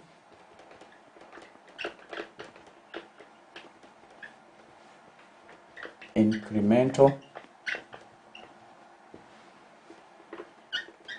change over method. Advantages, this is Roman 2. Advantages of incremental changeover method. The first advantage is that this approach allows for a gradual implementation of new information, and that mitigates the risk of complete system failure or disruption, or as the organization can transition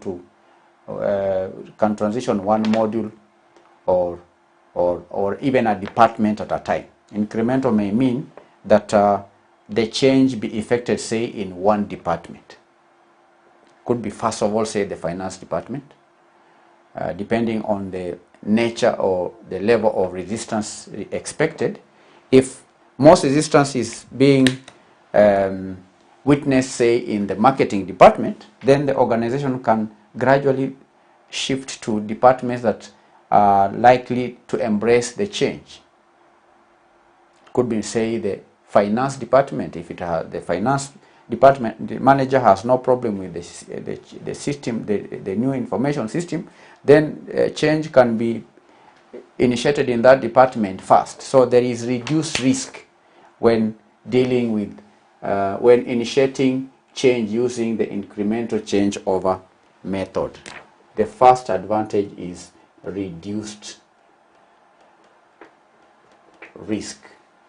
Now, this reduced risk, I've said, is mitigated when the risk is mitigated against when the incremental changeover method is used.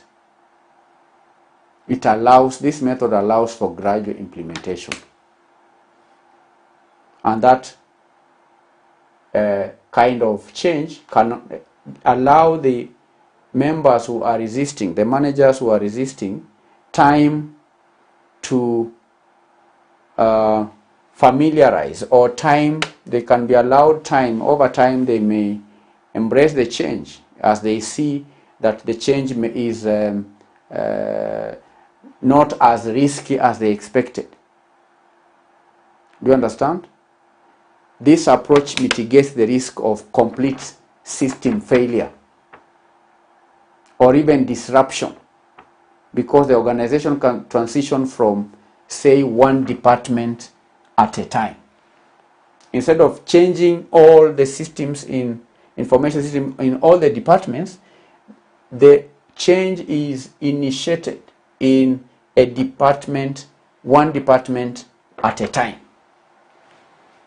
That is the first advantage. The second advantage, user acceptance and training.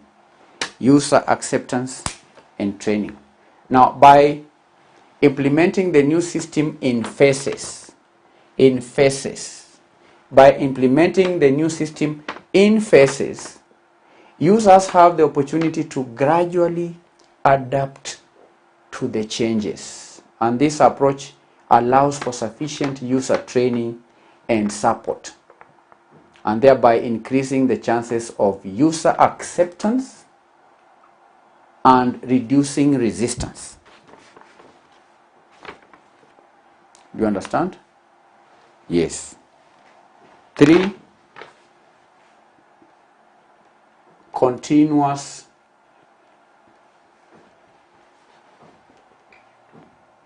operation or operations. With the first approach, or with the incremental changeover approach, the existing system continues to operate alongside the new system during the transition period, and that ensures minimum disruption to the organization's operations. That means that there is continuous operations because the new system runs parallel with the existing system, and that minimizes disruption to the organization's operations, which is a critical function that can be performed. You understand? This ensures minimal disruption to the organization's operations. Why? Because critical functions can still be performed using the old system while gradually transitioning to the new system. 4. Flexibility and feedback. Flexibility and feedback. The first approach, the incremental changeover approach, allows for flexibility and also feedback during each phase of implementation. That means that adjustments and improvements can be made based on user feedback and lessons learned from earlier phases. And that enables the organization to refine and enhance the system as it progresses, and thereby increasing the likelihood of a successful implementation. So these are 4 advantages of incremental changeover approach. 1, reduced risk. 2, user acceptance. 3, it allows for continuous operations of the organization. Then flexibility and feedback. 4 marks. So we've done the April 2023 question 5. We'll continue to revise the other questions in our subsequent lessons. In our next lesson, we'll answer question number 6.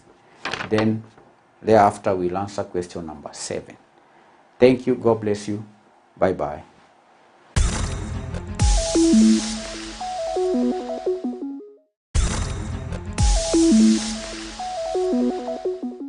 Hello learner, welcome to Manifested e-learning platform.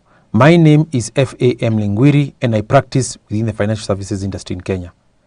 Today, ladies and gentlemen, we are discussing about the financial modeling and data analytics August 2023 sitting. The question focus is question 24. It reads as follows. Joshua Modime is a financial analyst at Ken Capital and is interested in determining the changes in the prices of shares in the banking sector in a certain country over a 3-month period. He gathers the following data for analysis, and the data has been presented to you for the banking sector for a specific stock. So we are given the dates, the volumes, the highest price, the lowest price, and the closing price. So we've been given for that 3-month period right here. You are required, using the information provided, assist Joshua Modime to create a stock chart that best suits the information provided, provide a title to the chart, and label the axis. So what we'll do, ladies and gentlemen, we require to highlight the data that is relevant to us here. And from the date going down, like so, we highlight, we go down till the end here. And we shall be able to move to the insert tab over here, section, and along next to the ribbon, so that we can be able to go to recommended charts right here. So you go to recommended charts, click on recommended charts, and we click on all charts here. So once we click on all charts, we can then identify stock charts. From this listing right here, you can see we have a stock chart over here. So once we click on that, we assess which information best suits our data right there. So what I'll do, if I'm to say, for example, just close this for a minute there, and we just go back up over here like this, we want a stock chart that shows us the volume, highest price, lowest price, and closing price over there. So now we click recommended charts here, come to all charts, we click on stock chart right there, and this one only shows us the highest, lowest, and closing price. You have to move it just towards the side a little bit. So what happens is that if we click the next one here, it shows us only the open, high, low, close. But we want one that has got volume, high, low, close. So that's not the best one. We come right here and identify one that shows us the volume, high, low, close. So this is the best stock chart that we can be able to use. And we click on OK right here, because that is the one that shows us the information that we need. And we can now just then position the graph at the appropriate place like that. And we just move towards the right just a little bit like that. And we expand the graph so that now we can be able to just view it in a better format. That. So we've been told then right down over here, we just move towards the right and go back to what is required of us. So we draw a stock chart and we need to provide a title for the chart, and we label the axis right there. So let's go back up, move to the right a bit. We go back up there, and what we can be able to do, of course, yes, we can see it's the volume, high, low, close price like that, but we provide a title over here. We say stock chart for which company? For MNOP. So MNOP, of course in caps, MNOP stock chart. Stock chart. That.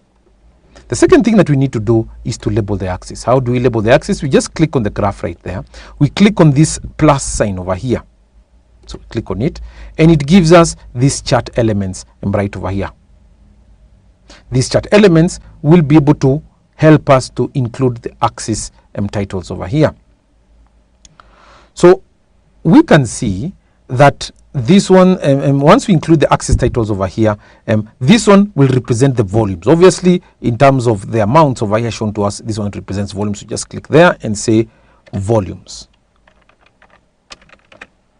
That, and we come there, so you can see the volumes has appeared there. So this one requires dates. Requires us to fill in dates. Fill in like so. And right here, this is the price. Could either be the highest price right here, the lowest price, or the closing price. So we just generally say the price. Click there, say price.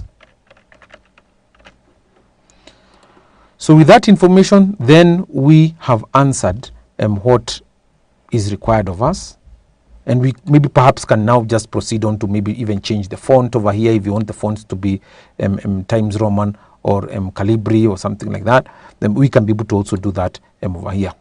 And I think because it's in the same font as all of them, we don't need to really change anything over here. But if you're told to create now this secondary axis right over here is important, because now that shows the prices over here, and we are saying that we can move on then to the next question, what is required of us right here. So part B reads as follows. As a financial analyst, you are analyzing mortgages using loan amortization schedule, and you are presented with the following information. So you have the loan principal amount given to us, 200 million, annual interest rate 17%, the loan period in months is 48, and the repayment type is at the end of the evaluation period. Please note one thing, that the annual interest rate is 17% and the loan period in months. So we need to ensure that if you're dealing with months, we deal with months. If you're dealing with an annual period, in terms of periods over here, so we're going to be talking about years here. So what happens is that this will need to divide by 12 so that we can be able to make it into an annual rate. Or this will need, this will need to divide by 12. This percentage over here, like that, will need to divide by 12, because you're saying that this one over here, this we need to multiply, pardon me. This we need to, if we multiply by 12, it is going to give us what? So it's going to give us too much. So plus that one over 12, like that, it's going to give us 4 years. So we divide by 12. This is an annual interest rate. Oh, yes, I've got it. This is an annual interest rate like that. So we need to divide this by 12 so that we can be able to get it in terms of months. So plus that over 12 to get it into months.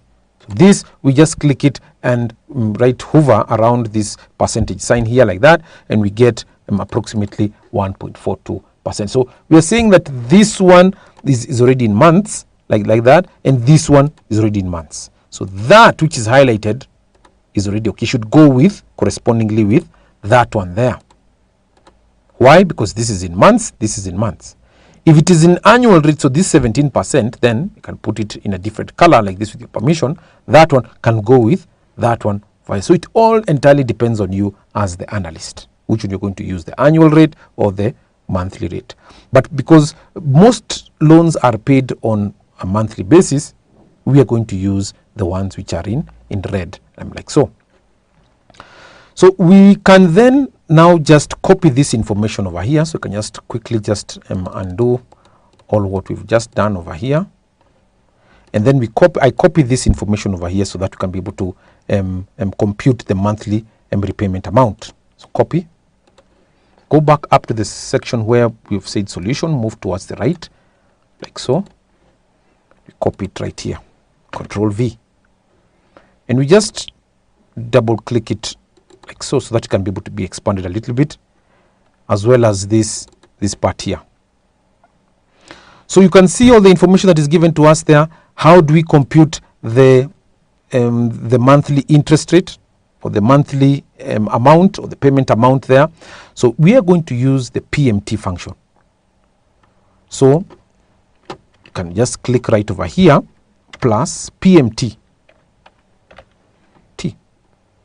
So this assists us to calculate the payments on a loan. And you can see you've been given the rate over here, the number of periods, the present value, future value, and the type. So you've been told at the end. The type part, we say the end.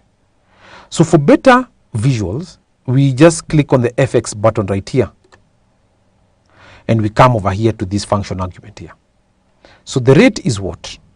We have said that we are going to deal with months. So we can say that one, 17%, but now we are going to divide by 12 so that we can be able to convert it into months. The number of periods, you can say, is 48. The present value, which represents how much amount of principal is being loaned out, that one.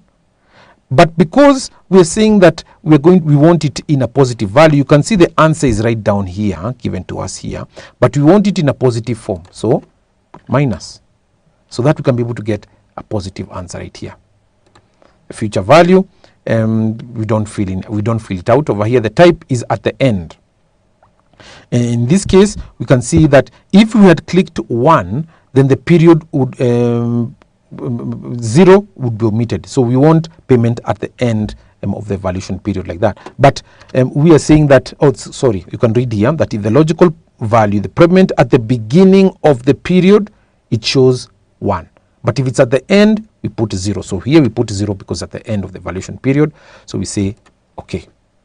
So this is the amount of money that the individual is going to be paying per month on a monthly basis, and we can be able to scroll down right over here and see if we've completely answered part 1.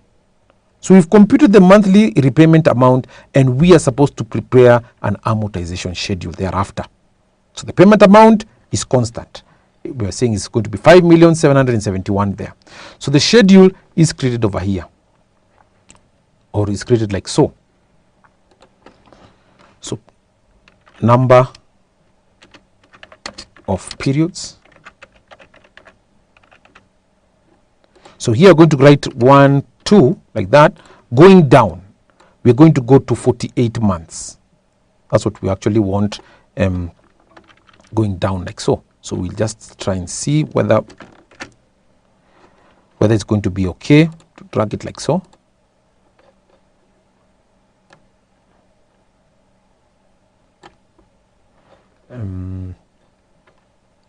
Just go down sort of 3. We have 3 and so on and so forth.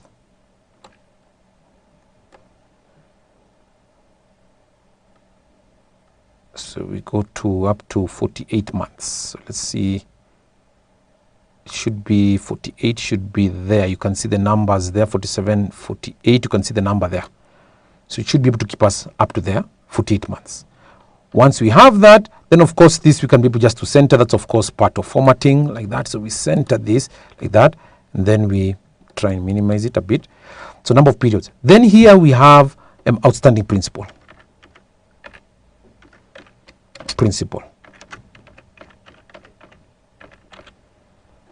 So the first amount over here should be 200 million. Of course, we had said that this entire workbook should actually be, or rather from there, moving forward, should be in the comma format. So you click the comma format, and then we want it in 2 decimal places like that. Like that. So that's what we want.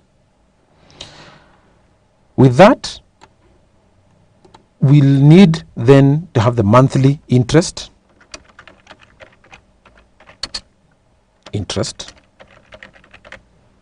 Like so. So we double click.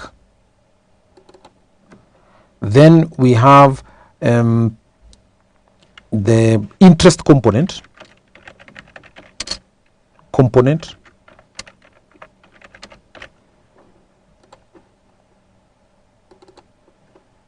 With the interest component, we'll now require to get the reduction in principal. Reduction in principal.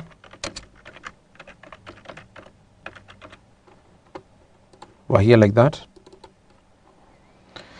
And then the outstanding balance.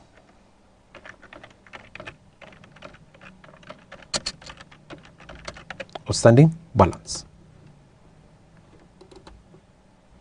So this is what we actually need from our schedule right here. So we just go back up to that point, and we can even now just maybe perhaps just put borders on it, and we put borders to make it, just for presentation purposes like that. So this is the outstanding principal. The amount of monthly interest, we have computed it just right over here. You can see it, and I have highlighted. Let me highlight it in red and bold it. That's what you're saying. So that amount copy needs to be filled out right over here. Special values. We don't need to put formulas there because we've already computed and we already know how much it is like that. So paste special. We can just put values like so.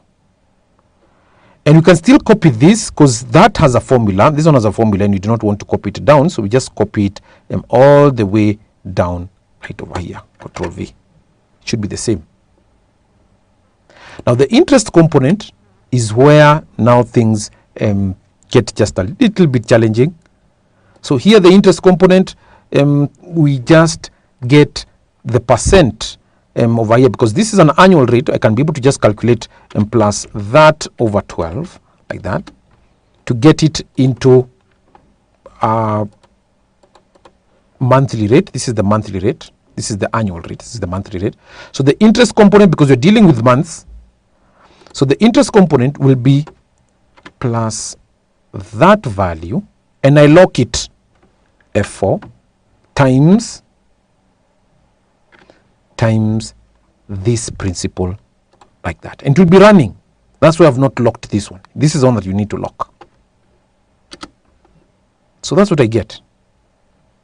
And the reduction in principal will be plus the monthly interest, and then you subtract the interest component right here. The interest is applicable onto the outstanding principal always. That. So this is the amount that is going to be used to reduce the balance there. So now I've just reduced the decimals. So this outstanding principal or reduction in principal, pardon me, is the monthly interest minus the interest component. The outstanding balance, now this is what is used to reduce 200 million. So plus 200 million, we subtract the reduction in principal there. Enter. What do we get? We get 197. And this balance over here, the closing balance here becomes the opening balance right here. So plus that value. Say enter.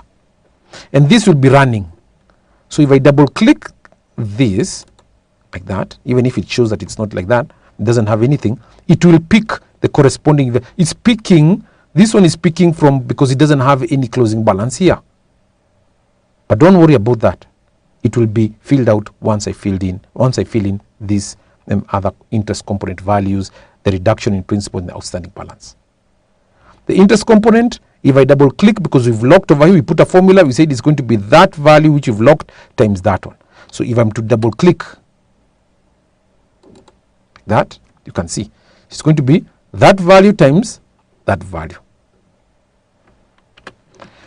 The reduction in principal, if I double click, because it's going to be the difference between the monthly interest rate and the interest component, if I double click, it should be able to pick like that. And finally, the one that opens up this entire schedule is going to be the outstanding balance.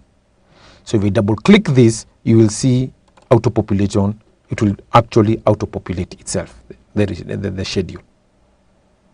With that, we just counter check and see if we have got a zero balance at the end of the 48 months there. And indeed, you can see, ladies and gentlemen, we have a zero balance at the end of 48 months. So with that, now of course, this one is just now presentation. This you can be able to put just bolden it like that, and then we just sort of create an outside thick border like that.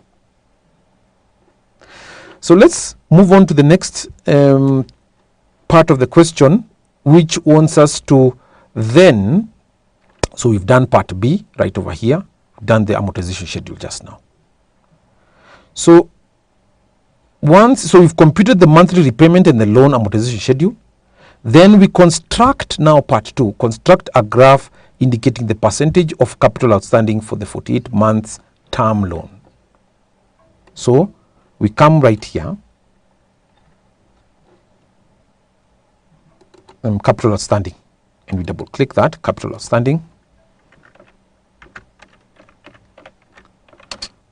outstanding. Allow me to use that short form of to mean outstanding capital. And it will be just the percentage of the outstanding balance divided by the loan principal amount here. And this loan principal needs to be locked. So you click F4 because I do not want it to move. Go like that. But since we want this in percentage form, that column, so we click percent. And we can maybe perhaps provide 2 decimal places like that. So we have got 98.53% to go in terms of payment of the loan. If we double click, you see what we have. So at the end of the period, we should be able to have zero balance like that. So for us to be able to construct now the graph, then we will need the number of periods. So we highlight the number of periods like so, as well as the capital outstanding. So control, you highlight that up to the end like that. And then we move on to the ribbon right here, the insert tab. We come to recommended charts. Click on recommended chart over there. Whichever chart you select would be okay. So let's perhaps choose that one there. And you say okay. So this is the capital outstanding graph that can be placed somewhere, just close to the amortization schedule, somewhat like that. So that's the capital outstanding graph. So with that, we can move on to the next part of the question.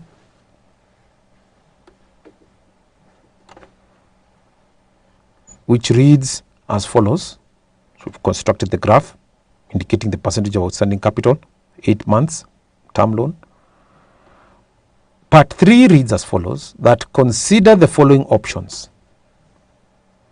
Option is given interest rate, monthly interest rate is given the term of the loan. So we have option 1, option 2 and option 3.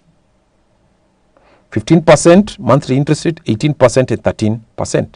The term of the loans are being given in months. Remember what we said, because we're dealing with months, it is always good for us to also deal with months. But judging from this information given to us over here, very quickly, you can see if this was an annual interest rate at 17%, so this should also be considered to be annual. Perhaps it was a small error from the side of maybe the testing body, Kasneb.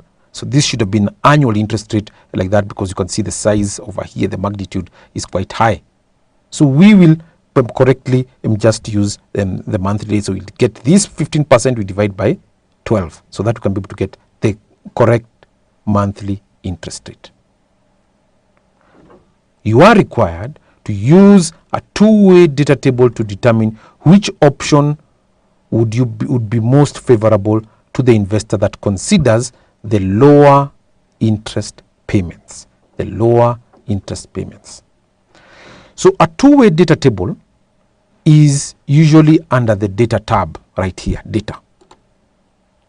Once you see the data tab over here of this ribbon, you can click on what if analysis. So you can be able to now run either various scenarios. You can also use goal seek, and also the data table over here. This is what we actually need over here. And there are two types of data table. There's a one variable data table, so click on that, where we only have either the row input alone and we don't have a column input, or we have a column input and we don't have a row input. That's a one variable data table. A two variable data table has got a row input and a column input in each cell. So just escape there. For us to be able to identify or to use a two-way data table, we can just move slightly up over here like so, and we come up with we can say that the interest rate, the monthly interest rate can be moving down over here. So we can just come over here and say interest rate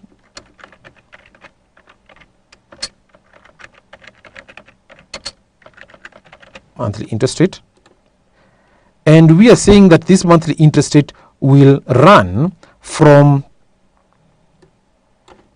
say, because we want 13%, of course we'll be able to convert it into months, from 13% through to 18%. So we'll start at 12%, 13%, 14%, 15%, 16, 17 and 18%.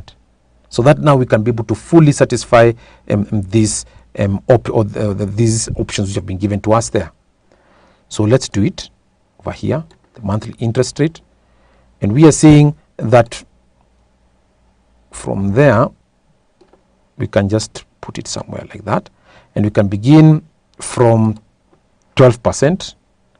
So I'll allow me to use this, come to home, and then I put percentage like so. So that now when I start from over here, it will be plus 12% over 12. So that's 1%. Of course, allow me also further to put two decimal places like that. So plus, now because this is 12%, this should be 13%. So plus 13% over 12, we get that. This is 14%. So we can come over here, 14 over 12, 15, 12, and so on and so forth. 16,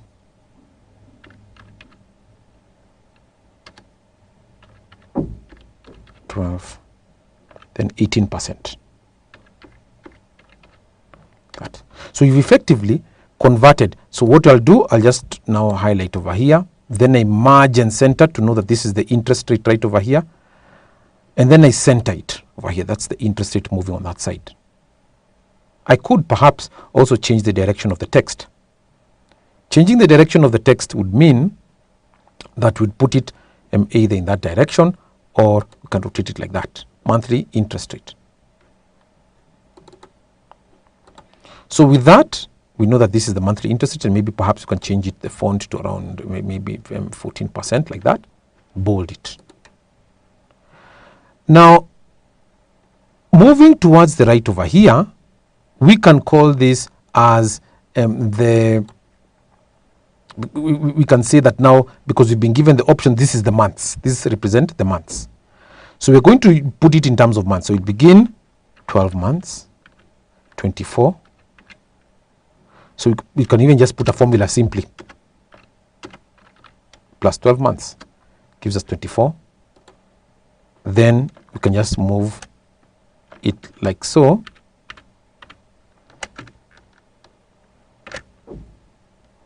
We don't need to go all the way to 72 months. So we just delete 72 months. That because we've been told we need to go how many months? The maximum one is 60 months. So that's what we do right there. And this can be pulled down. Let's pull it down like that. And we see that this represents months. So just put over here months. Like so. And we just highlight it sort of to be able to be merged like so. So this is the way we have the data table like so, and we can be able now to just present it.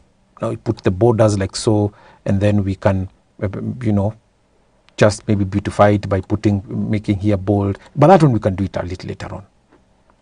Put it now the large border, thick border right outside there. This crossover point between the monthly interest rate and the months or number of periods is where we will place this value over here. And what is this value here, guys? The monthly interest rate. But we will have to pick it from this red point over here. We will not just pick it over here because this one does not have a formula. We must link it to where we have a formula, and you can see this place we have a formula right here. So let's put it there.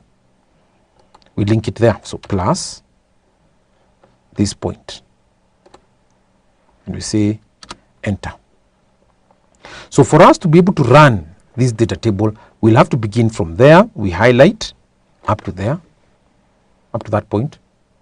Then we can move over to the data ribbon, to this part of the ribbon here, and then we click what if analysis and later data table. So what is the row input? What is moving towards the right?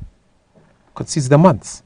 So we can go back up over here and fill in the months right here, please. This one here. The row. How about the column input in cells? Because we are saying that this initial computation over here was computed in months. So let me escape first. I explain. This one is an annual rate but does not have a formula. So what we need to do is to use this one to convert it into a formula like so, because here we converted it into, we divided by 12. So if we come to the formula bar over here and we open it up like that, you can see we divided by 12 over here. So what if we do like this? We avoid doing that, and then we say okay, we'll get a different value. But if we now pick over here and put the formula directly over here, plus 17% over 12, you can see it comes back to the way it was actually, the way the graph actually was. That. So we are saying that this one can then be converted into two decimal places. So home, we convert it into, so convert it into 1.42. So this we don't need again. That. So we will link it, this one, we will link it with, we do not want this one to change over here. And we are saying that the interest component over here, we linked it to something which is over here. So how do we relink it again? We link it with that part, that you say enter like that. So it's because you're saying you're picking this one over here and we've locked that one in, we've locked that value in like that. So even if you were to drag it, it now comes back to the way it was before. It is exactly the same thing, guys. It's exactly the same thing as the way it was before, like that. So what I've just done is just that I've converted this one to be the annual, the monthly interest rate over here, the monthly. So if you change over here now to monthly, just for purposes of clarity, so monthly now, and to use like items, so this is in months and this is months. So what I can then do now over here is to now run this model over here, and what I've done is that I can just come over here, go to data, go to what if analysis, data table. Row is the months, so you can see you can put in the months, 48 months, no problem. Column input, the column input is this interest rate that has got a formula right there. And if you click OK like now here, you will see wonders. This has actually been populated. So let me just double click like so, then double click like so. So what I've done over here is that I've converted it into decimal places. So let me be fair to convert it into format printer, into values. So this is what it gives us. And we can see using our information here, we've got 200 million and we want to pay within 17, we want to pay 17%, 48 months. Let's look at that.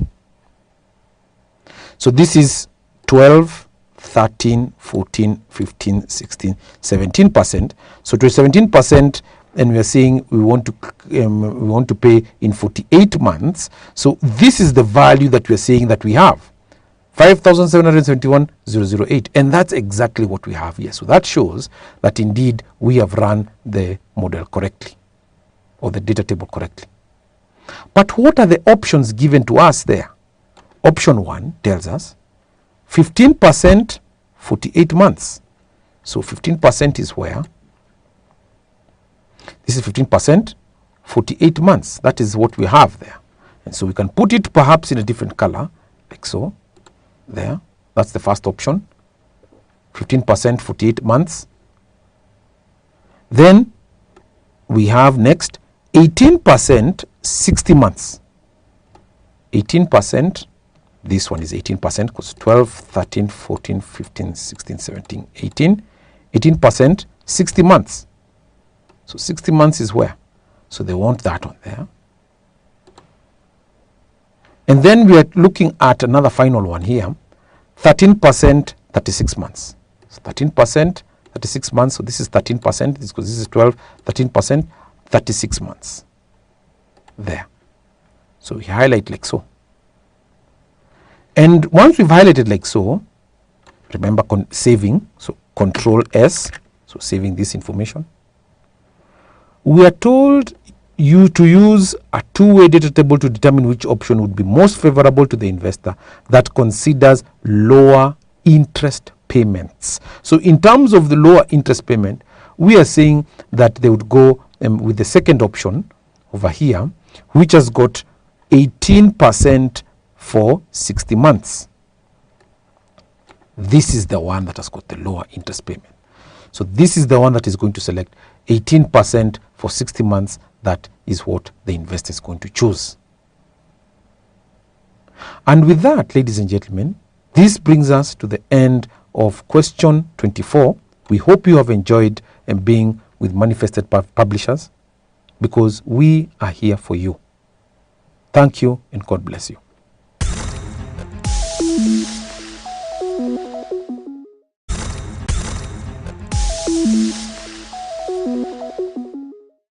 Greetings and welcome back to the lesson.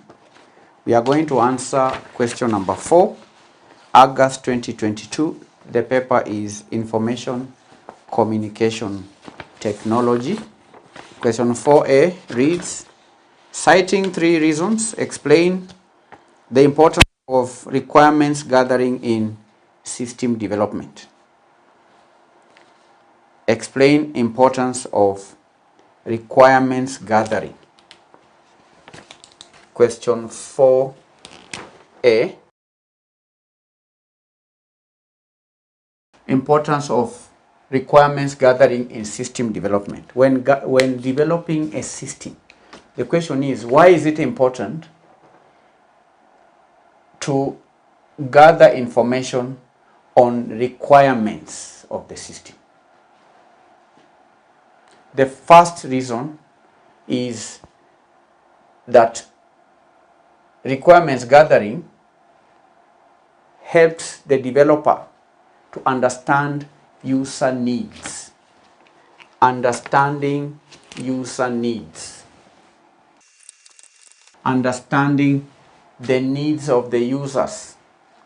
Requirements gathering helps in understanding the needs, the expectations, and even the goals of system users. And by gathering requirements, developers can identify the specific functionalities, features, and even performance criteria that the system must meet to satisfy user requirements. And that ensures that the resulting system aligns with user expectations and provides value to the stakeholders. 2. Scope definition. Requirements gathering helps in defining the scope of the system development project. It allows stakeholders to identify and prioritize the desired features and functionalities, as well as any constraints or limitations that need to be considered. And that ensures that the project focuses on delivering the essential requirements within the allocated resources and the time frames. Scope definition. It also minimizes rework. To minimize rework and challenges or changes. Let me say changes. To minimize the rework and changes. Gathering requirements upfront candidates helps in minimizing rework and changes later in the development process. And by involving stakeholders early on and understanding their requirements, developers can avoid costly modifications and adjustments during the later stages of system development.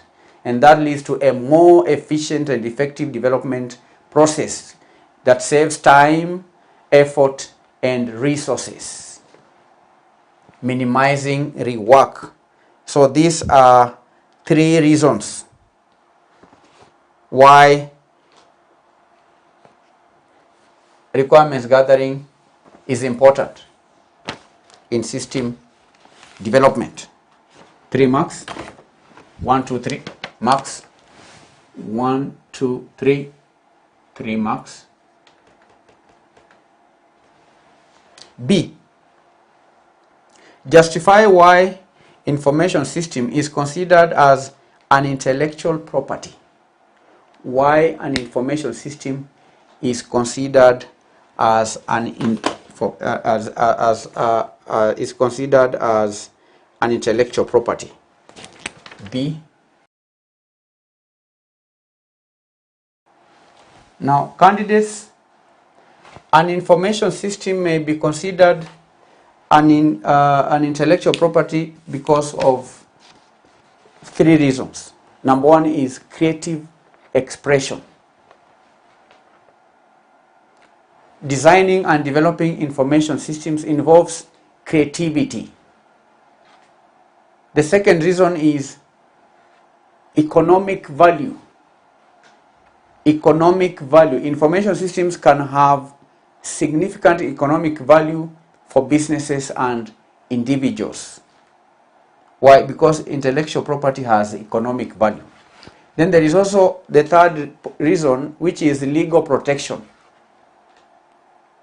Intellectual property laws, such as copyright and patents, provide legal protection to the creators and owners of information systems. So those are three reasons why information systems are considered as, why an information system may be considered as an intellectual property.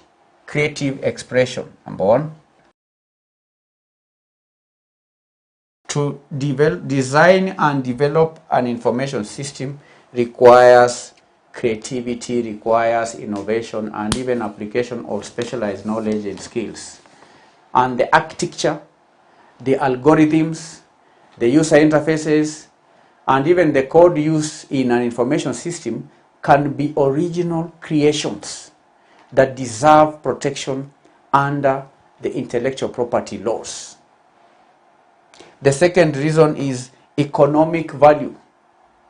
I've said that information systems can have significant economic value for businesses and individuals, and they enable automation, efficiency, and even improved decision making, leading to competitive advantages and financial benefits. And therefore, intellectual property protection ensures that creators and owners of information systems can benefit from their investment and efforts. That's why it is considered as an intellectual property. Then the last point is legal protection. Intellectual property laws such as copyright and patents provide legal protection to the creators and owners of information systems. And these laws grant exclusive rights to reproduce, to distribute, and even modify the system, preventing unauthorized use or even copying by others. And by recognizing information systems as intellectual property, legal frameworks safeguard the rights and the interests of the creators of the information systems. So these are three reasons why information systems are considered as intellectual properties: creative expression, economic value, and legal protection. That is part B. Part B, candidates were to give to justify. So this is the justification. Candidates were to give 2 points to justify to earn the 4 marks. That is question 4, part B. Any 2 points well explained here can earn the candidate 4 marks. That's part B. Part C, explain the following features of a presentation package. Features of a presentation package. Explain features of a presentation package. Candidates are to first explain transition effects.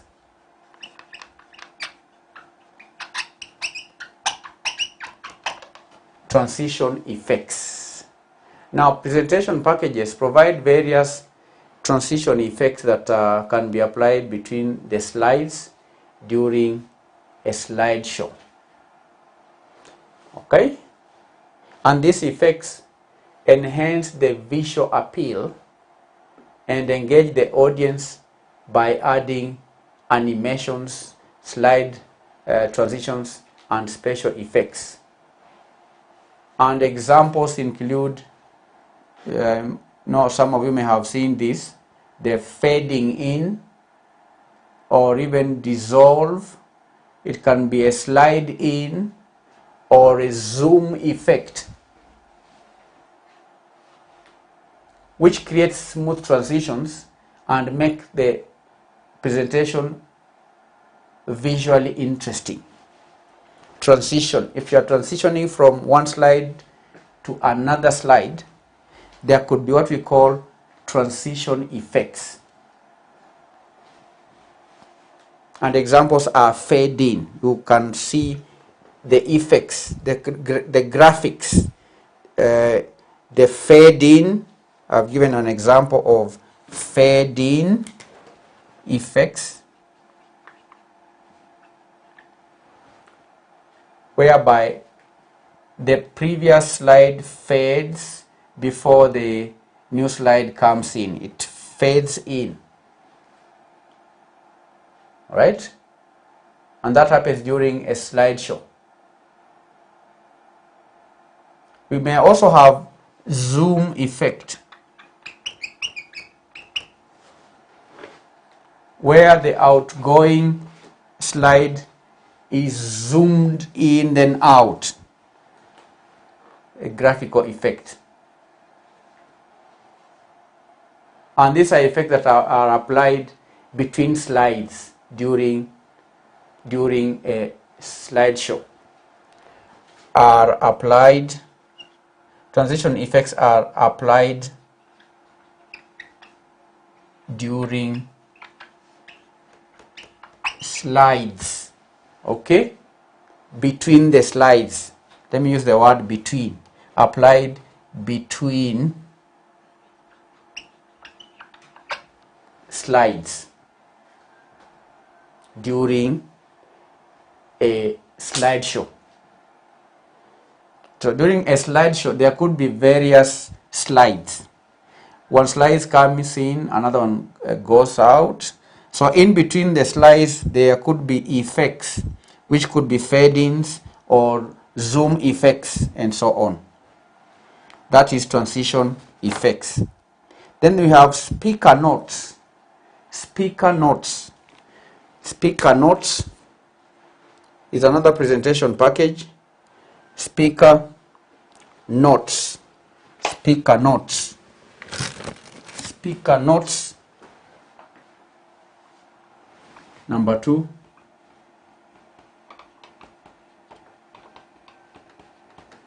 What are speaker notes? Speaker notes, candidates, are additional information or cues. Additional information or cues. These are additional information or cues which are available to the speaker during a presentation, and they are typically not visible.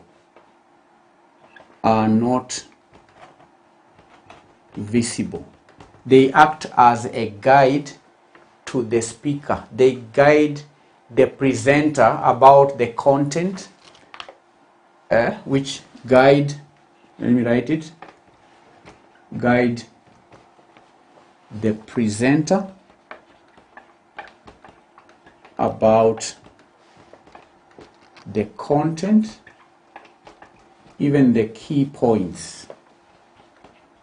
The contents, they guide the presenter on the presenter about the content and also the key points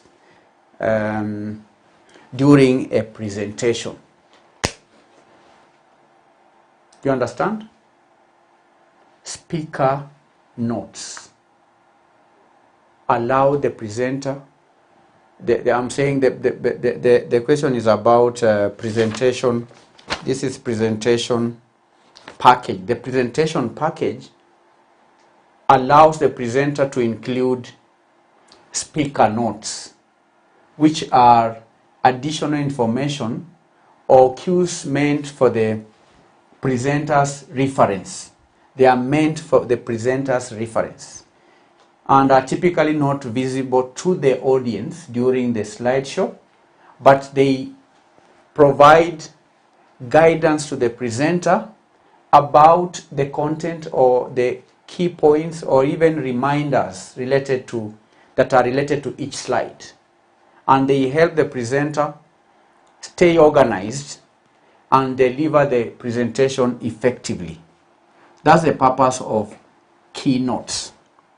The next point here is templates. Templates. Number 3.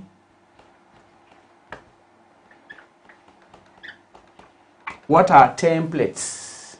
Now, presentation packages also offer what we call a pre-designed templates that provide consistent formatting and design elements for creating slides. You understand? A template is something that is pre-designed, that provides consistent formatting. Pre-designed. These templates are pre-designed. Pre-designed means they are designed in advance. The presenter doesn't need to design these templates. They are inbuilt and pre-designed for, and the presenter can use them for formatting. They also provide consistent formatting. Let me write it. And provide consistent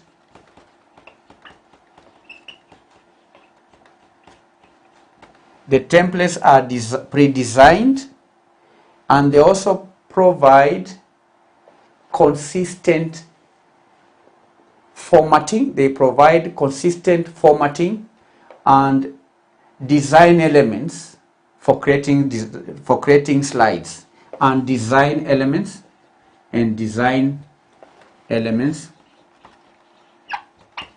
for creating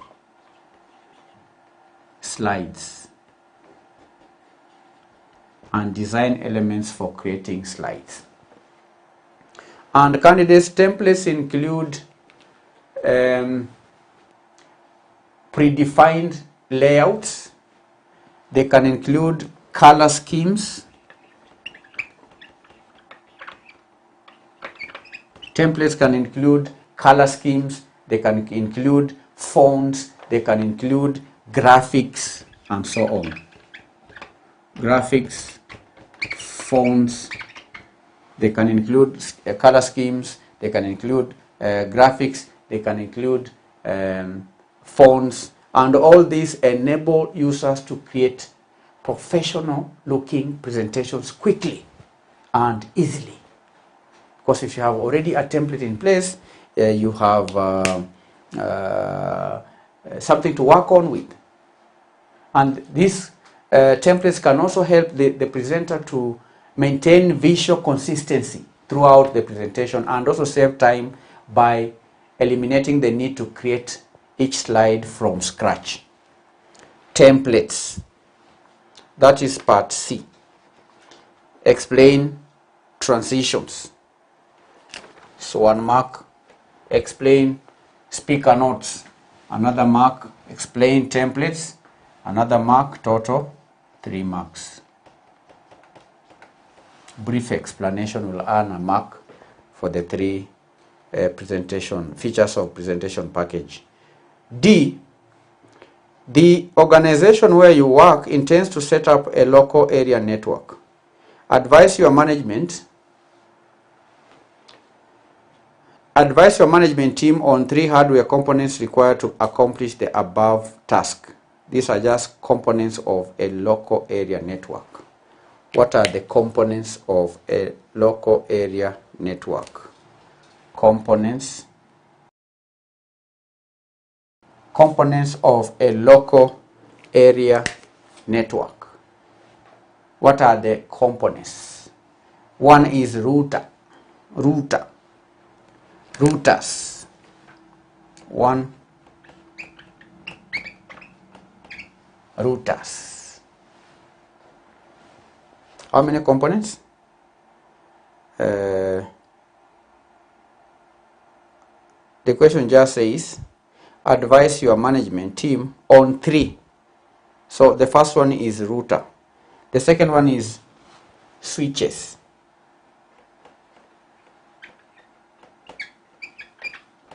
So what are routers?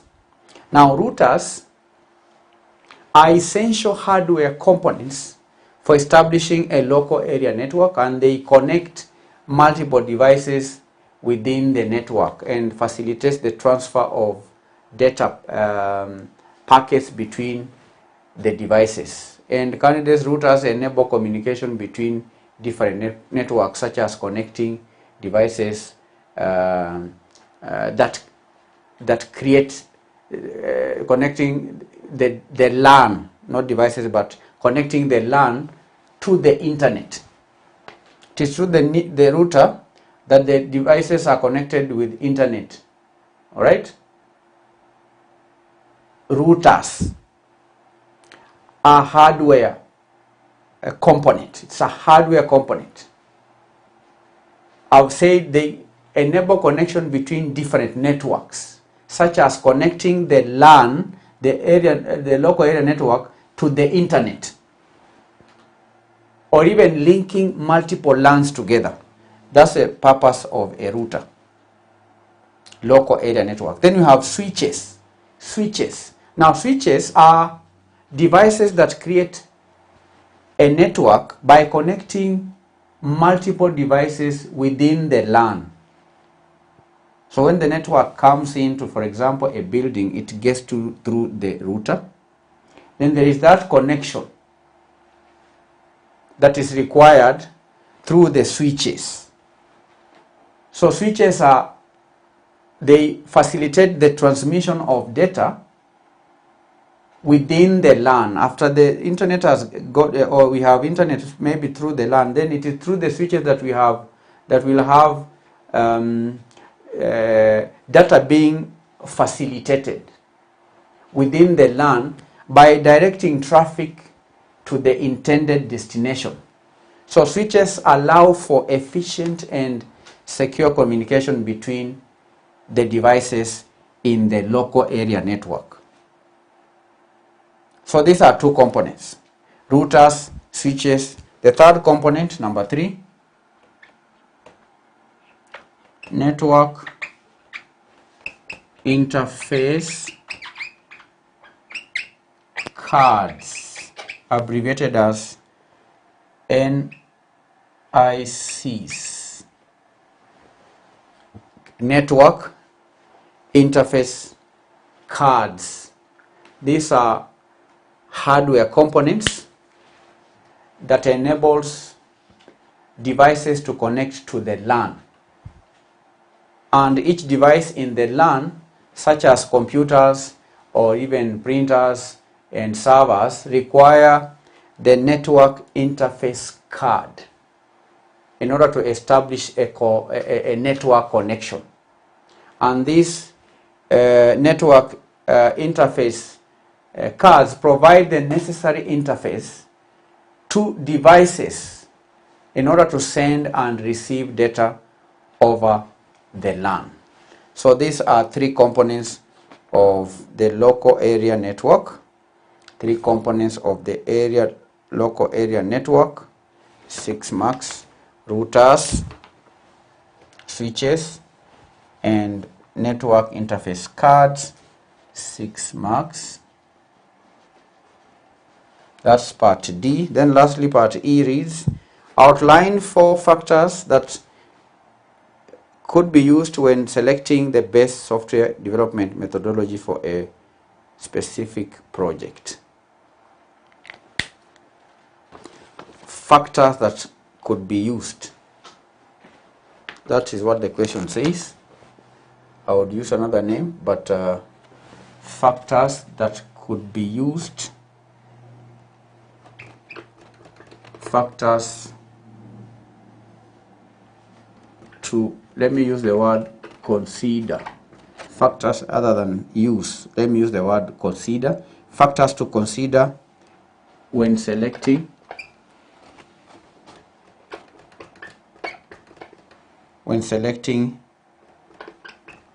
the best software development methodology for a specific project. The question is, what are the factors to consider when selecting the best software development methodology for a specific project? factors to consider. Now, when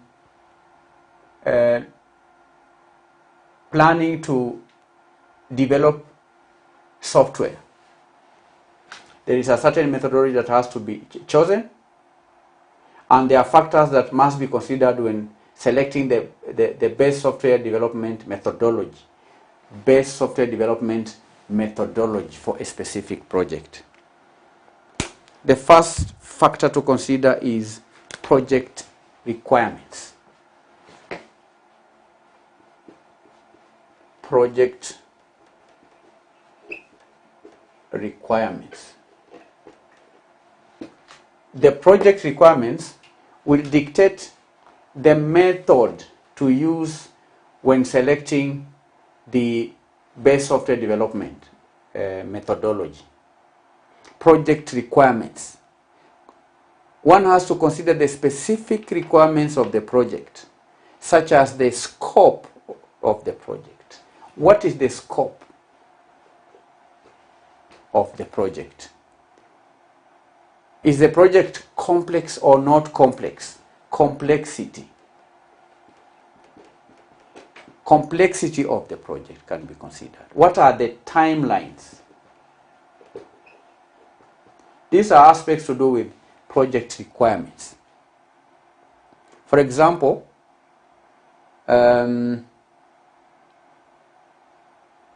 we could have, say, agile methodologies.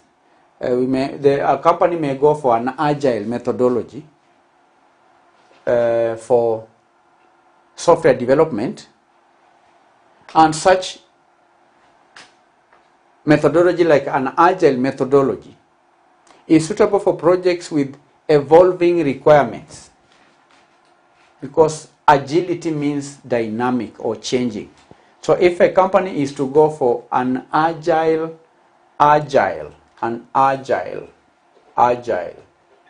methodology, it will be because of the dynamism or the evolving requirements of the project.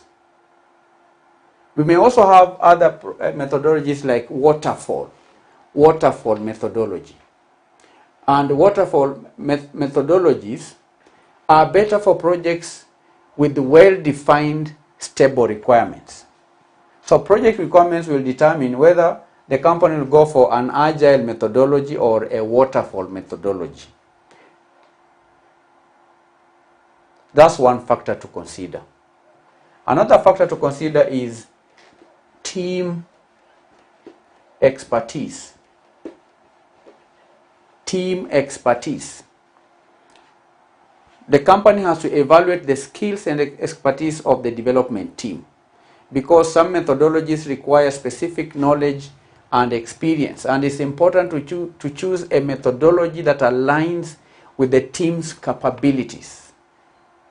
For example, if a team has expertise in agile practices and iterative development, choosing an agile technology might be appropriate. Project flexibility, number 3, is also another factor. Project flexibility. Project flexibility. Consider the level of flexibility required during the development process. For example, agile methodologies offer a more flexible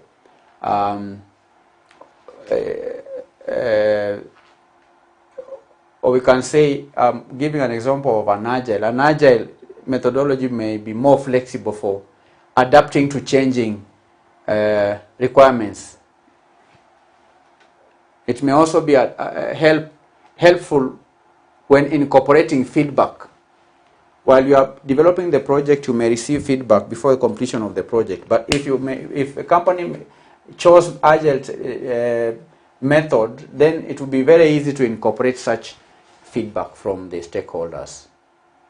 But the traditional methodologies like waterfall follow a linear and sequential approach So it's important to assess the project's flexibility and choose a methodology that aligns with those requirements. So these are 3 factors to consider. Candidates were to give 4 factors. Let's move on. The 4th factor, stakeholder involvement, is another factor. Stakeholder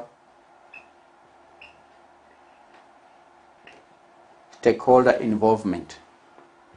One has to evaluate the size, the level. One has to consider the level of stakeholder involvement and collaboration that is required throughout the development process. There are some methodologies such as Agile which emphasize frequent communication and collaboration with stakeholders, while others may have less stakeholder involvement.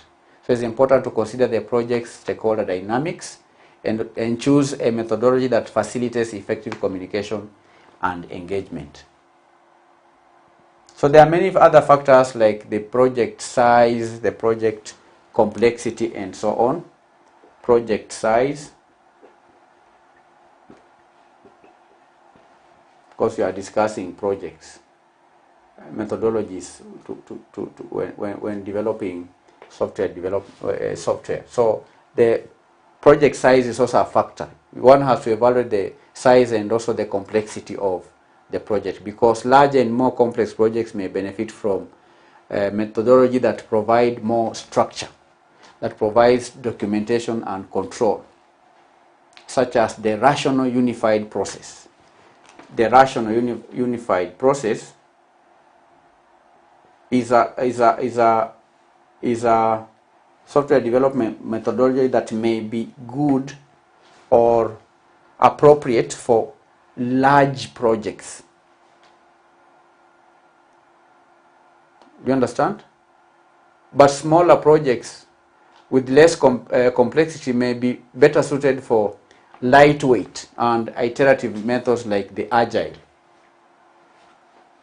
So candidates, it's important to consider carefully these factors and select a software development methodology that best aligns with the project's specific requirements, the project's team capabilities, and also stakeholder needs.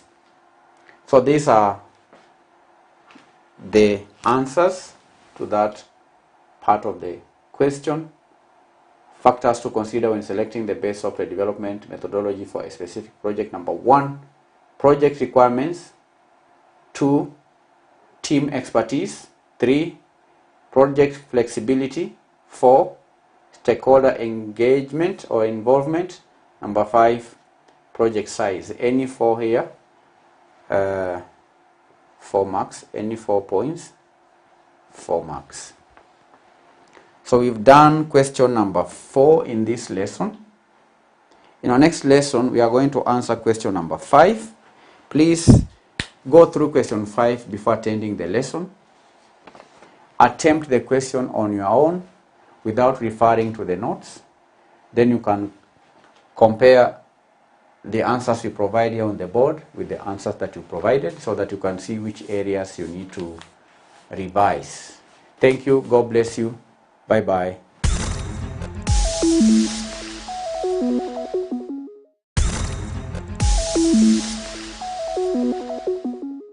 Hello learner, welcome to Manifested e-learning platform. My name is F.A.M. Ngwiri and I practice within the financial services industry in Kenya. Today, ladies and gentlemen, we are discussing about portfolio management. The focus of today's class, ladies and gentlemen, is contemporary issues and emerging trends. We are going to narrow down our discussion towards investing in international markets. Now, what we're going to discuss under this wonderful topic of contemporary issues is just the general issues or the issues which are being discussed along in foreign markets and also in our local markets right here in Kenya. We are going to discuss about the considerations before investing in foreign markets. And then we're going to move ahead and discuss about the methods of investing in foreign equity securities. And thereafter, we're going to look at the factors to consider before investing in foreign markets. So let's dive right in, ladies and gentlemen. We start by mentioning the following, ladies and gentlemen, that the considerations to be the considerations to be factored when investing in foreign markets,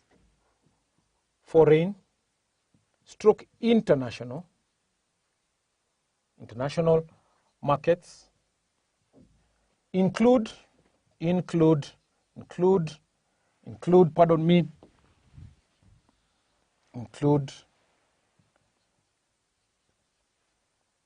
so put it like that. Number one, we talk about political factors, or what we call geopolitics, political factors.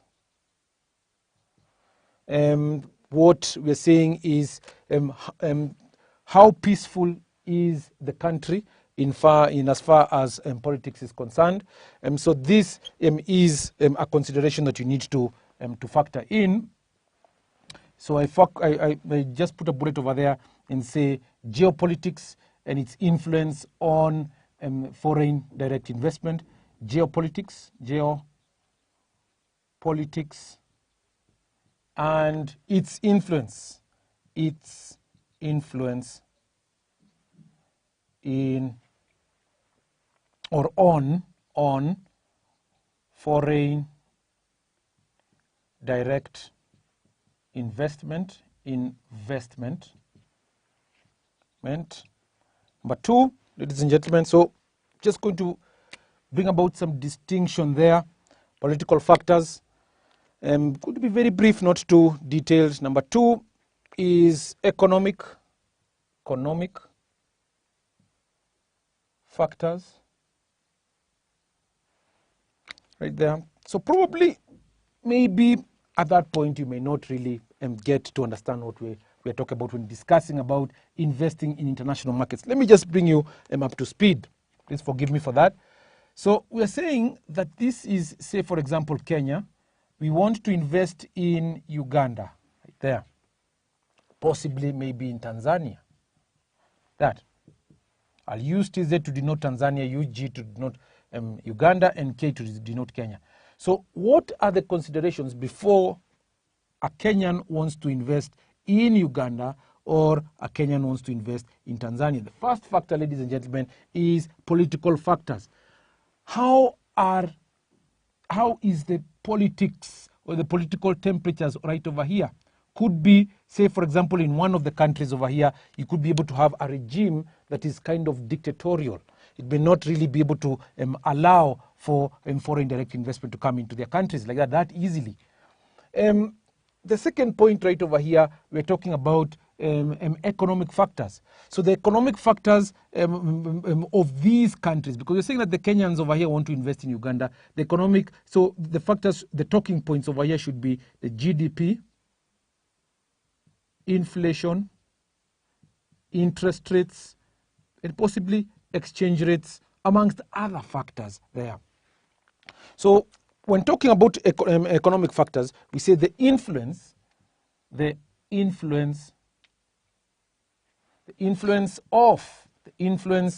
of GDP, interest rates. This is gross domestic product. The interest rates, exchange rates,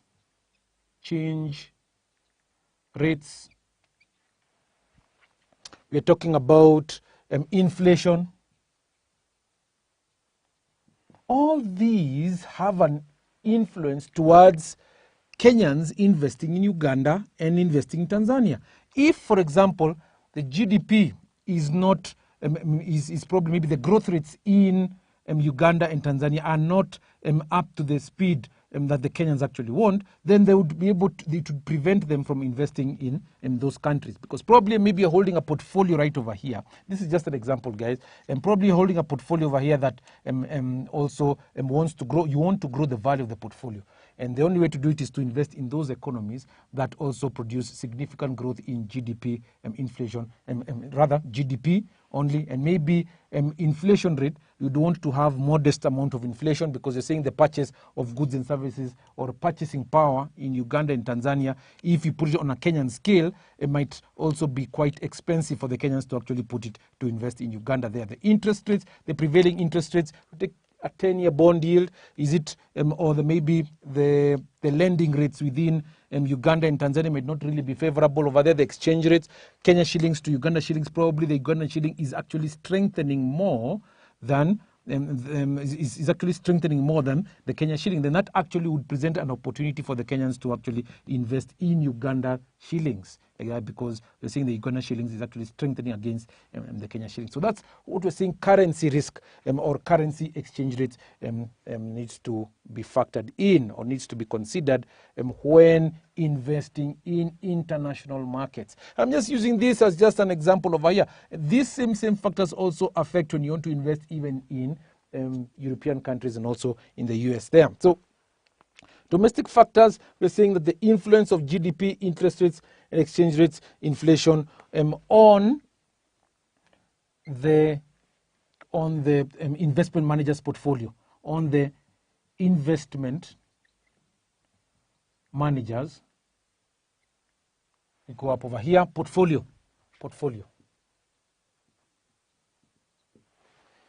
So those have an impact on the investment decisions as to whether you're going to invest in Uganda or Tanzania or wherever, Europe, or even the US. Next point, we are talking about socio-cultural factors. Number 3, social-cultural factors. Socio-cultural factors, and we're saying these socio-cultural factors considered needs to be based on cultures and beliefs. So we're saying that the cultures, beliefs, and maybe traditions have of a given country have an impact on investments, on foreign direct investment. Foreign direct investments. This is how so. We can come back over here to a diagram over here, to a drawing. We're saying that if we are saying we have a predominant, just for example, if you're saying that in Kenya that we are predominantly maybe say for example Muslim or are believed to have the Muslim faithful or have a following towards the Muslim proposition, then we would only seek to invest in those countries that have got Sharia compliant laws or products. So those are what we're saying, the cultures and beliefs. And we're also talking about maybe say if Kenyans, for example, are also predominantly Christian, then it would mean that they would want to invest in countries probably that have got maybe the norms and the cultures that are almost similar to what the Kenyans actually believe in. Like that. So that also has an influence in foreign direct investment. Foreign direct investment from that country, from Kenya, cannot be able to come into Uganda as expected, because probably maybe there's a barrier in terms of cultures and beliefs and norms, as well as traditions. So moving on, we can talk about, I'm just being very brief, number 4, and for consistency purposes, I was supposed to underline this using red. Forgive me for that. Here, socio-cultural factors. And number 4, We're talking about technological factors. Technological factors. And you're saying technology, the impact of technology, of course, following the adverse effects of COVID-19 pandemic, led to innovations of how individuals can actually make, conduct meetings, trainings, and even modes of payment. It can also be done through using over the internet there. So of course, individuals came up with payment platforms that can allow seamless seamless transfer of funds without any risk over there. And that means what? Precise point is this: commercial banks actually used to have probably maybe a given number of tellers, and even now what you're saying, automated teller machines.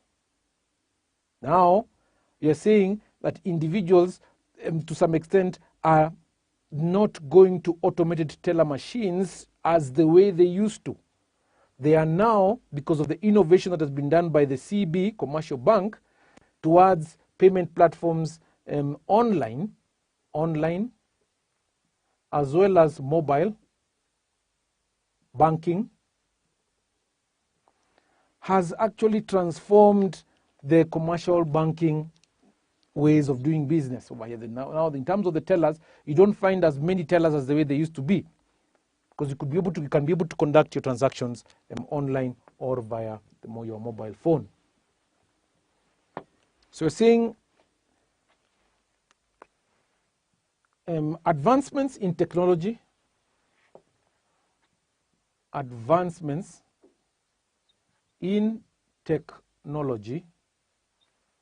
has allowed individual and institutional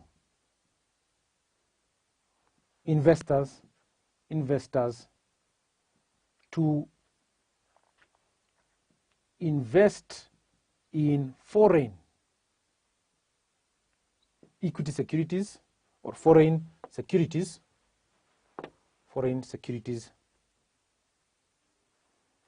removing bottlenecks,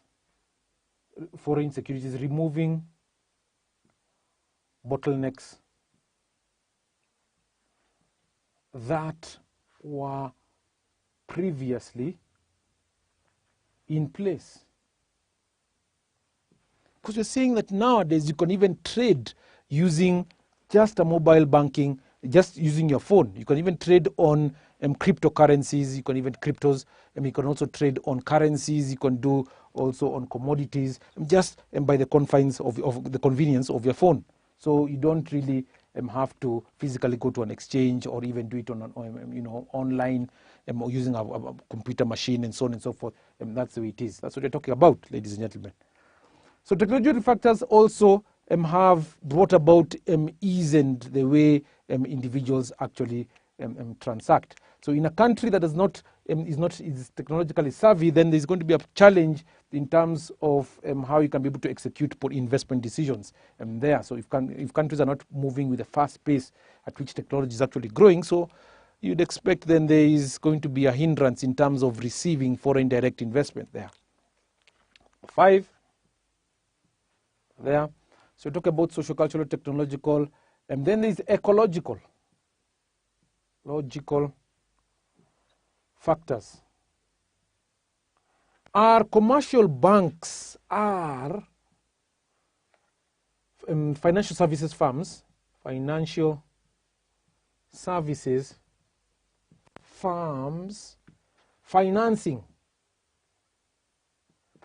initiatives are financial services firms financing initiatives that drive or that cater for climate change, cater for climate change.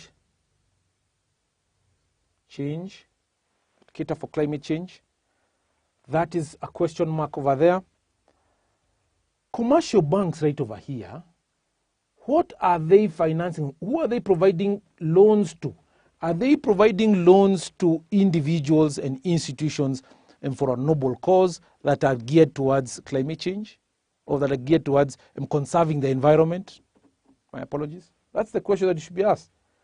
So if commercial banks over here, CBs, are financing, say, activities that pollute the air, maybe even geared towards, maybe to some extent, civil rights,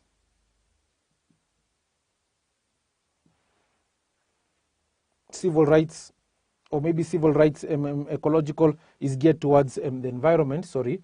So it's civil rights is probably maybe legal environment, so pollute the air, maybe conserve, or maybe are geared towards maybe bodily harm, causing bodily harm, like that. Say, for example, I'm just using this as an example, BAT, British American Tobacco Cigarettes, producing company.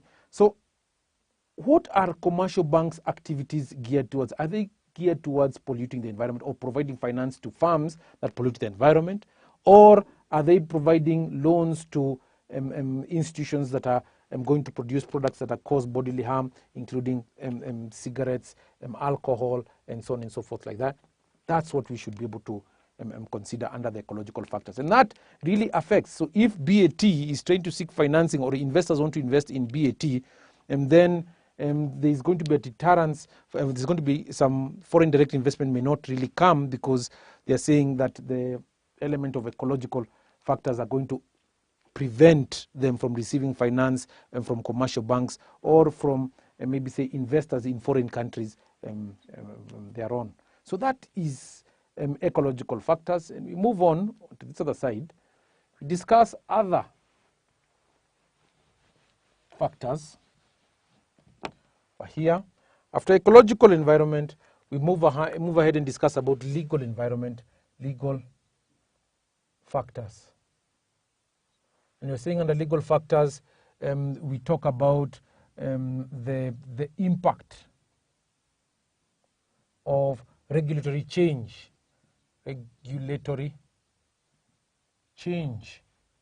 on securities holding. So if initially the allocation or the preferred allocation from the regulators was saying it was going to be 0.25, 0.25, 0.25, 0.25, like that, all a quarter like that, we're saying that it changes and says that this is equities, fixed income, derivatives and alternatives. It changes and says that the preferred portfolio should have something to do with something over here, 0.35, and here it's 0.15, for example, like that. This is 2.5. So it means that the portfolio holding or foreign direct investors would have an appetite. If initially they had an appetite for this, they'll not be able to provide financing to this part over here as much as the way they did because of that regulatory change. We're also seeing activities that are geared towards civil rights, like that, and so on and so forth, might also be contributory towards foreign direct investment. Individual investors or institutional investors may not be willing to invest in countries that do not follow or are not observant of civil rights or civil activism, civil activists, and so on and so forth like that. So that is part of the legal factors there. So it would deter foreign direct investments. Countries would not be able to invest in those countries which do not follow or do not have civil rights. So other factors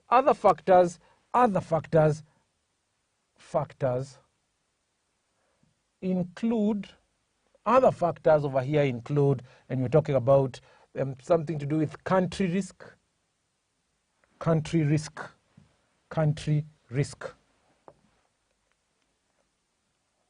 So we're talking about country risk.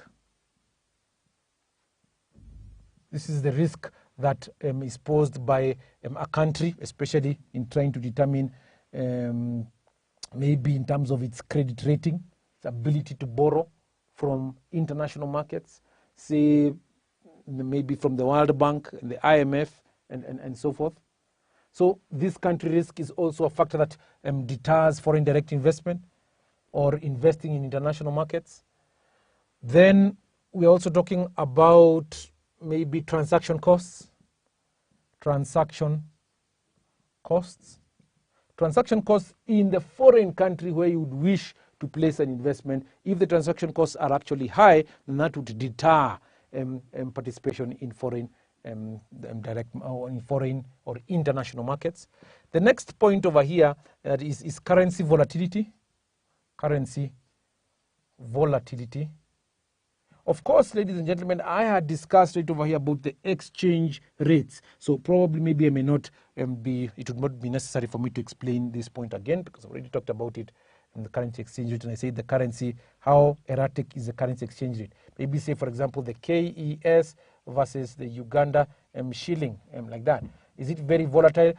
At one time, is the Kenya shilling losing ground against the Uganda shilling, or is the Uganda shilling losing ground against the Kenya shilling? How erratic that moves would affect foreign direct investment or participation in international markets.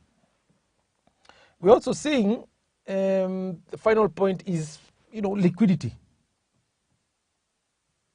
When in participating in international markets, liquidity is a key concern, and maybe you're investing in markets that do not provide liquidity or are not as liquid as maybe say foreign markets. Maybe emerging markets may not provide that element of liquidity as much as foreign markets would do. So that would deter investors in participating in international markets, there.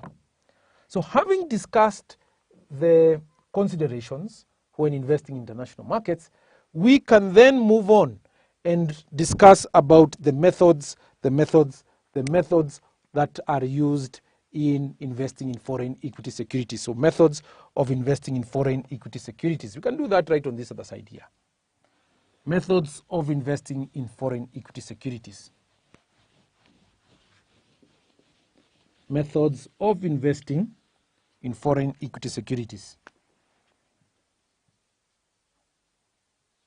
Methods of investing in foreign equity securities.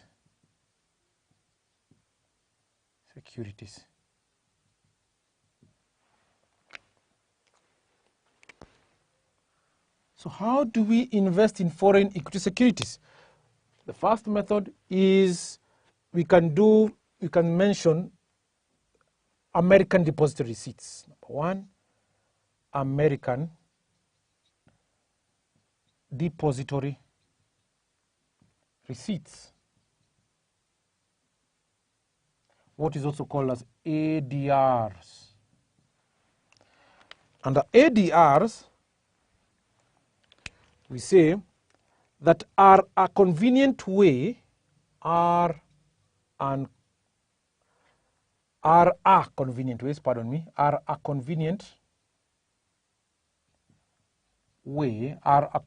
way to buy foreign stocks or foreign securities. To buy foreign securities. Convenient way to buy foreign securities. Foreign companies use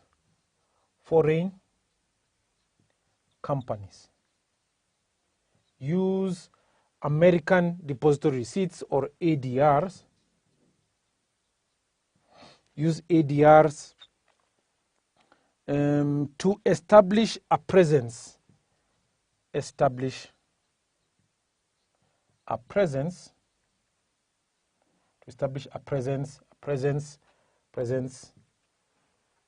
In the US markets. In the US markets.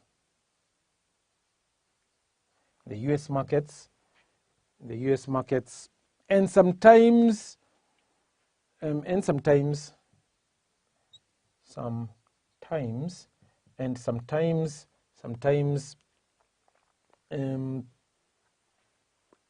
have some capital.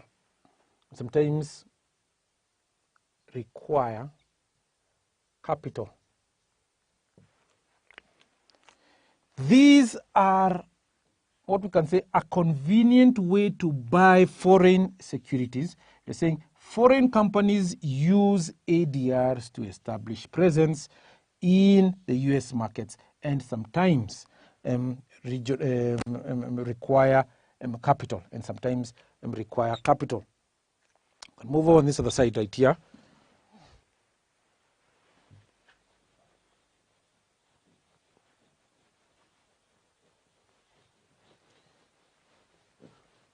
So we say that each ADR that a foreign company issues,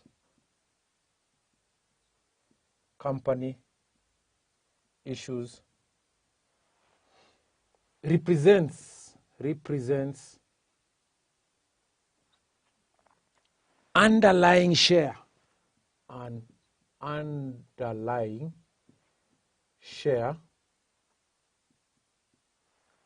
share, I'm not written it properly.